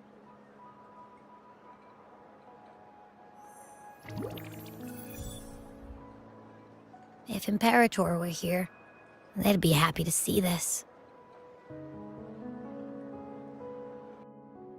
Can I now read chat, please? Game. No, the game will not let me. Oh wait, I think we're... Imperator once said, "Let the winds of the past depart. The ships of this new era no longer need their guidance. No longer shall scroll and prophecy bind, but by humanity's will shall a new era be forged." Finally, I can read chat. Oh boy. Yeah, that was a long cutscene, dialogue scene, everything scene, right? Let me scroll back to chat to see what I missed out on. By the way, hello to you, Mikoto. Sorry I didn't give you a proper welcome, but I don't like interrupting dialogue lines and stuff like that. But hello to you and welcome to the stream. I hope you're doing well. Opinion, I have a Zani with a 300 crit damage, but I'm missing crit damage in one echo, but her ER, a heavy attack percent, and crit rate. Should I reroll for the extra crit damage, or there is no point? I mean, you can if you want to. Well, it kind of depends on how committed you are to the character. I mean, you said you used 600 pulls on her. Does that mean you managed to S6 her? Congrats, if that's the case. I've already yeah, she's S6. Okay. I've already I've tried. Oh wait, I need to hook up my my headset because I had a warning about my headset. It's about to die. Just give me a sec. I'll get back to answering. Wait, where did I put that thing? There we go. Yes, I had completely forgotten about that. Yeah, give me a sec. There was I heard a warning. You guys can't hear it, but I heard a warning from my headset in the middle of the fight, and I was like, oh no, not now. Oh god. Wait. There, and well, I guess my wireless headset is no longer wireless. Shit, now it's on the other side. Because yeah, this is not quite convenient. I used to have my computer on my left side, but now it's on the right side, so the wire goes across. Well, it is life. Anyway, what was I going to say? Yeah, you managed to get her to S6. I tried getting her to S6. During her first release, I got her to S4. And right now, the problem is I pulled for Galbrena and her weapon. I pulled for Qiuyuan, so I didn't have much left. And when I tried pulling for her S5, I lost the 50-50. And I'm now on a guaranteed, but I don't have any more savings. So I will keep trying to get her S5 over the course of the remainder of the patch. Hopefully I'll get her. I am at 50 pity, so hopefully it will happen. But what I was going to reply to you was just, if you really like the character, yeah, sure, try to reroll it. I mean, you can't reroll the echo, but you can try and get more. Technically speaking, I've had Zani since her first release, and I'm still farming for her. I mean, I'm done building her. My build is more than decent. It's a very decent build in my opinion. It's more than good. So I don't actually need it. On top of that, she is S4, and she's strong enough. I destroy anything and everything. So, if you have S6 Zani and you have like over 300 crit damage, in my opinion, it's not a question of do you need it, it's more of a question of do you want it. Because I don't think you need it. I think your build seems fine from what little you've told me about it, and being S6 makes her even more powerful, right? So yeah, once again, it's just a question of do you want it, or do you just want to move on to build another character? Because like I gave my Zani a really good build, and then I decided to move on to build other characters. And since now I'm satisfied with my other characters, I am going back to retrying my hand at Zani, just because all of my echoes don't have 5 lines that are worth it for her. Most of my echoes have 4 lines, one of them has 3, if I recall correctly. So I can do better, technically speaking. But it's not a must. I don't need to do that. But I want to do that just because I really like the character. But wait, I missed out so many other messages. The timing of Cartathea's ultimate, damn, that was epic. Yes, I didn't time it on purpose, but it looked really good. And yes, Fenrico was here at the end. I was really happy to see him, just to give him, you know, his last bit of redemption, you know. That was really nice. Fun fact, Qiuyuan is Sanhua's uncle. Is he her actual uncle? Because I read online that apparently, yeah, they are, like, Sanhua is from the same branch of a family as Qiuyuan. But is he actually her uncle? That'd be nice. I like having characters having relationships with one another like that. Cartithia's hand, oh. Yes. I suppose we've been stuck on Cartithia's hand for a while, but I just wanted to get back to reading chat for a tiny bit there. I have a long way to go? What do you mean by that, Zenny? I have 90 pulls right now at 65 pity guaranteed, so I can get Phoebe. Nice! I definitely would recommend, if you do not have Phoebe, get Phoebe. Your Zani will be a monster after that, because without Phoebe, Zani is... she's complicated to play around with, and she's not at her full strength by any stretch of the imagination. So, if you can get Phoebe, since you already have Zani at S6, I hope you have her signature weapon. It's meh, she's OP, but nerfed with Rover. Yeah. Yeah, you do have her weapon. Then my recommendation, if you really want to make Zani the strongest possible, get Phoebe and her weapon as well. Her weapon is really good as well. And you can go up to at least S2 Phoebe. That's from what I've heard. That is the optimal way of giving everything you've got to your Zani. You don't need it, but if you really want to push that team to the furthest of its abilities, Phoebe's weapon S1, S2, and that will make your Zani stronger. I don't remember what Phoebe's sequences do, but I know that her weapon death shreds and gives a bigger amplification to Spectro Frazzle damage, which is also good for Zani. Owl giving the hand people amazing content. I suppose yes. I suppose yeah. If we have any hand fetishists, there you go, guys. Have fun with that. I haven't done any of her forte, lol, because I have 0 boss drops and I almost soloed Fleur de Lis. Yeah, she can be very strong. Without her support, she won't be as strong, but with her full premium team, which currently is Phoebe, Zani, and Shorekeeper, she's a monster. I absolutely love playing her. 4 lines of drugs on your echoes. I wish it were drugs, because at least it would help me cope with the fact that my echoes, my relics, and everything else rolls like shit. I was lucky with my Zani build. I do not have the same luck for other characters, unfortunately. Owl should be a playable character? Man, I wish. I wish I could become a playable character. A Hoyo game, a Kuro game, or Blue Park. If you're here, I am willing, I am here. I do wish to be a playable character in your game, please. I will voice it myself. I'm not a voice actor. But man, that would be so fun, I think.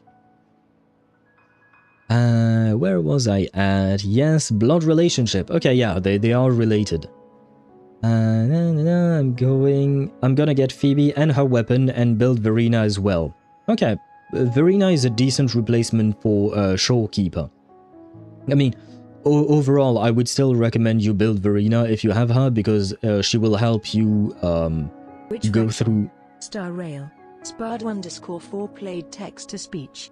Go through Tower of Adversity and stuff like that. She will definitely be of help to you there. Especially because, you know, you need multiple healers and stuff like that. Since I finally caught her, sadly, I skipped a Shorekeeper because I was saving. Fair enough. But Verena is knockoff Zani. Knockoff Shorekeeper. Yeah. She's not as good as Shorekeeper, but she's definitely... she's the second best option we have at the moment, from my understanding. The Verena is going to take a long time since I ran out of tuners. But at the very least, Verena does not require much in terms of re-rolling. Like my Verena build, I just gave her whatever main stat was available. And I did try to get some substats, but honestly, I didn't really do much. Supports don't require much in Wuthering Waves, in my opinion. Which faction for Star Rail Sparta? An excellent question. Which faction? Well, to be honest with you, I'd take anything. If Hoyoverse wanted to hire me, I would say yes in a heartbeat. Whether I'm part of the Stellaron Hunters, the Genius Society, or the Astral Express, or Amphorius, whatever. Honestly, having the opportunity to work for Hoyo, I would just say yes. I don't really care. But I guess maybe part of the Genius Societies. I'd be interested in that, I think. Or the Astral Express, just because it's family, right? But otherwise, yeah, probably the Genius Society, just because I like the concept of them. How do you run out of tuners? I'm out of CL tubes. Same Sparta. I'm out of CL tubes, but I have like 4,000 tuners. Which is really kind of a complicated situation for me. And hello, Quillo Sky and Captain Goober. Yes, Captain Goober. How are you guys doing? I hope you guys are doing well. Welcome to the stream. I am Memo Keeper that follows destruction. Don't ask me how it works. Fair enough. Oh, you know what? Being part of the Memo Keepers wouldn't be that bad. If I can hang out with Black Swan, I wouldn't be, I wouldn't mind being a Memo Keeper as well. Get casted as Nanook, Kappa. Honestly, if I were to be cast as Nanook, I mean, it's never going to happen. I don't audition. They're not going to drop by my stream and say, hey, you want to work for us? And since I don't audition or anything, because, you know, that I'm not a voice actor, it's never going to happen. But honestly, I would love to voice Nanook. I would do whatever they want me to do there. I have 300 sealed... Oh my god. How? I used to have that many Mikoto, but not anymore. Not anymore, unfortunately. We made it, Cartathea. Time to see more than just the hand. I've now truly returned from the dead. Yes, but technically speaking, I do believe when we first met Fleur de Lis, we stabbed her. So, counting today, we've stabbed Fleur de Lis 3 times.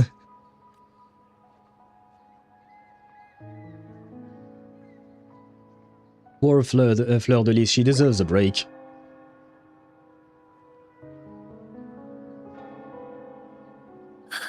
Blessed Maiden! Hey, Phoebes. Peebs, are you happy meeting your goddess? Kind of. Please, just call me Cardathea. Rinascita's divinity is no more, and with it, the Blessed Maiden chosen by the Divine. Ah shit, now that I think about it, this is kind of like the Zhongli situation. There is no more god in Liyue. There is no more god in Rinascita, right?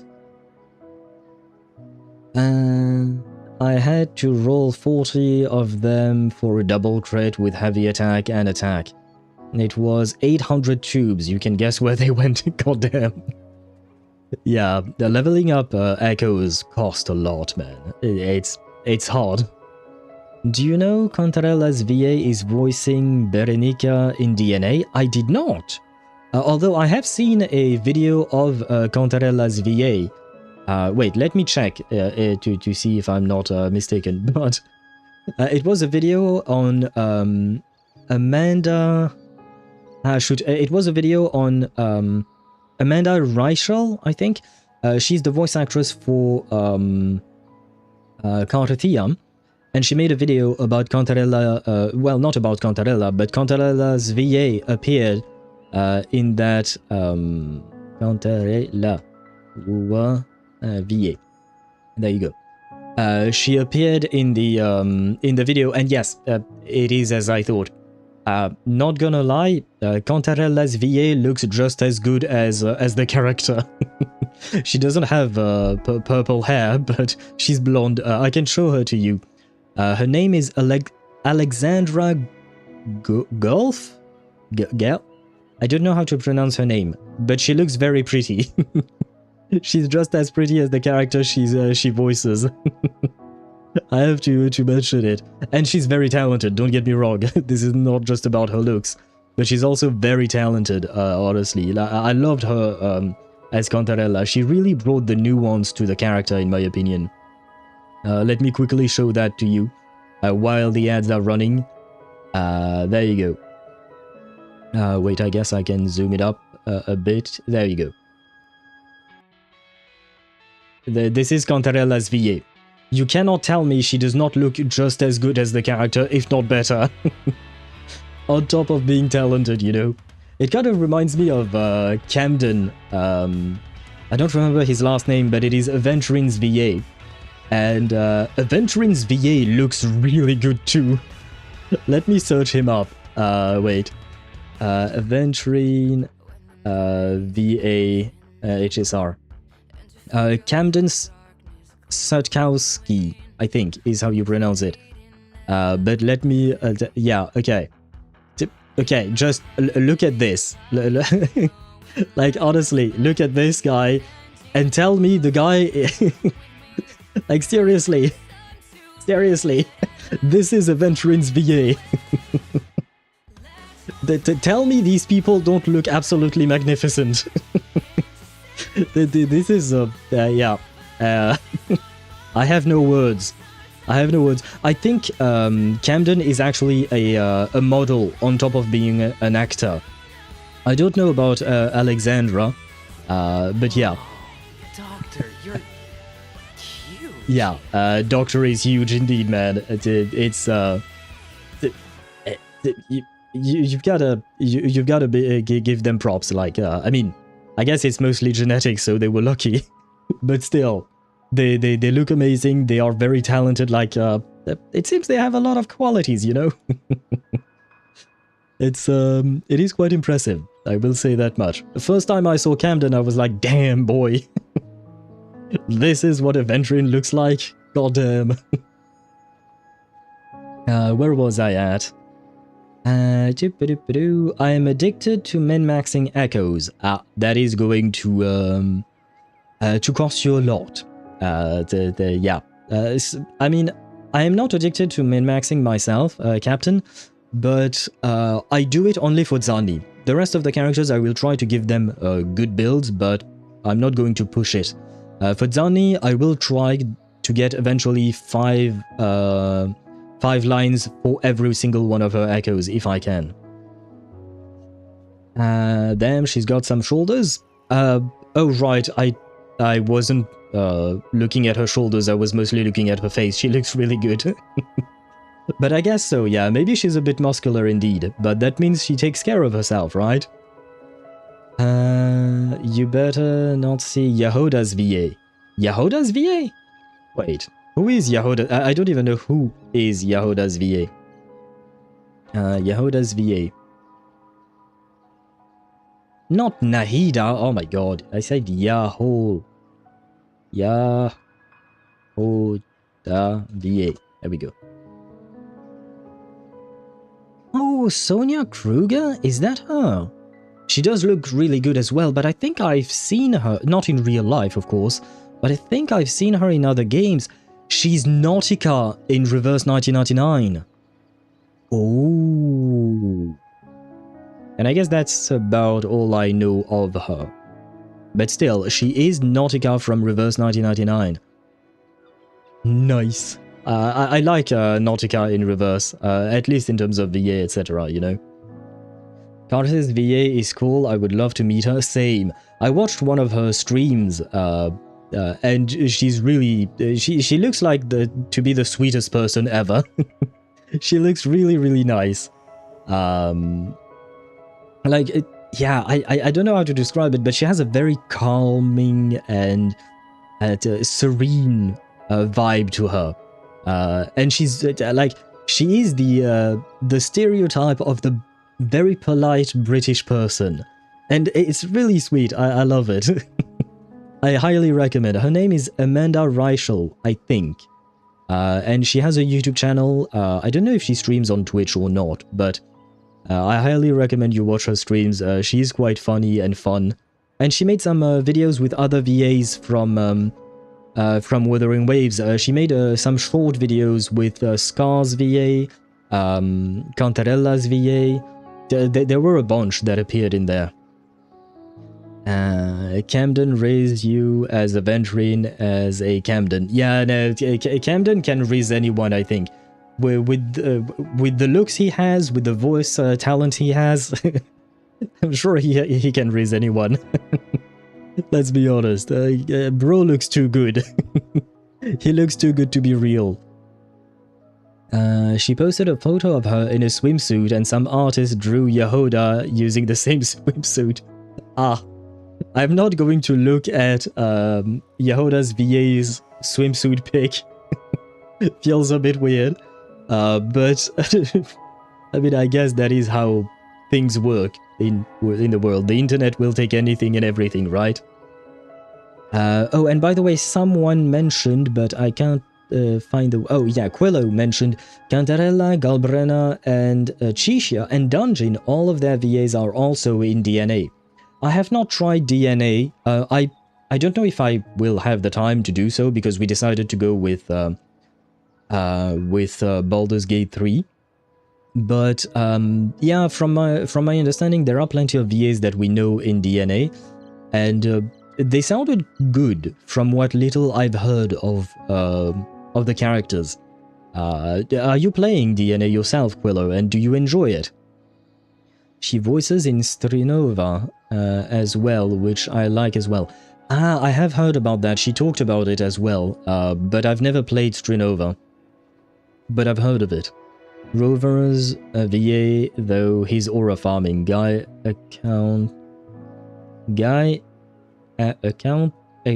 What is ACC? Account accuracy? Thinks he's Rover. Actually, I assume. Actually thinks he's Rover. Wait, who is Rover's VA? Wua Rover VA. Wait, I can't find the... Chase Brown.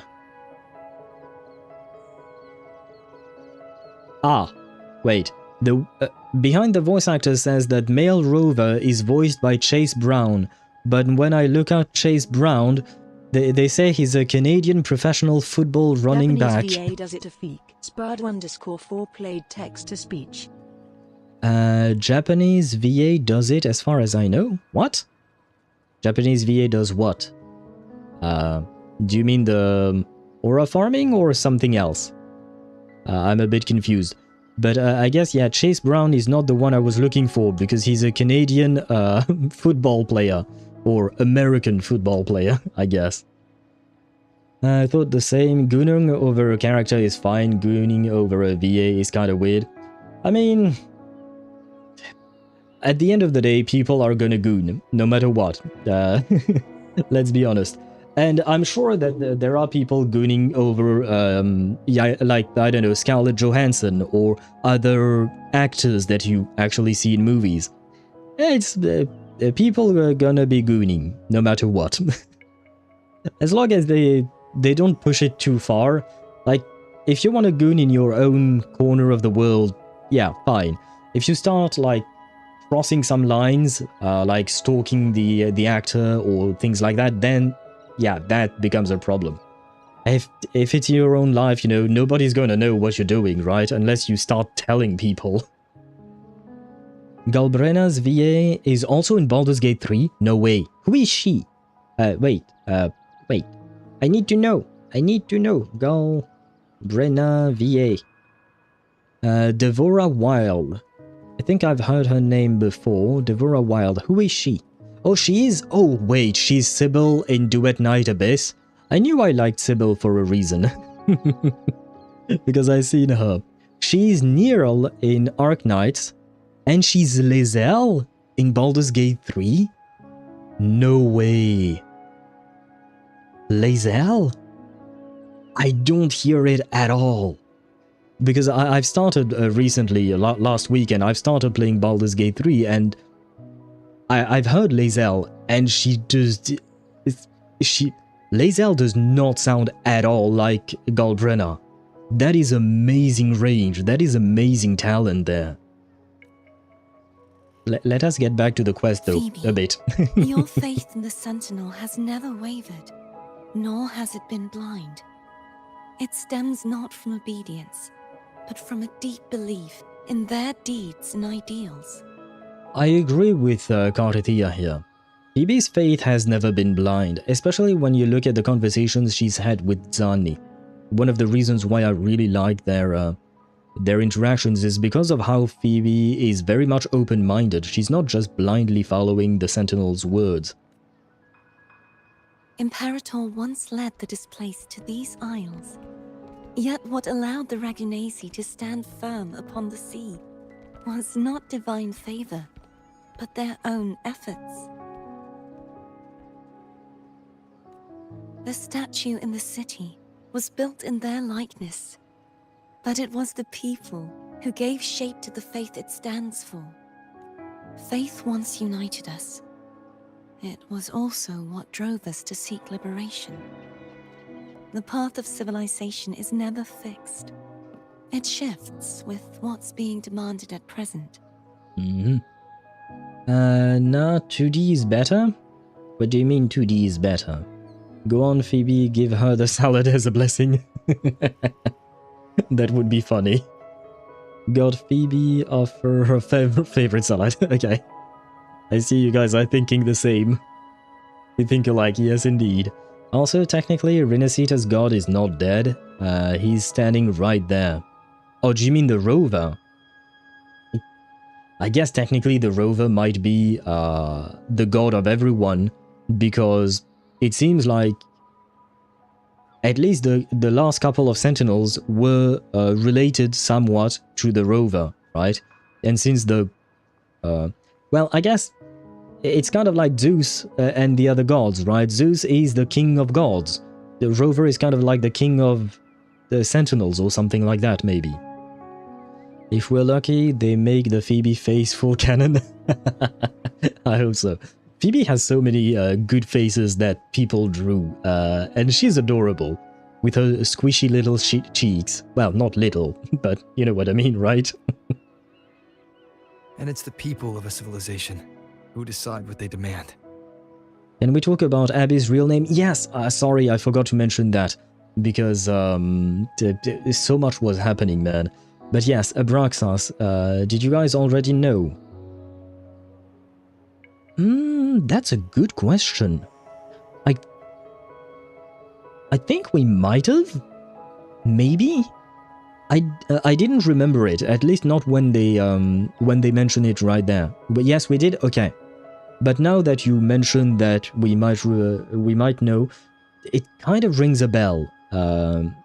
Abby said it in 1.0, okay. When we were giving Abby a name, yeah. Near the restaurant, right? Abby said it themselves, yeah. Not near the restaurant, we were at the restaurant with Qixia and Yang. And I don't think Baijiu was there, if I recall correctly. Abraxas is a powerful demon, yeah. And I'm thinking that Abby, that means Abby is probably / maybe a Threnodian herself. Maybe. It would make sense, especially given what Leviathan said. How dare you betray us, right? So it would make sense for Abby to be a Threnodian herself. Demon the size of a chihuahua. Funny. And that looks like a plushie. As it was in the beginning, and ever shall be. Everyone has their tasks to do now, but in the future... I want you to have this, Phoebe. Imperator entrusted me with this relic. Within it is Rinascita's past, and its future. Rinascita's future?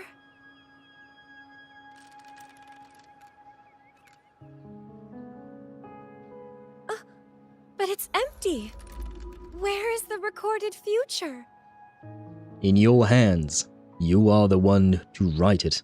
By the way, can we talk about the fact that this thing looks amazing and that the the details on this object is amazing as well. Abraxas is a Gnosticism demon, basically the boss of demons. They are called the Great Archon. Oh god, wait. Does that mean that Abby is like Zhongli? Can you imagine that? I guess Abby is more Nahida-sized. I kind of feel bad for Leviathan for the betrayal. Yeah, but Leviathan was going to kill us all, so there is that. And Abby is now our friend, right? Squish the cheeks, squish them. I wish I could. I wish we could interact with her directly. She has very squishable cheeks indeed. The future is already in your hands. I see. Thank you, Rover. She has very pretty eyes. I mean, they all do, I guess. Yeah, she does have very pretty eyes as well. I was talking about From Phoebe now on, first. Perhaps I no longer need to hide who I really am. You're gonna attract a lot of attention, but you do you, girl. Oh, Phoebe really looks adorable. So, I'll join in rebuilding Raguna too.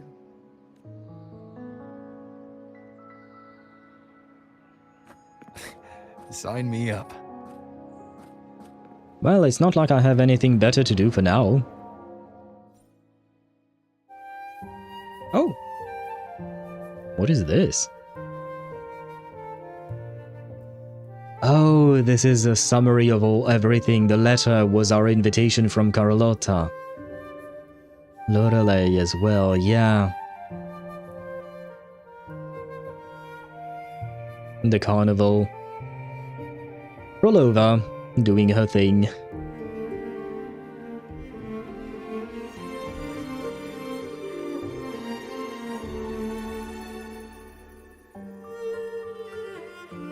Oh, the fishing event.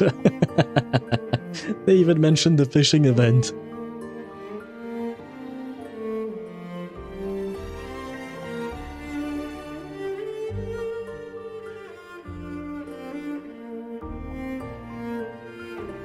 I am grabbing so many screenshots, guys. Ah, the pony! The pony who refused to give me a ride and decided to die.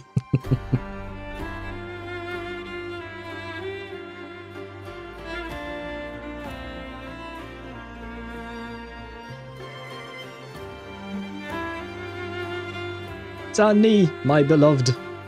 I love that fight.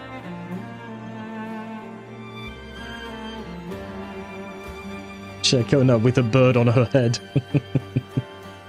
It really fits her, I think.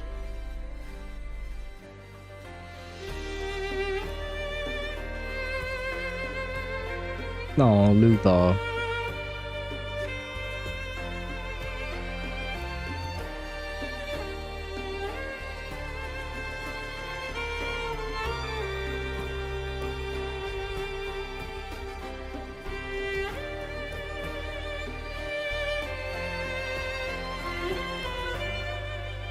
I'm basically grabbing a screenshot of every panel we've seen.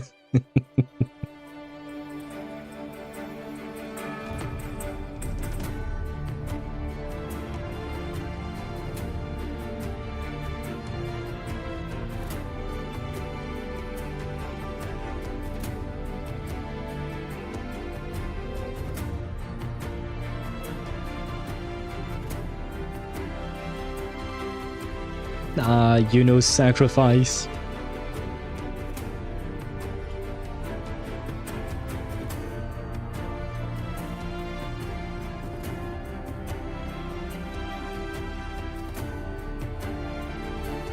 Scar, you were there. Not for long, but you were there.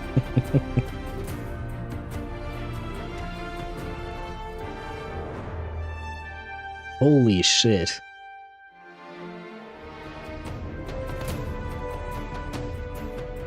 Female Rover is there too? Wait, female Rover was there.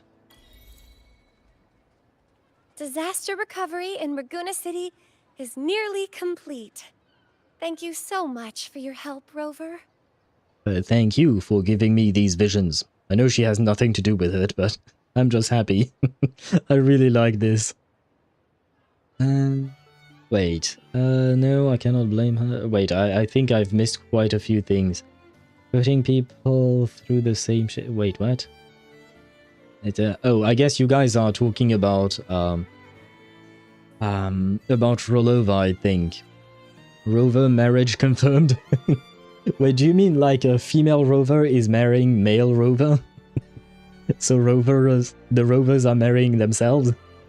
Maybe Rover is our last name, and we each have our own first name, and we share the same last name because we're married. Could be a thing. Could be my little headcanon there, you know what? Why not? Chisa took the picture? Wait, are you just saying it, or are you serious about it, Quillo? It would be funny if Chisa was the one who took the picture, but I don't think we've met her or knew her, right? Self-obsessed is a thing, Owl. You never heard of that? I have. I don't actively think about it, but I have heard a bit about it. I mean, no one knows. Oh, who took the picture? Yeah, fair enough. But since we haven't actually met her, it doesn't exactly make sense that she would be there, but it would be fun to include her. Though I guess we'll see more about her in the next patch, right? By the way, Phoebe, have you seen Galbrena? Miss Galbrena? When she finished up here, I think I saw her heading to Margarita's restaurant. No, look at her, she's right there. By the way, can we talk about the fact that Galbrena got a skin, just like, what do you call her? Where is she? There you go, her. Carlotta. She got a skin as well, right? Technically speaking. Or rather, they got secondary models, right? And yet, Kuro refused to give them to us. Like, they could have made so much money. The model was there. It exists, right? Whether for Galbrena or Carlotta, they both had different versions of themselves. And the game just refused to give one, to give them to us. I don't really know why they do this. It's been a long time since I last sat down with the Order's doctrines. I didn't expect this many changes while I was gone. The Codex has been revived several times over the past decade. Wait, flying Regenasi was banned? That play's a masterpiece, and civilians are not allowed to perform the carnival anymore? Such harsh decrees should all be struck down. Okay, I've noted it down. Actually, I think this one should go too. And this, acolytes must avoid close contact with common echoes? That's beyond absurd. There are hundreds more like this. Hundreds? Most of these had to be written under Leviathan's influence. Even sealed away, it refuses to leave us in peace. I'll call the Order together soon to carefully review these matters. Oh, right. Who sits on the Council of 10 now? Council of 10 was disbanded years ago. After that, all decisions went straight to Primus Fenrico. Fenrico. In the end, he broke free of the Threnodians' control and found his own redemption. Looks like we'll have to move up the election for Primus. Are you considering running, Cartathea? Given my current position, I don't think I am suited for that role. Honestly, I've never had the patience for civic duties. There are certainly others better qualified within the Order. But I will do everything in my power to correct the Order's past mistakes. Now that I no longer need to hide, it is time I shoulder greater responsibility. So new elections. Can I present myself to the election? I wish to become the new Primus. That is a joke. I don't want that. Enrico, the goat, my Primus, yeah. Despite the fact that he was a bit of a controversial character in the sense that he was an antagonist under the influence of the Threnodian, I really liked him as a character, and I loved his voice. I loved his voice. Do a poll for Zani? I wish I could, brother, but this is where I'm at. I have nothing left. So I wish I could, but yeah, that's not in the cards for me, unfortunately. Primus Phoebe, when? I was thinking about that, Sparta. I feel like, yeah, they should elect Hello. Phoebe. I'll have one fantastic fizz and freeze gelato. Extra large. Thanks. Of course, she wants ice cream. Seriously, what kind of name is that? Can't believe you said it out loud.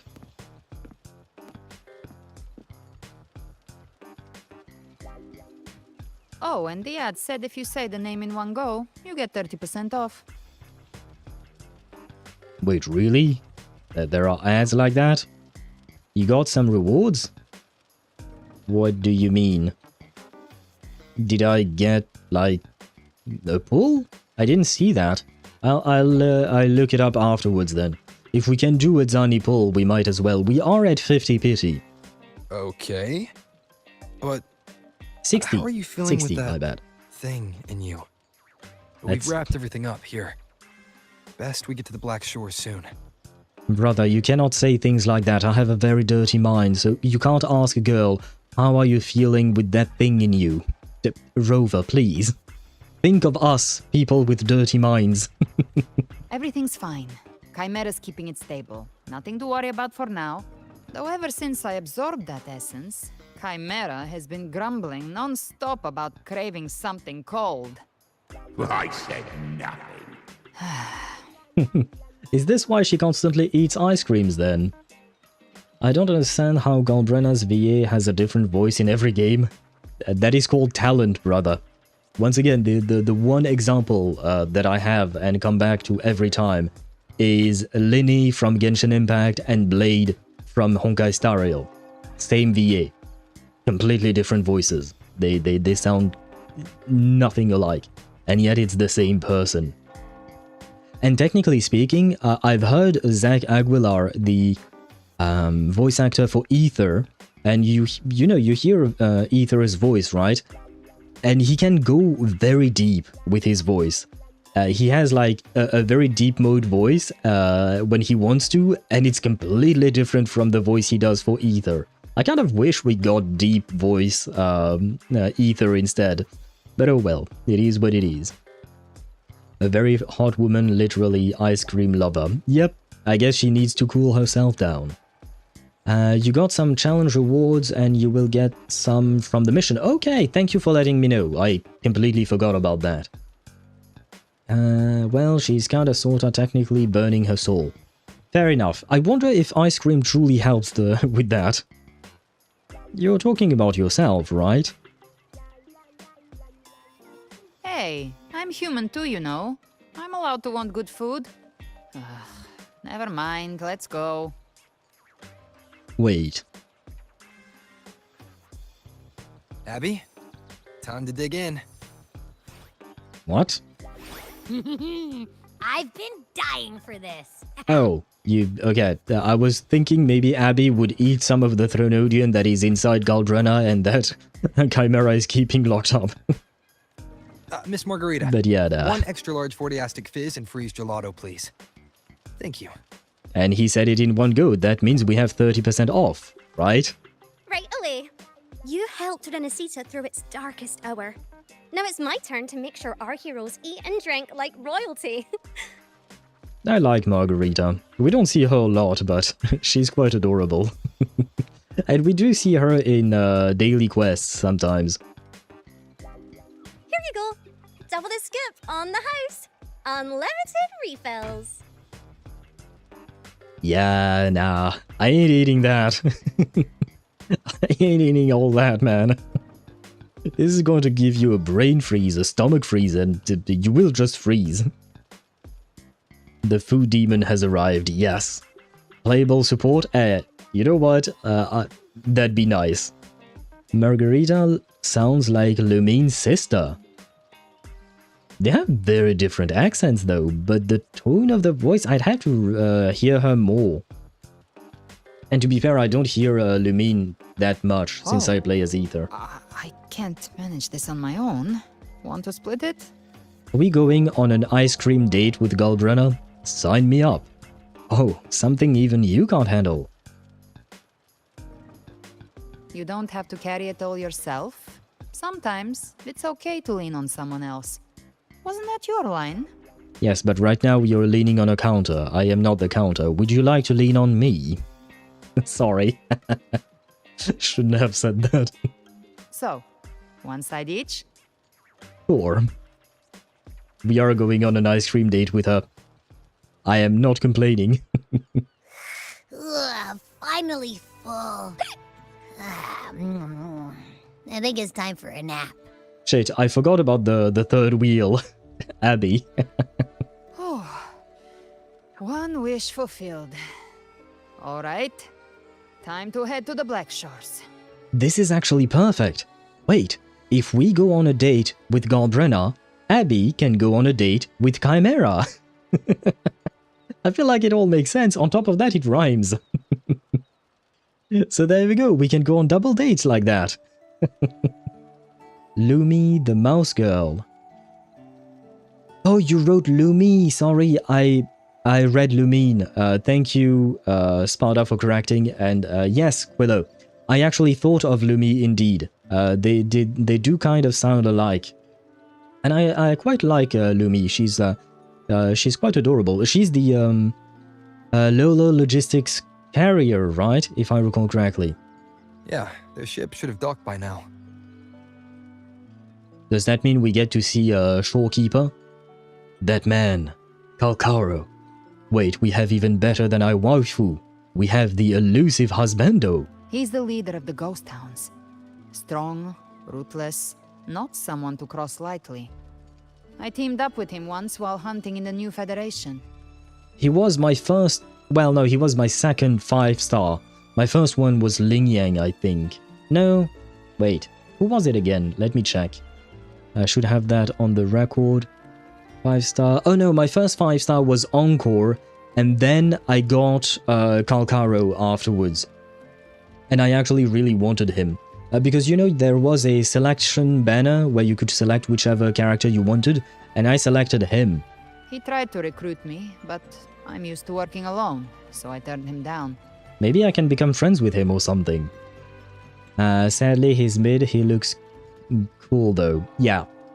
His gameplay, I kind of gave up, not gonna lie. I really liked him, but I kind of gave up on his gameplay, unfortunately. Too many chances to get interrupted and not finish his combo, and thus not getting the damage in, unfortunately. They've got quite the network. I got that LAMP terminal through their channels.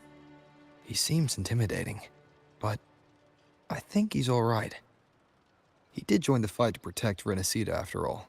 I mean, if he's a mercenary, he came for the money, I would assume. If you ever find yourself in the New Federation, you'll probably get to know him better. Oh ho! I'm assuming they're teasing for whatever will happen in the New Federation in 3.0. I tried... with, I assume, Lupin's weapon. Oh no, what?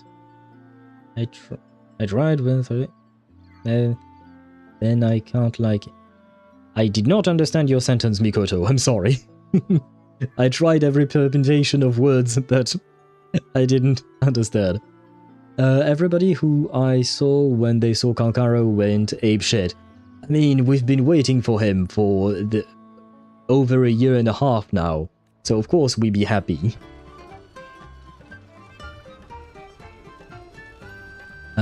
Do I got to talk to him? Do I get, sorry, to talk to him? I guess not. He disappeared. Oh well. 200 meters, I'm flying away! I love the freedom of being able to fly away like this, man. Wait, what did I do? Oh, I guess... What happened? What did I do? Oh, Alto! Hello there. Well now, Rover! Looks like Rinascita's been tied up with a neat little bow. Yes, speaking of bows, Where is my butterfly waifu? Yeah, I tried to make a pun, it didn't work, but where is Shorekeeper? I want to see Shorekeeper. Where was I at? We are forgetting Chisa? I mean, we don't know her yet. We'll see. We'll see about Chisa later on. I tried to play Kalkaro with Lupa's weapon and I still don't like him. Fair enough. Fair enough. But Kalkaro is complicated to play too, to be honest. We saw Shorekeeper for half a second in the story. Yeah, I know. And on top of that, she helped teleport everyone. Technically she was there, but we didn't hear anything from her, unfortunately. And Quillo, you said you redeemed the Teach Me Something in French. Teach me French. That's the translation you want? Teach me French? Enseigne-moi le français? Yeah, I guess that would be it. Let me write it down for you. Enseignez-moi le... Enseignez-moi le français. Yeah, sure, let's go with that.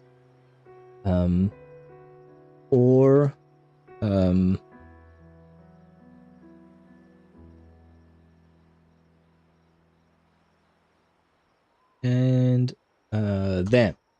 This would be the translation for you, Quillo. Enseignez-moi le français, or you could write it enseigne-moi. Instead of enseigner, it would be enseigne. And the distinction is formal speech and casual speech.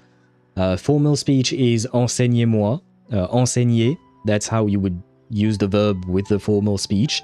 And informal or casual speech would be enseigne-moi le français. Enseigne means to teach. Moi is me. And le is the, and français is French.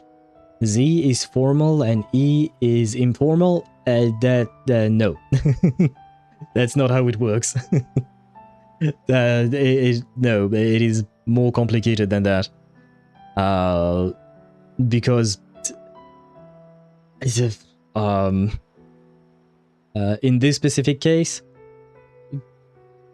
kind of, I guess, but it's not really about the letters.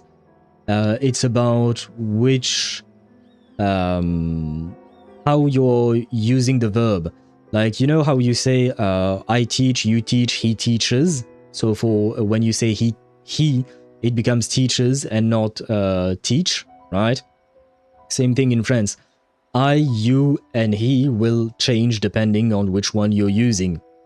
And for instance here, when you see me write enseigne with only an E, it would be you teach, or to teach me, I guess, but you know, it would be the you version, right?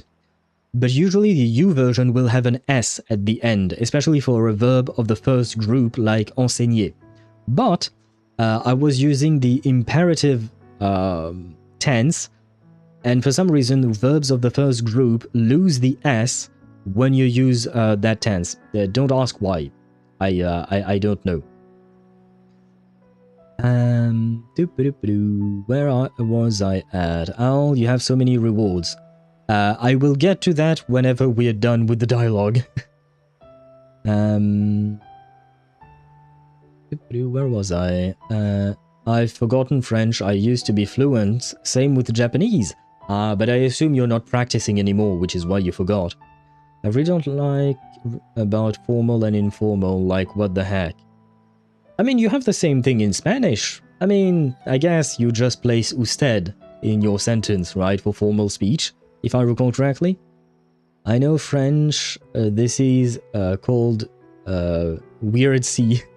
It's called c'est. I don't know how it is called in English, but it is called c'est, like the letter, and cédille is the little squiggly thing underneath it.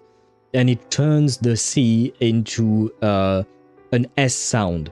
Like français, for instance, it should be franquais, because C plus A usually would be que. But because of the cédille, it turns into se. Yeah, I was just trying to get with which one was formal / informal, that's all. Oh, okay.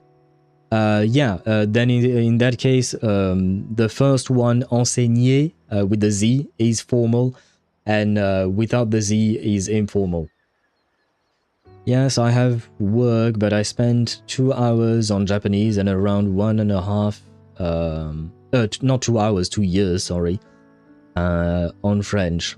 I even knew kanji. Sadly, I can't anymore.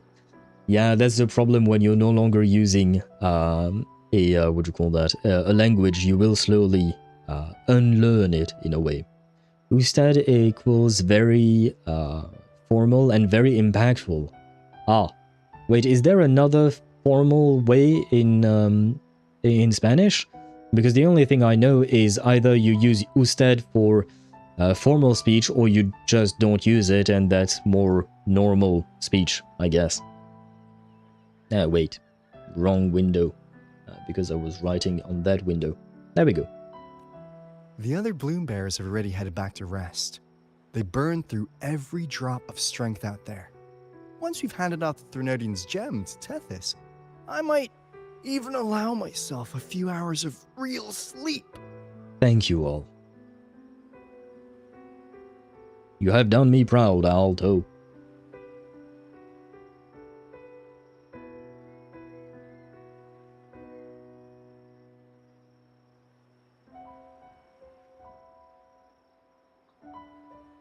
They're all there.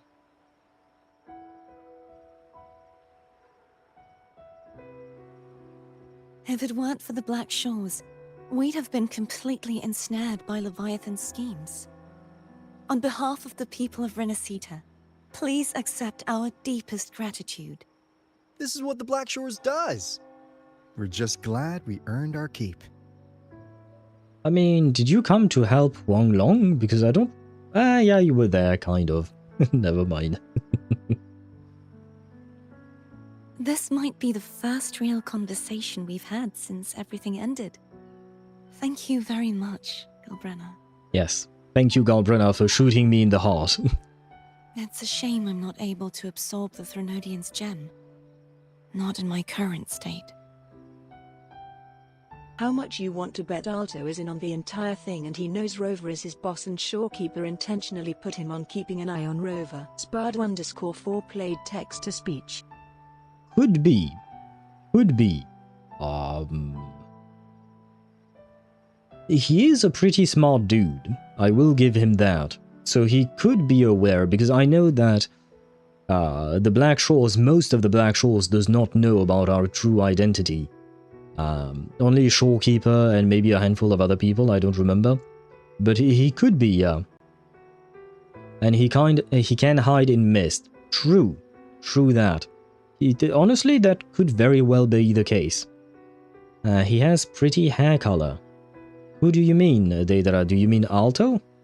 Aren't his hair like white/grey, I think? Alto always reminds me of Yuki's brother from Fruits Basket. Yuki's brother? Wait, which one is that? Because I've watched all 3 seasons of Fruits Basket, but I don't remember the names of the characters.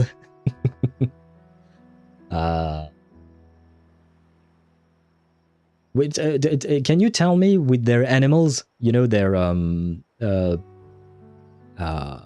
Chinese calendar animal things? What's the word for it? The white-haired guy.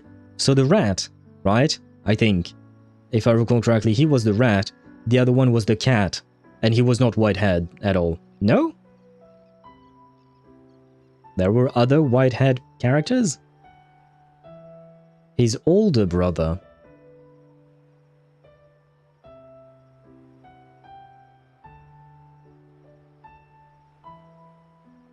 Obsessed one. Oh, do you mean the main antagonist? Oh shoot. I don't remember what their name was. No. Ah. Obsessed one.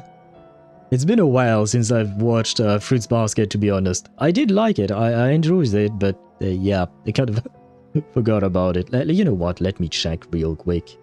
Look him up on a new tab, yeah. Fruits Basket. Can I find the My Anime List page? No, I need to type it out. My Anime List, Fruits Basket. There we go. Adaptation from the manga. Oh no, that's not what I want. Well, I mean... Oh, Hatsuharu? Wait, who was that one? Cancer. The Ox. Oh, Cancer is his... Yeah, never mind. It's his type, but yeah, never mind. Zodiac. Right. I think I remember. He's the guy who was constantly fighting with the cat, right? I think that's how I remember him. But I'm gonna be honest, I completely forgot about him. Yuki was the one fighting? Wait, the rat and the ox were fighting against each other? Because I know that Yuki was constantly fighting with the cat, because they had their rivalry and all of that. But I feel like the ox was also... Rat and cat. Okay, yeah, rat and cat, they were constantly fighting. But wasn't the ox in a fight as well under a bridge? I think. I have a vague memory of that. Like, if anyone knows, it's the spy/information broker of the Black Shores. It would make sense, yeah, Sparta, it would make sense. It would throw your power completely out of balance. Better to leave it with me. And, really, I couldn't have done all this alone. Everyone played their part.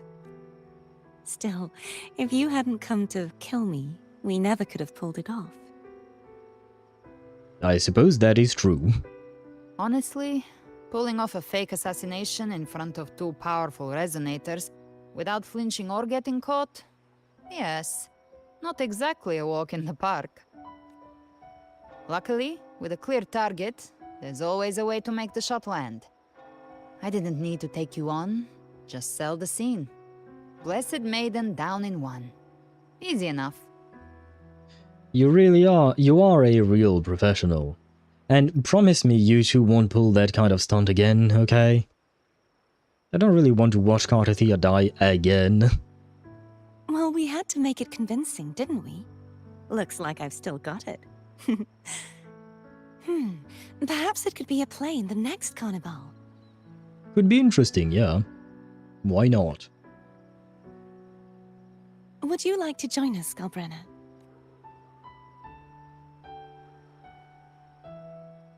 It's up to you, girl. The Sentinel once said, they didn't want the people to mourn their passing with sorrow. What they truly wished to hear were songs and laughter. We'll be inviting our friends from Septimont too. I do hope you'll all come, including you, Righteous One. Hooray, Carnival! I'm ready to wear that mask again, yes. Then it's settled. If you dare skip it, I'll drag you there myself. Yeah, I feel like oh, she was pouting! She looked adorable when she was pouting like that. But for now, it looks like it's time for goodbyes. At least for now. The Order will soon elect a new Primus. From now on, Raguna's affairs will no longer be decided by the Order alone. Instead, the Montelli and Phasalia families will help to guide decisions, together with the voice of the people. We will begin addressing the wrongs the Order has committed. Raguna's future belongs in the hands of its people. It will be led by their shared will. Our family will also continue expanding Rinascita's overseas trade routes. Perhaps one day we'll cross paths again in a distant land. I would like that, very much so. And should you ever return to Rinascita, know this. You will always be our most honored guest and dearest friend. I will come to your Not tea just party. us, but these little echoes too. We'll hold this bond close. Always. Where is Pero If Pero? you ever visit any fascinating places, promise you'll tell me all about it. I'll turn your adventures into verse and have them sung across Rinascita. Rover, remember not to overdo it. Of course. Eat when you're supposed to. And don't forget, life is meant to be enjoyed. You are one to speak, To Johnny. meet and to part is a part of life. So please accept this blessing I offer in my own name. May your eyes always shine bright with clarity, and may love and light guide you on every step of your journey. This wide, free world has always been your stage. Wherever you go, I believe you'll always shine as its brightest star. Is Brent trying to raise me up? It is working.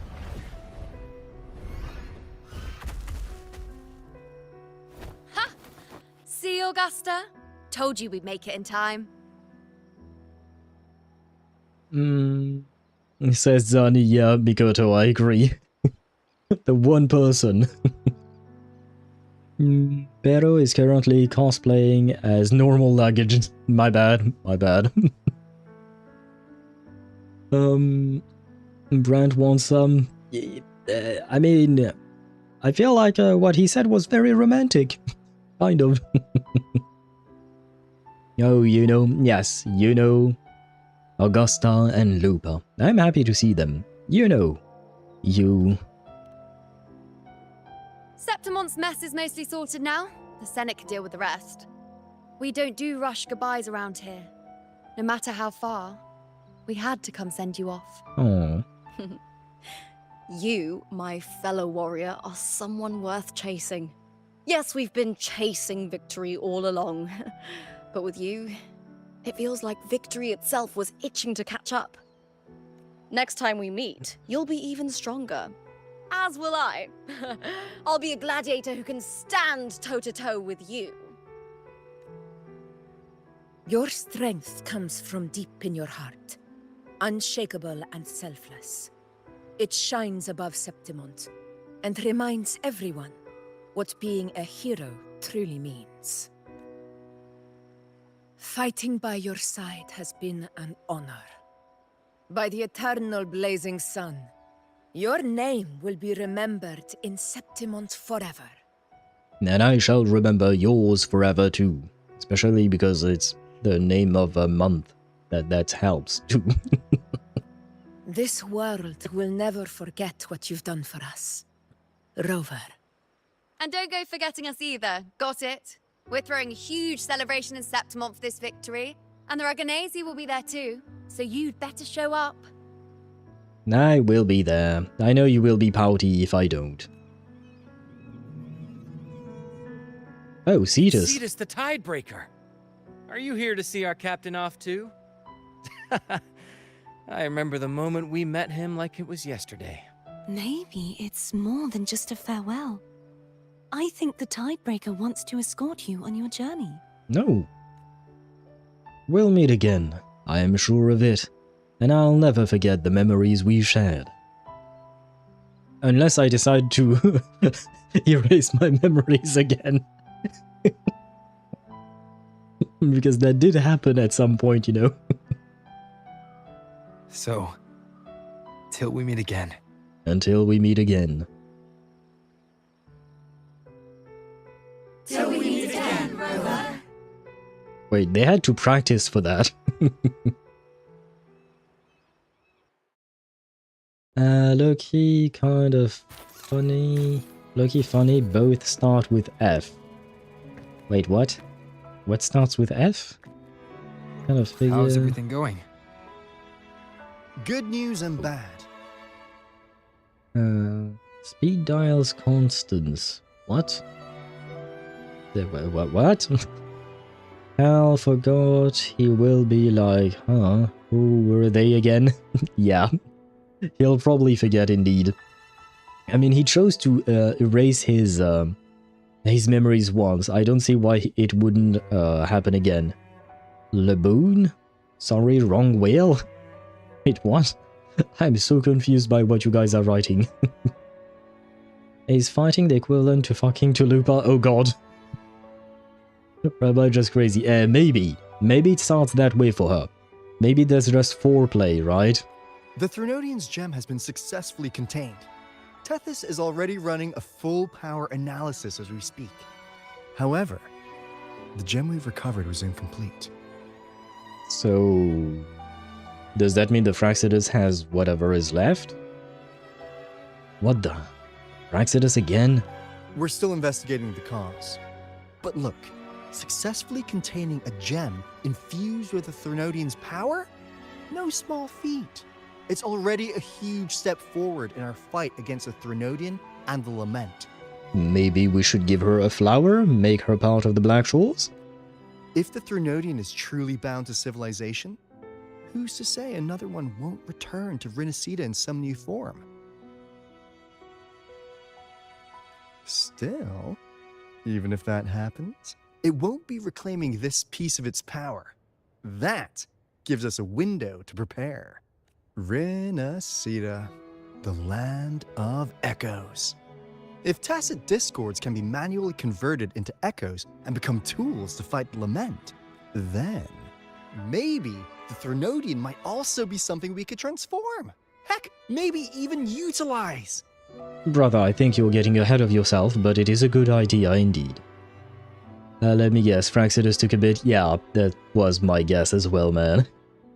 I mean, they need to keep them as villains. Well, except for Lova, I'll bring her back to the light. You can't fix her. But that's all theorizing best kept to caffeinated hours. For now, we'll need to wait until Tethys completes its analysis before drawing any conclusions. Well, I'm glad it helped. I'll be on my way then. Ah, you're leaving then? Come on. Hey, Rover. She's got real skill. Moves like she's already part of our rhythm. This kind of synergy doesn't come knocking twice. What do you say? Yes, I knew it. We have to give her the flower. Everyone in the Black Shores has made it their mission to stand against the Lament. Our goals are the same, and we've been walking the same path from the start. I know you're not the type who likes being tied down by titles, but just remember this. You're not fighting it alone. So, take your time to consider this offer.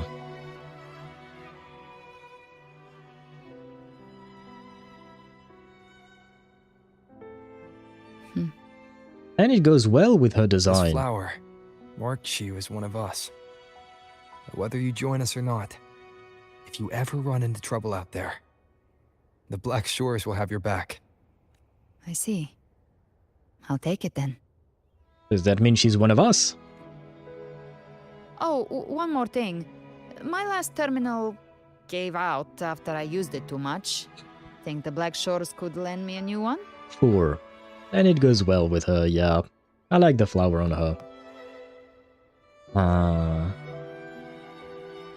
You heard her, Alto. Give her a new terminal. Please. You break it, you come get a new one. Thanks. Well then, till next time. Until next time, indeed. Did you forget that promise we made? Write the name. That was the promise. Angel. That's my real name. It is a very pretty name. A bit on the nose, given her whole Angel. design. Huh. Such a beautiful name. Hold on a sec. You're not planning to jump into the sea, are you? I could get you a boat. She doesn't need one. That would be the least of her concerns. Don't worry about her. Nothing's stopping that one. No storm and no raging sea.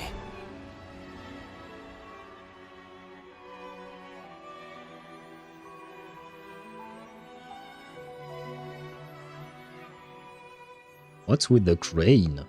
Is that related to Hong Long, maybe?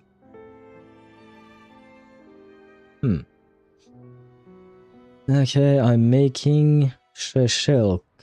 Works for me. What? She has to be the Black Shores terminal. Oh.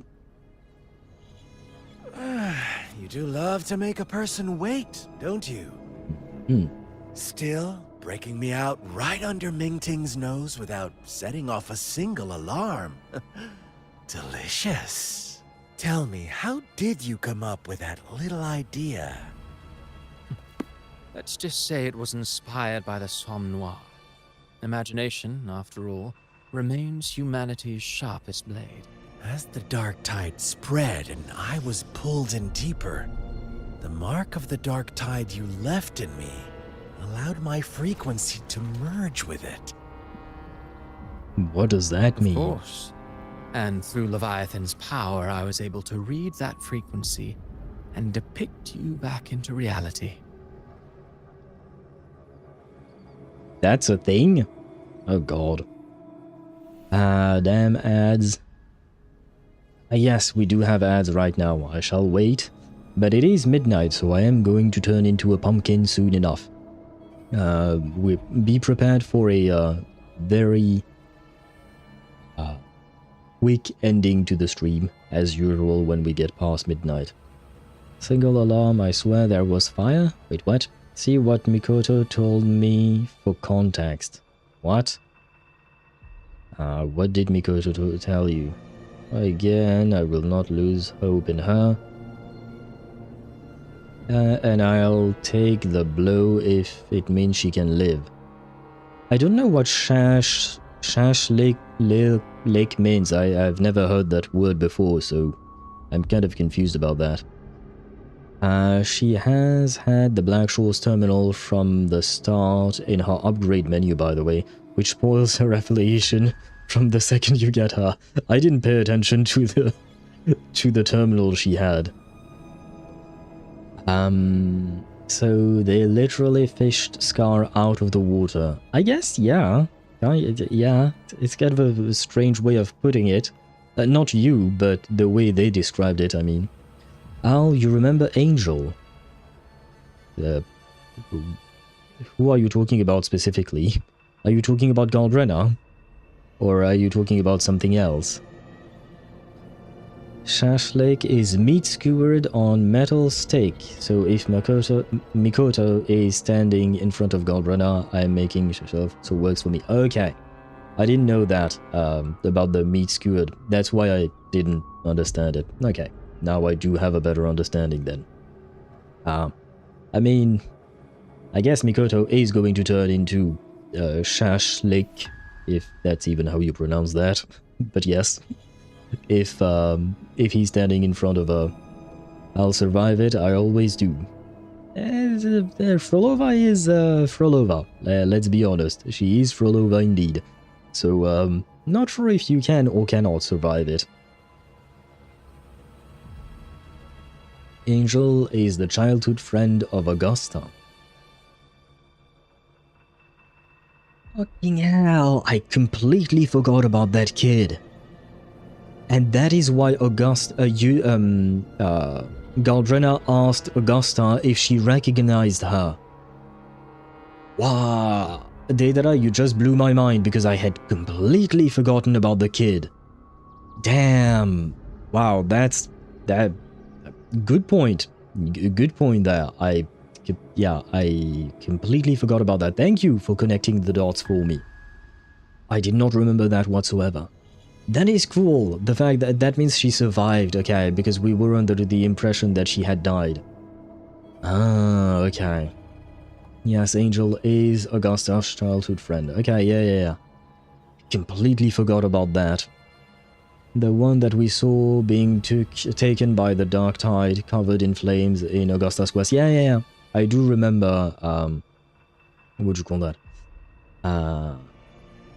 I do remember, what do you call that? I do remember now that you mention it, but I had completely forgotten her name. You didn't figure it out when she overclocked exactly the same color scheme. Nope. I had completely forgotten about the kid. Kids don't make a lasting impression on me. Leviathan's power of assimilation blurs the line between imagination and existence, turning fiction into fact. But of course, none of it would have worked until Leviathan slipped the Sentinel's leash and reclaimed the reins of the dark tide. I mean, I do remember the what do you call that? I do remember the character, like the kid, but the details, not so much. I was mostly focused on Augusta, and I thought that basically Angel was just character development for Augusta. So I didn't think she would come back or be important again, right? 2 more parts, Al Gambate? Wait, what do you mean 2 more parts? What do you mean? It cost more time than I'd have liked, but everything unfolded exactly as you scripted. Such precision, such devotion. Bravo. A trial, nothing less. Civilization's infancy must come to an end. So long as humanity remains cradled in the Sentinel's arms, it will never walk, let alone evolve. That is why I wrote this final act. Ah, I guess the sheep are about to die. Those who cannot transcend their limits and overcome their lesser natures will remain imprisoned by their own making. Well, such souls deserve no salvation. No souls deserve salvation. Why even try? This world was born from chaos and exists in disorder. The only winning move is to be worse, wilder, to out-chaos the chaos. This guy is really insane, but I like it. Oh god. The script? What are you talking about? Cristoforo is like Itachi on steroids when it comes to reality. I assume Itachi is a character from Naruto, is he? I did try watching Naruto, but I didn't like it. But fun fact, Galbrena being called Angel is very on point because her demon name is very similar to Gabriella. Female name of Gabrielle, God's messenger. Yeah, I mean her whole design is very angel-coded, so I do find it a bit on the nose, but I suppose it makes sense. Cristoforo was a fan of Darwin for sure. Yeah, but he has his issues, I will say that much. I forgot why Kiana is called Tuna. It's because there are 2 Nas in her name. Kiana, Kasla, Na. That makes 2 Na. That's about it as far as I can remember. I think that's why. So, just about that. It's very stupid, but also very funny. And I think in Chinese there might be a play on words on top of that, which is why it caught on so well. But I don't remember the play on words in Chinese because I don't speak Chinese. But yeah, that's about it. Every noble act of salvation only makes chaos hungrier. You want to destroy to save, but me? I want to save to destroy. What? Does that even make sense? But the explanation I give you guys about Tuna for Kiana is what I read on Reddit. So just take that with a grain of salt. Because I was wondering about that one day and I looked at it. I looked it up. We're eating lamb for dinner, yum yum. Yeah, it does make me hungry because it is midnight for me and I need to eat dinner. You sound disappointed in how this story ends. But I don't have lamb at home. I have chicken though. Did I say that? Your stories have always been a treat. Screaming crowds drowning in despair, a world tearing at the seams. Every collapse, every unraveling. Chef's kiss. I like that the Fraxidus is not some kind of a united front, like they have different philosophies. If they cannot overcome the pain, then let them fall straight into the ending I want. An eternity of chaos and suffering. That's why I chose to work with you, dear playwright. Speaking of which, quill bearer who toys with hearts, your sins weigh as heavy as mine. Tell me, where will your ending play out? It has already been written into the script. No. But until I reach it, as long as breath remains in me, I will haunt the stage like a phantom. A reminder that one must always look forward. Sharpen thyself and temper thy soul. Oh, Rover wasn't wrong about you. You really are a cruel, extreme man. Sometimes I think you might be even more insane than I am.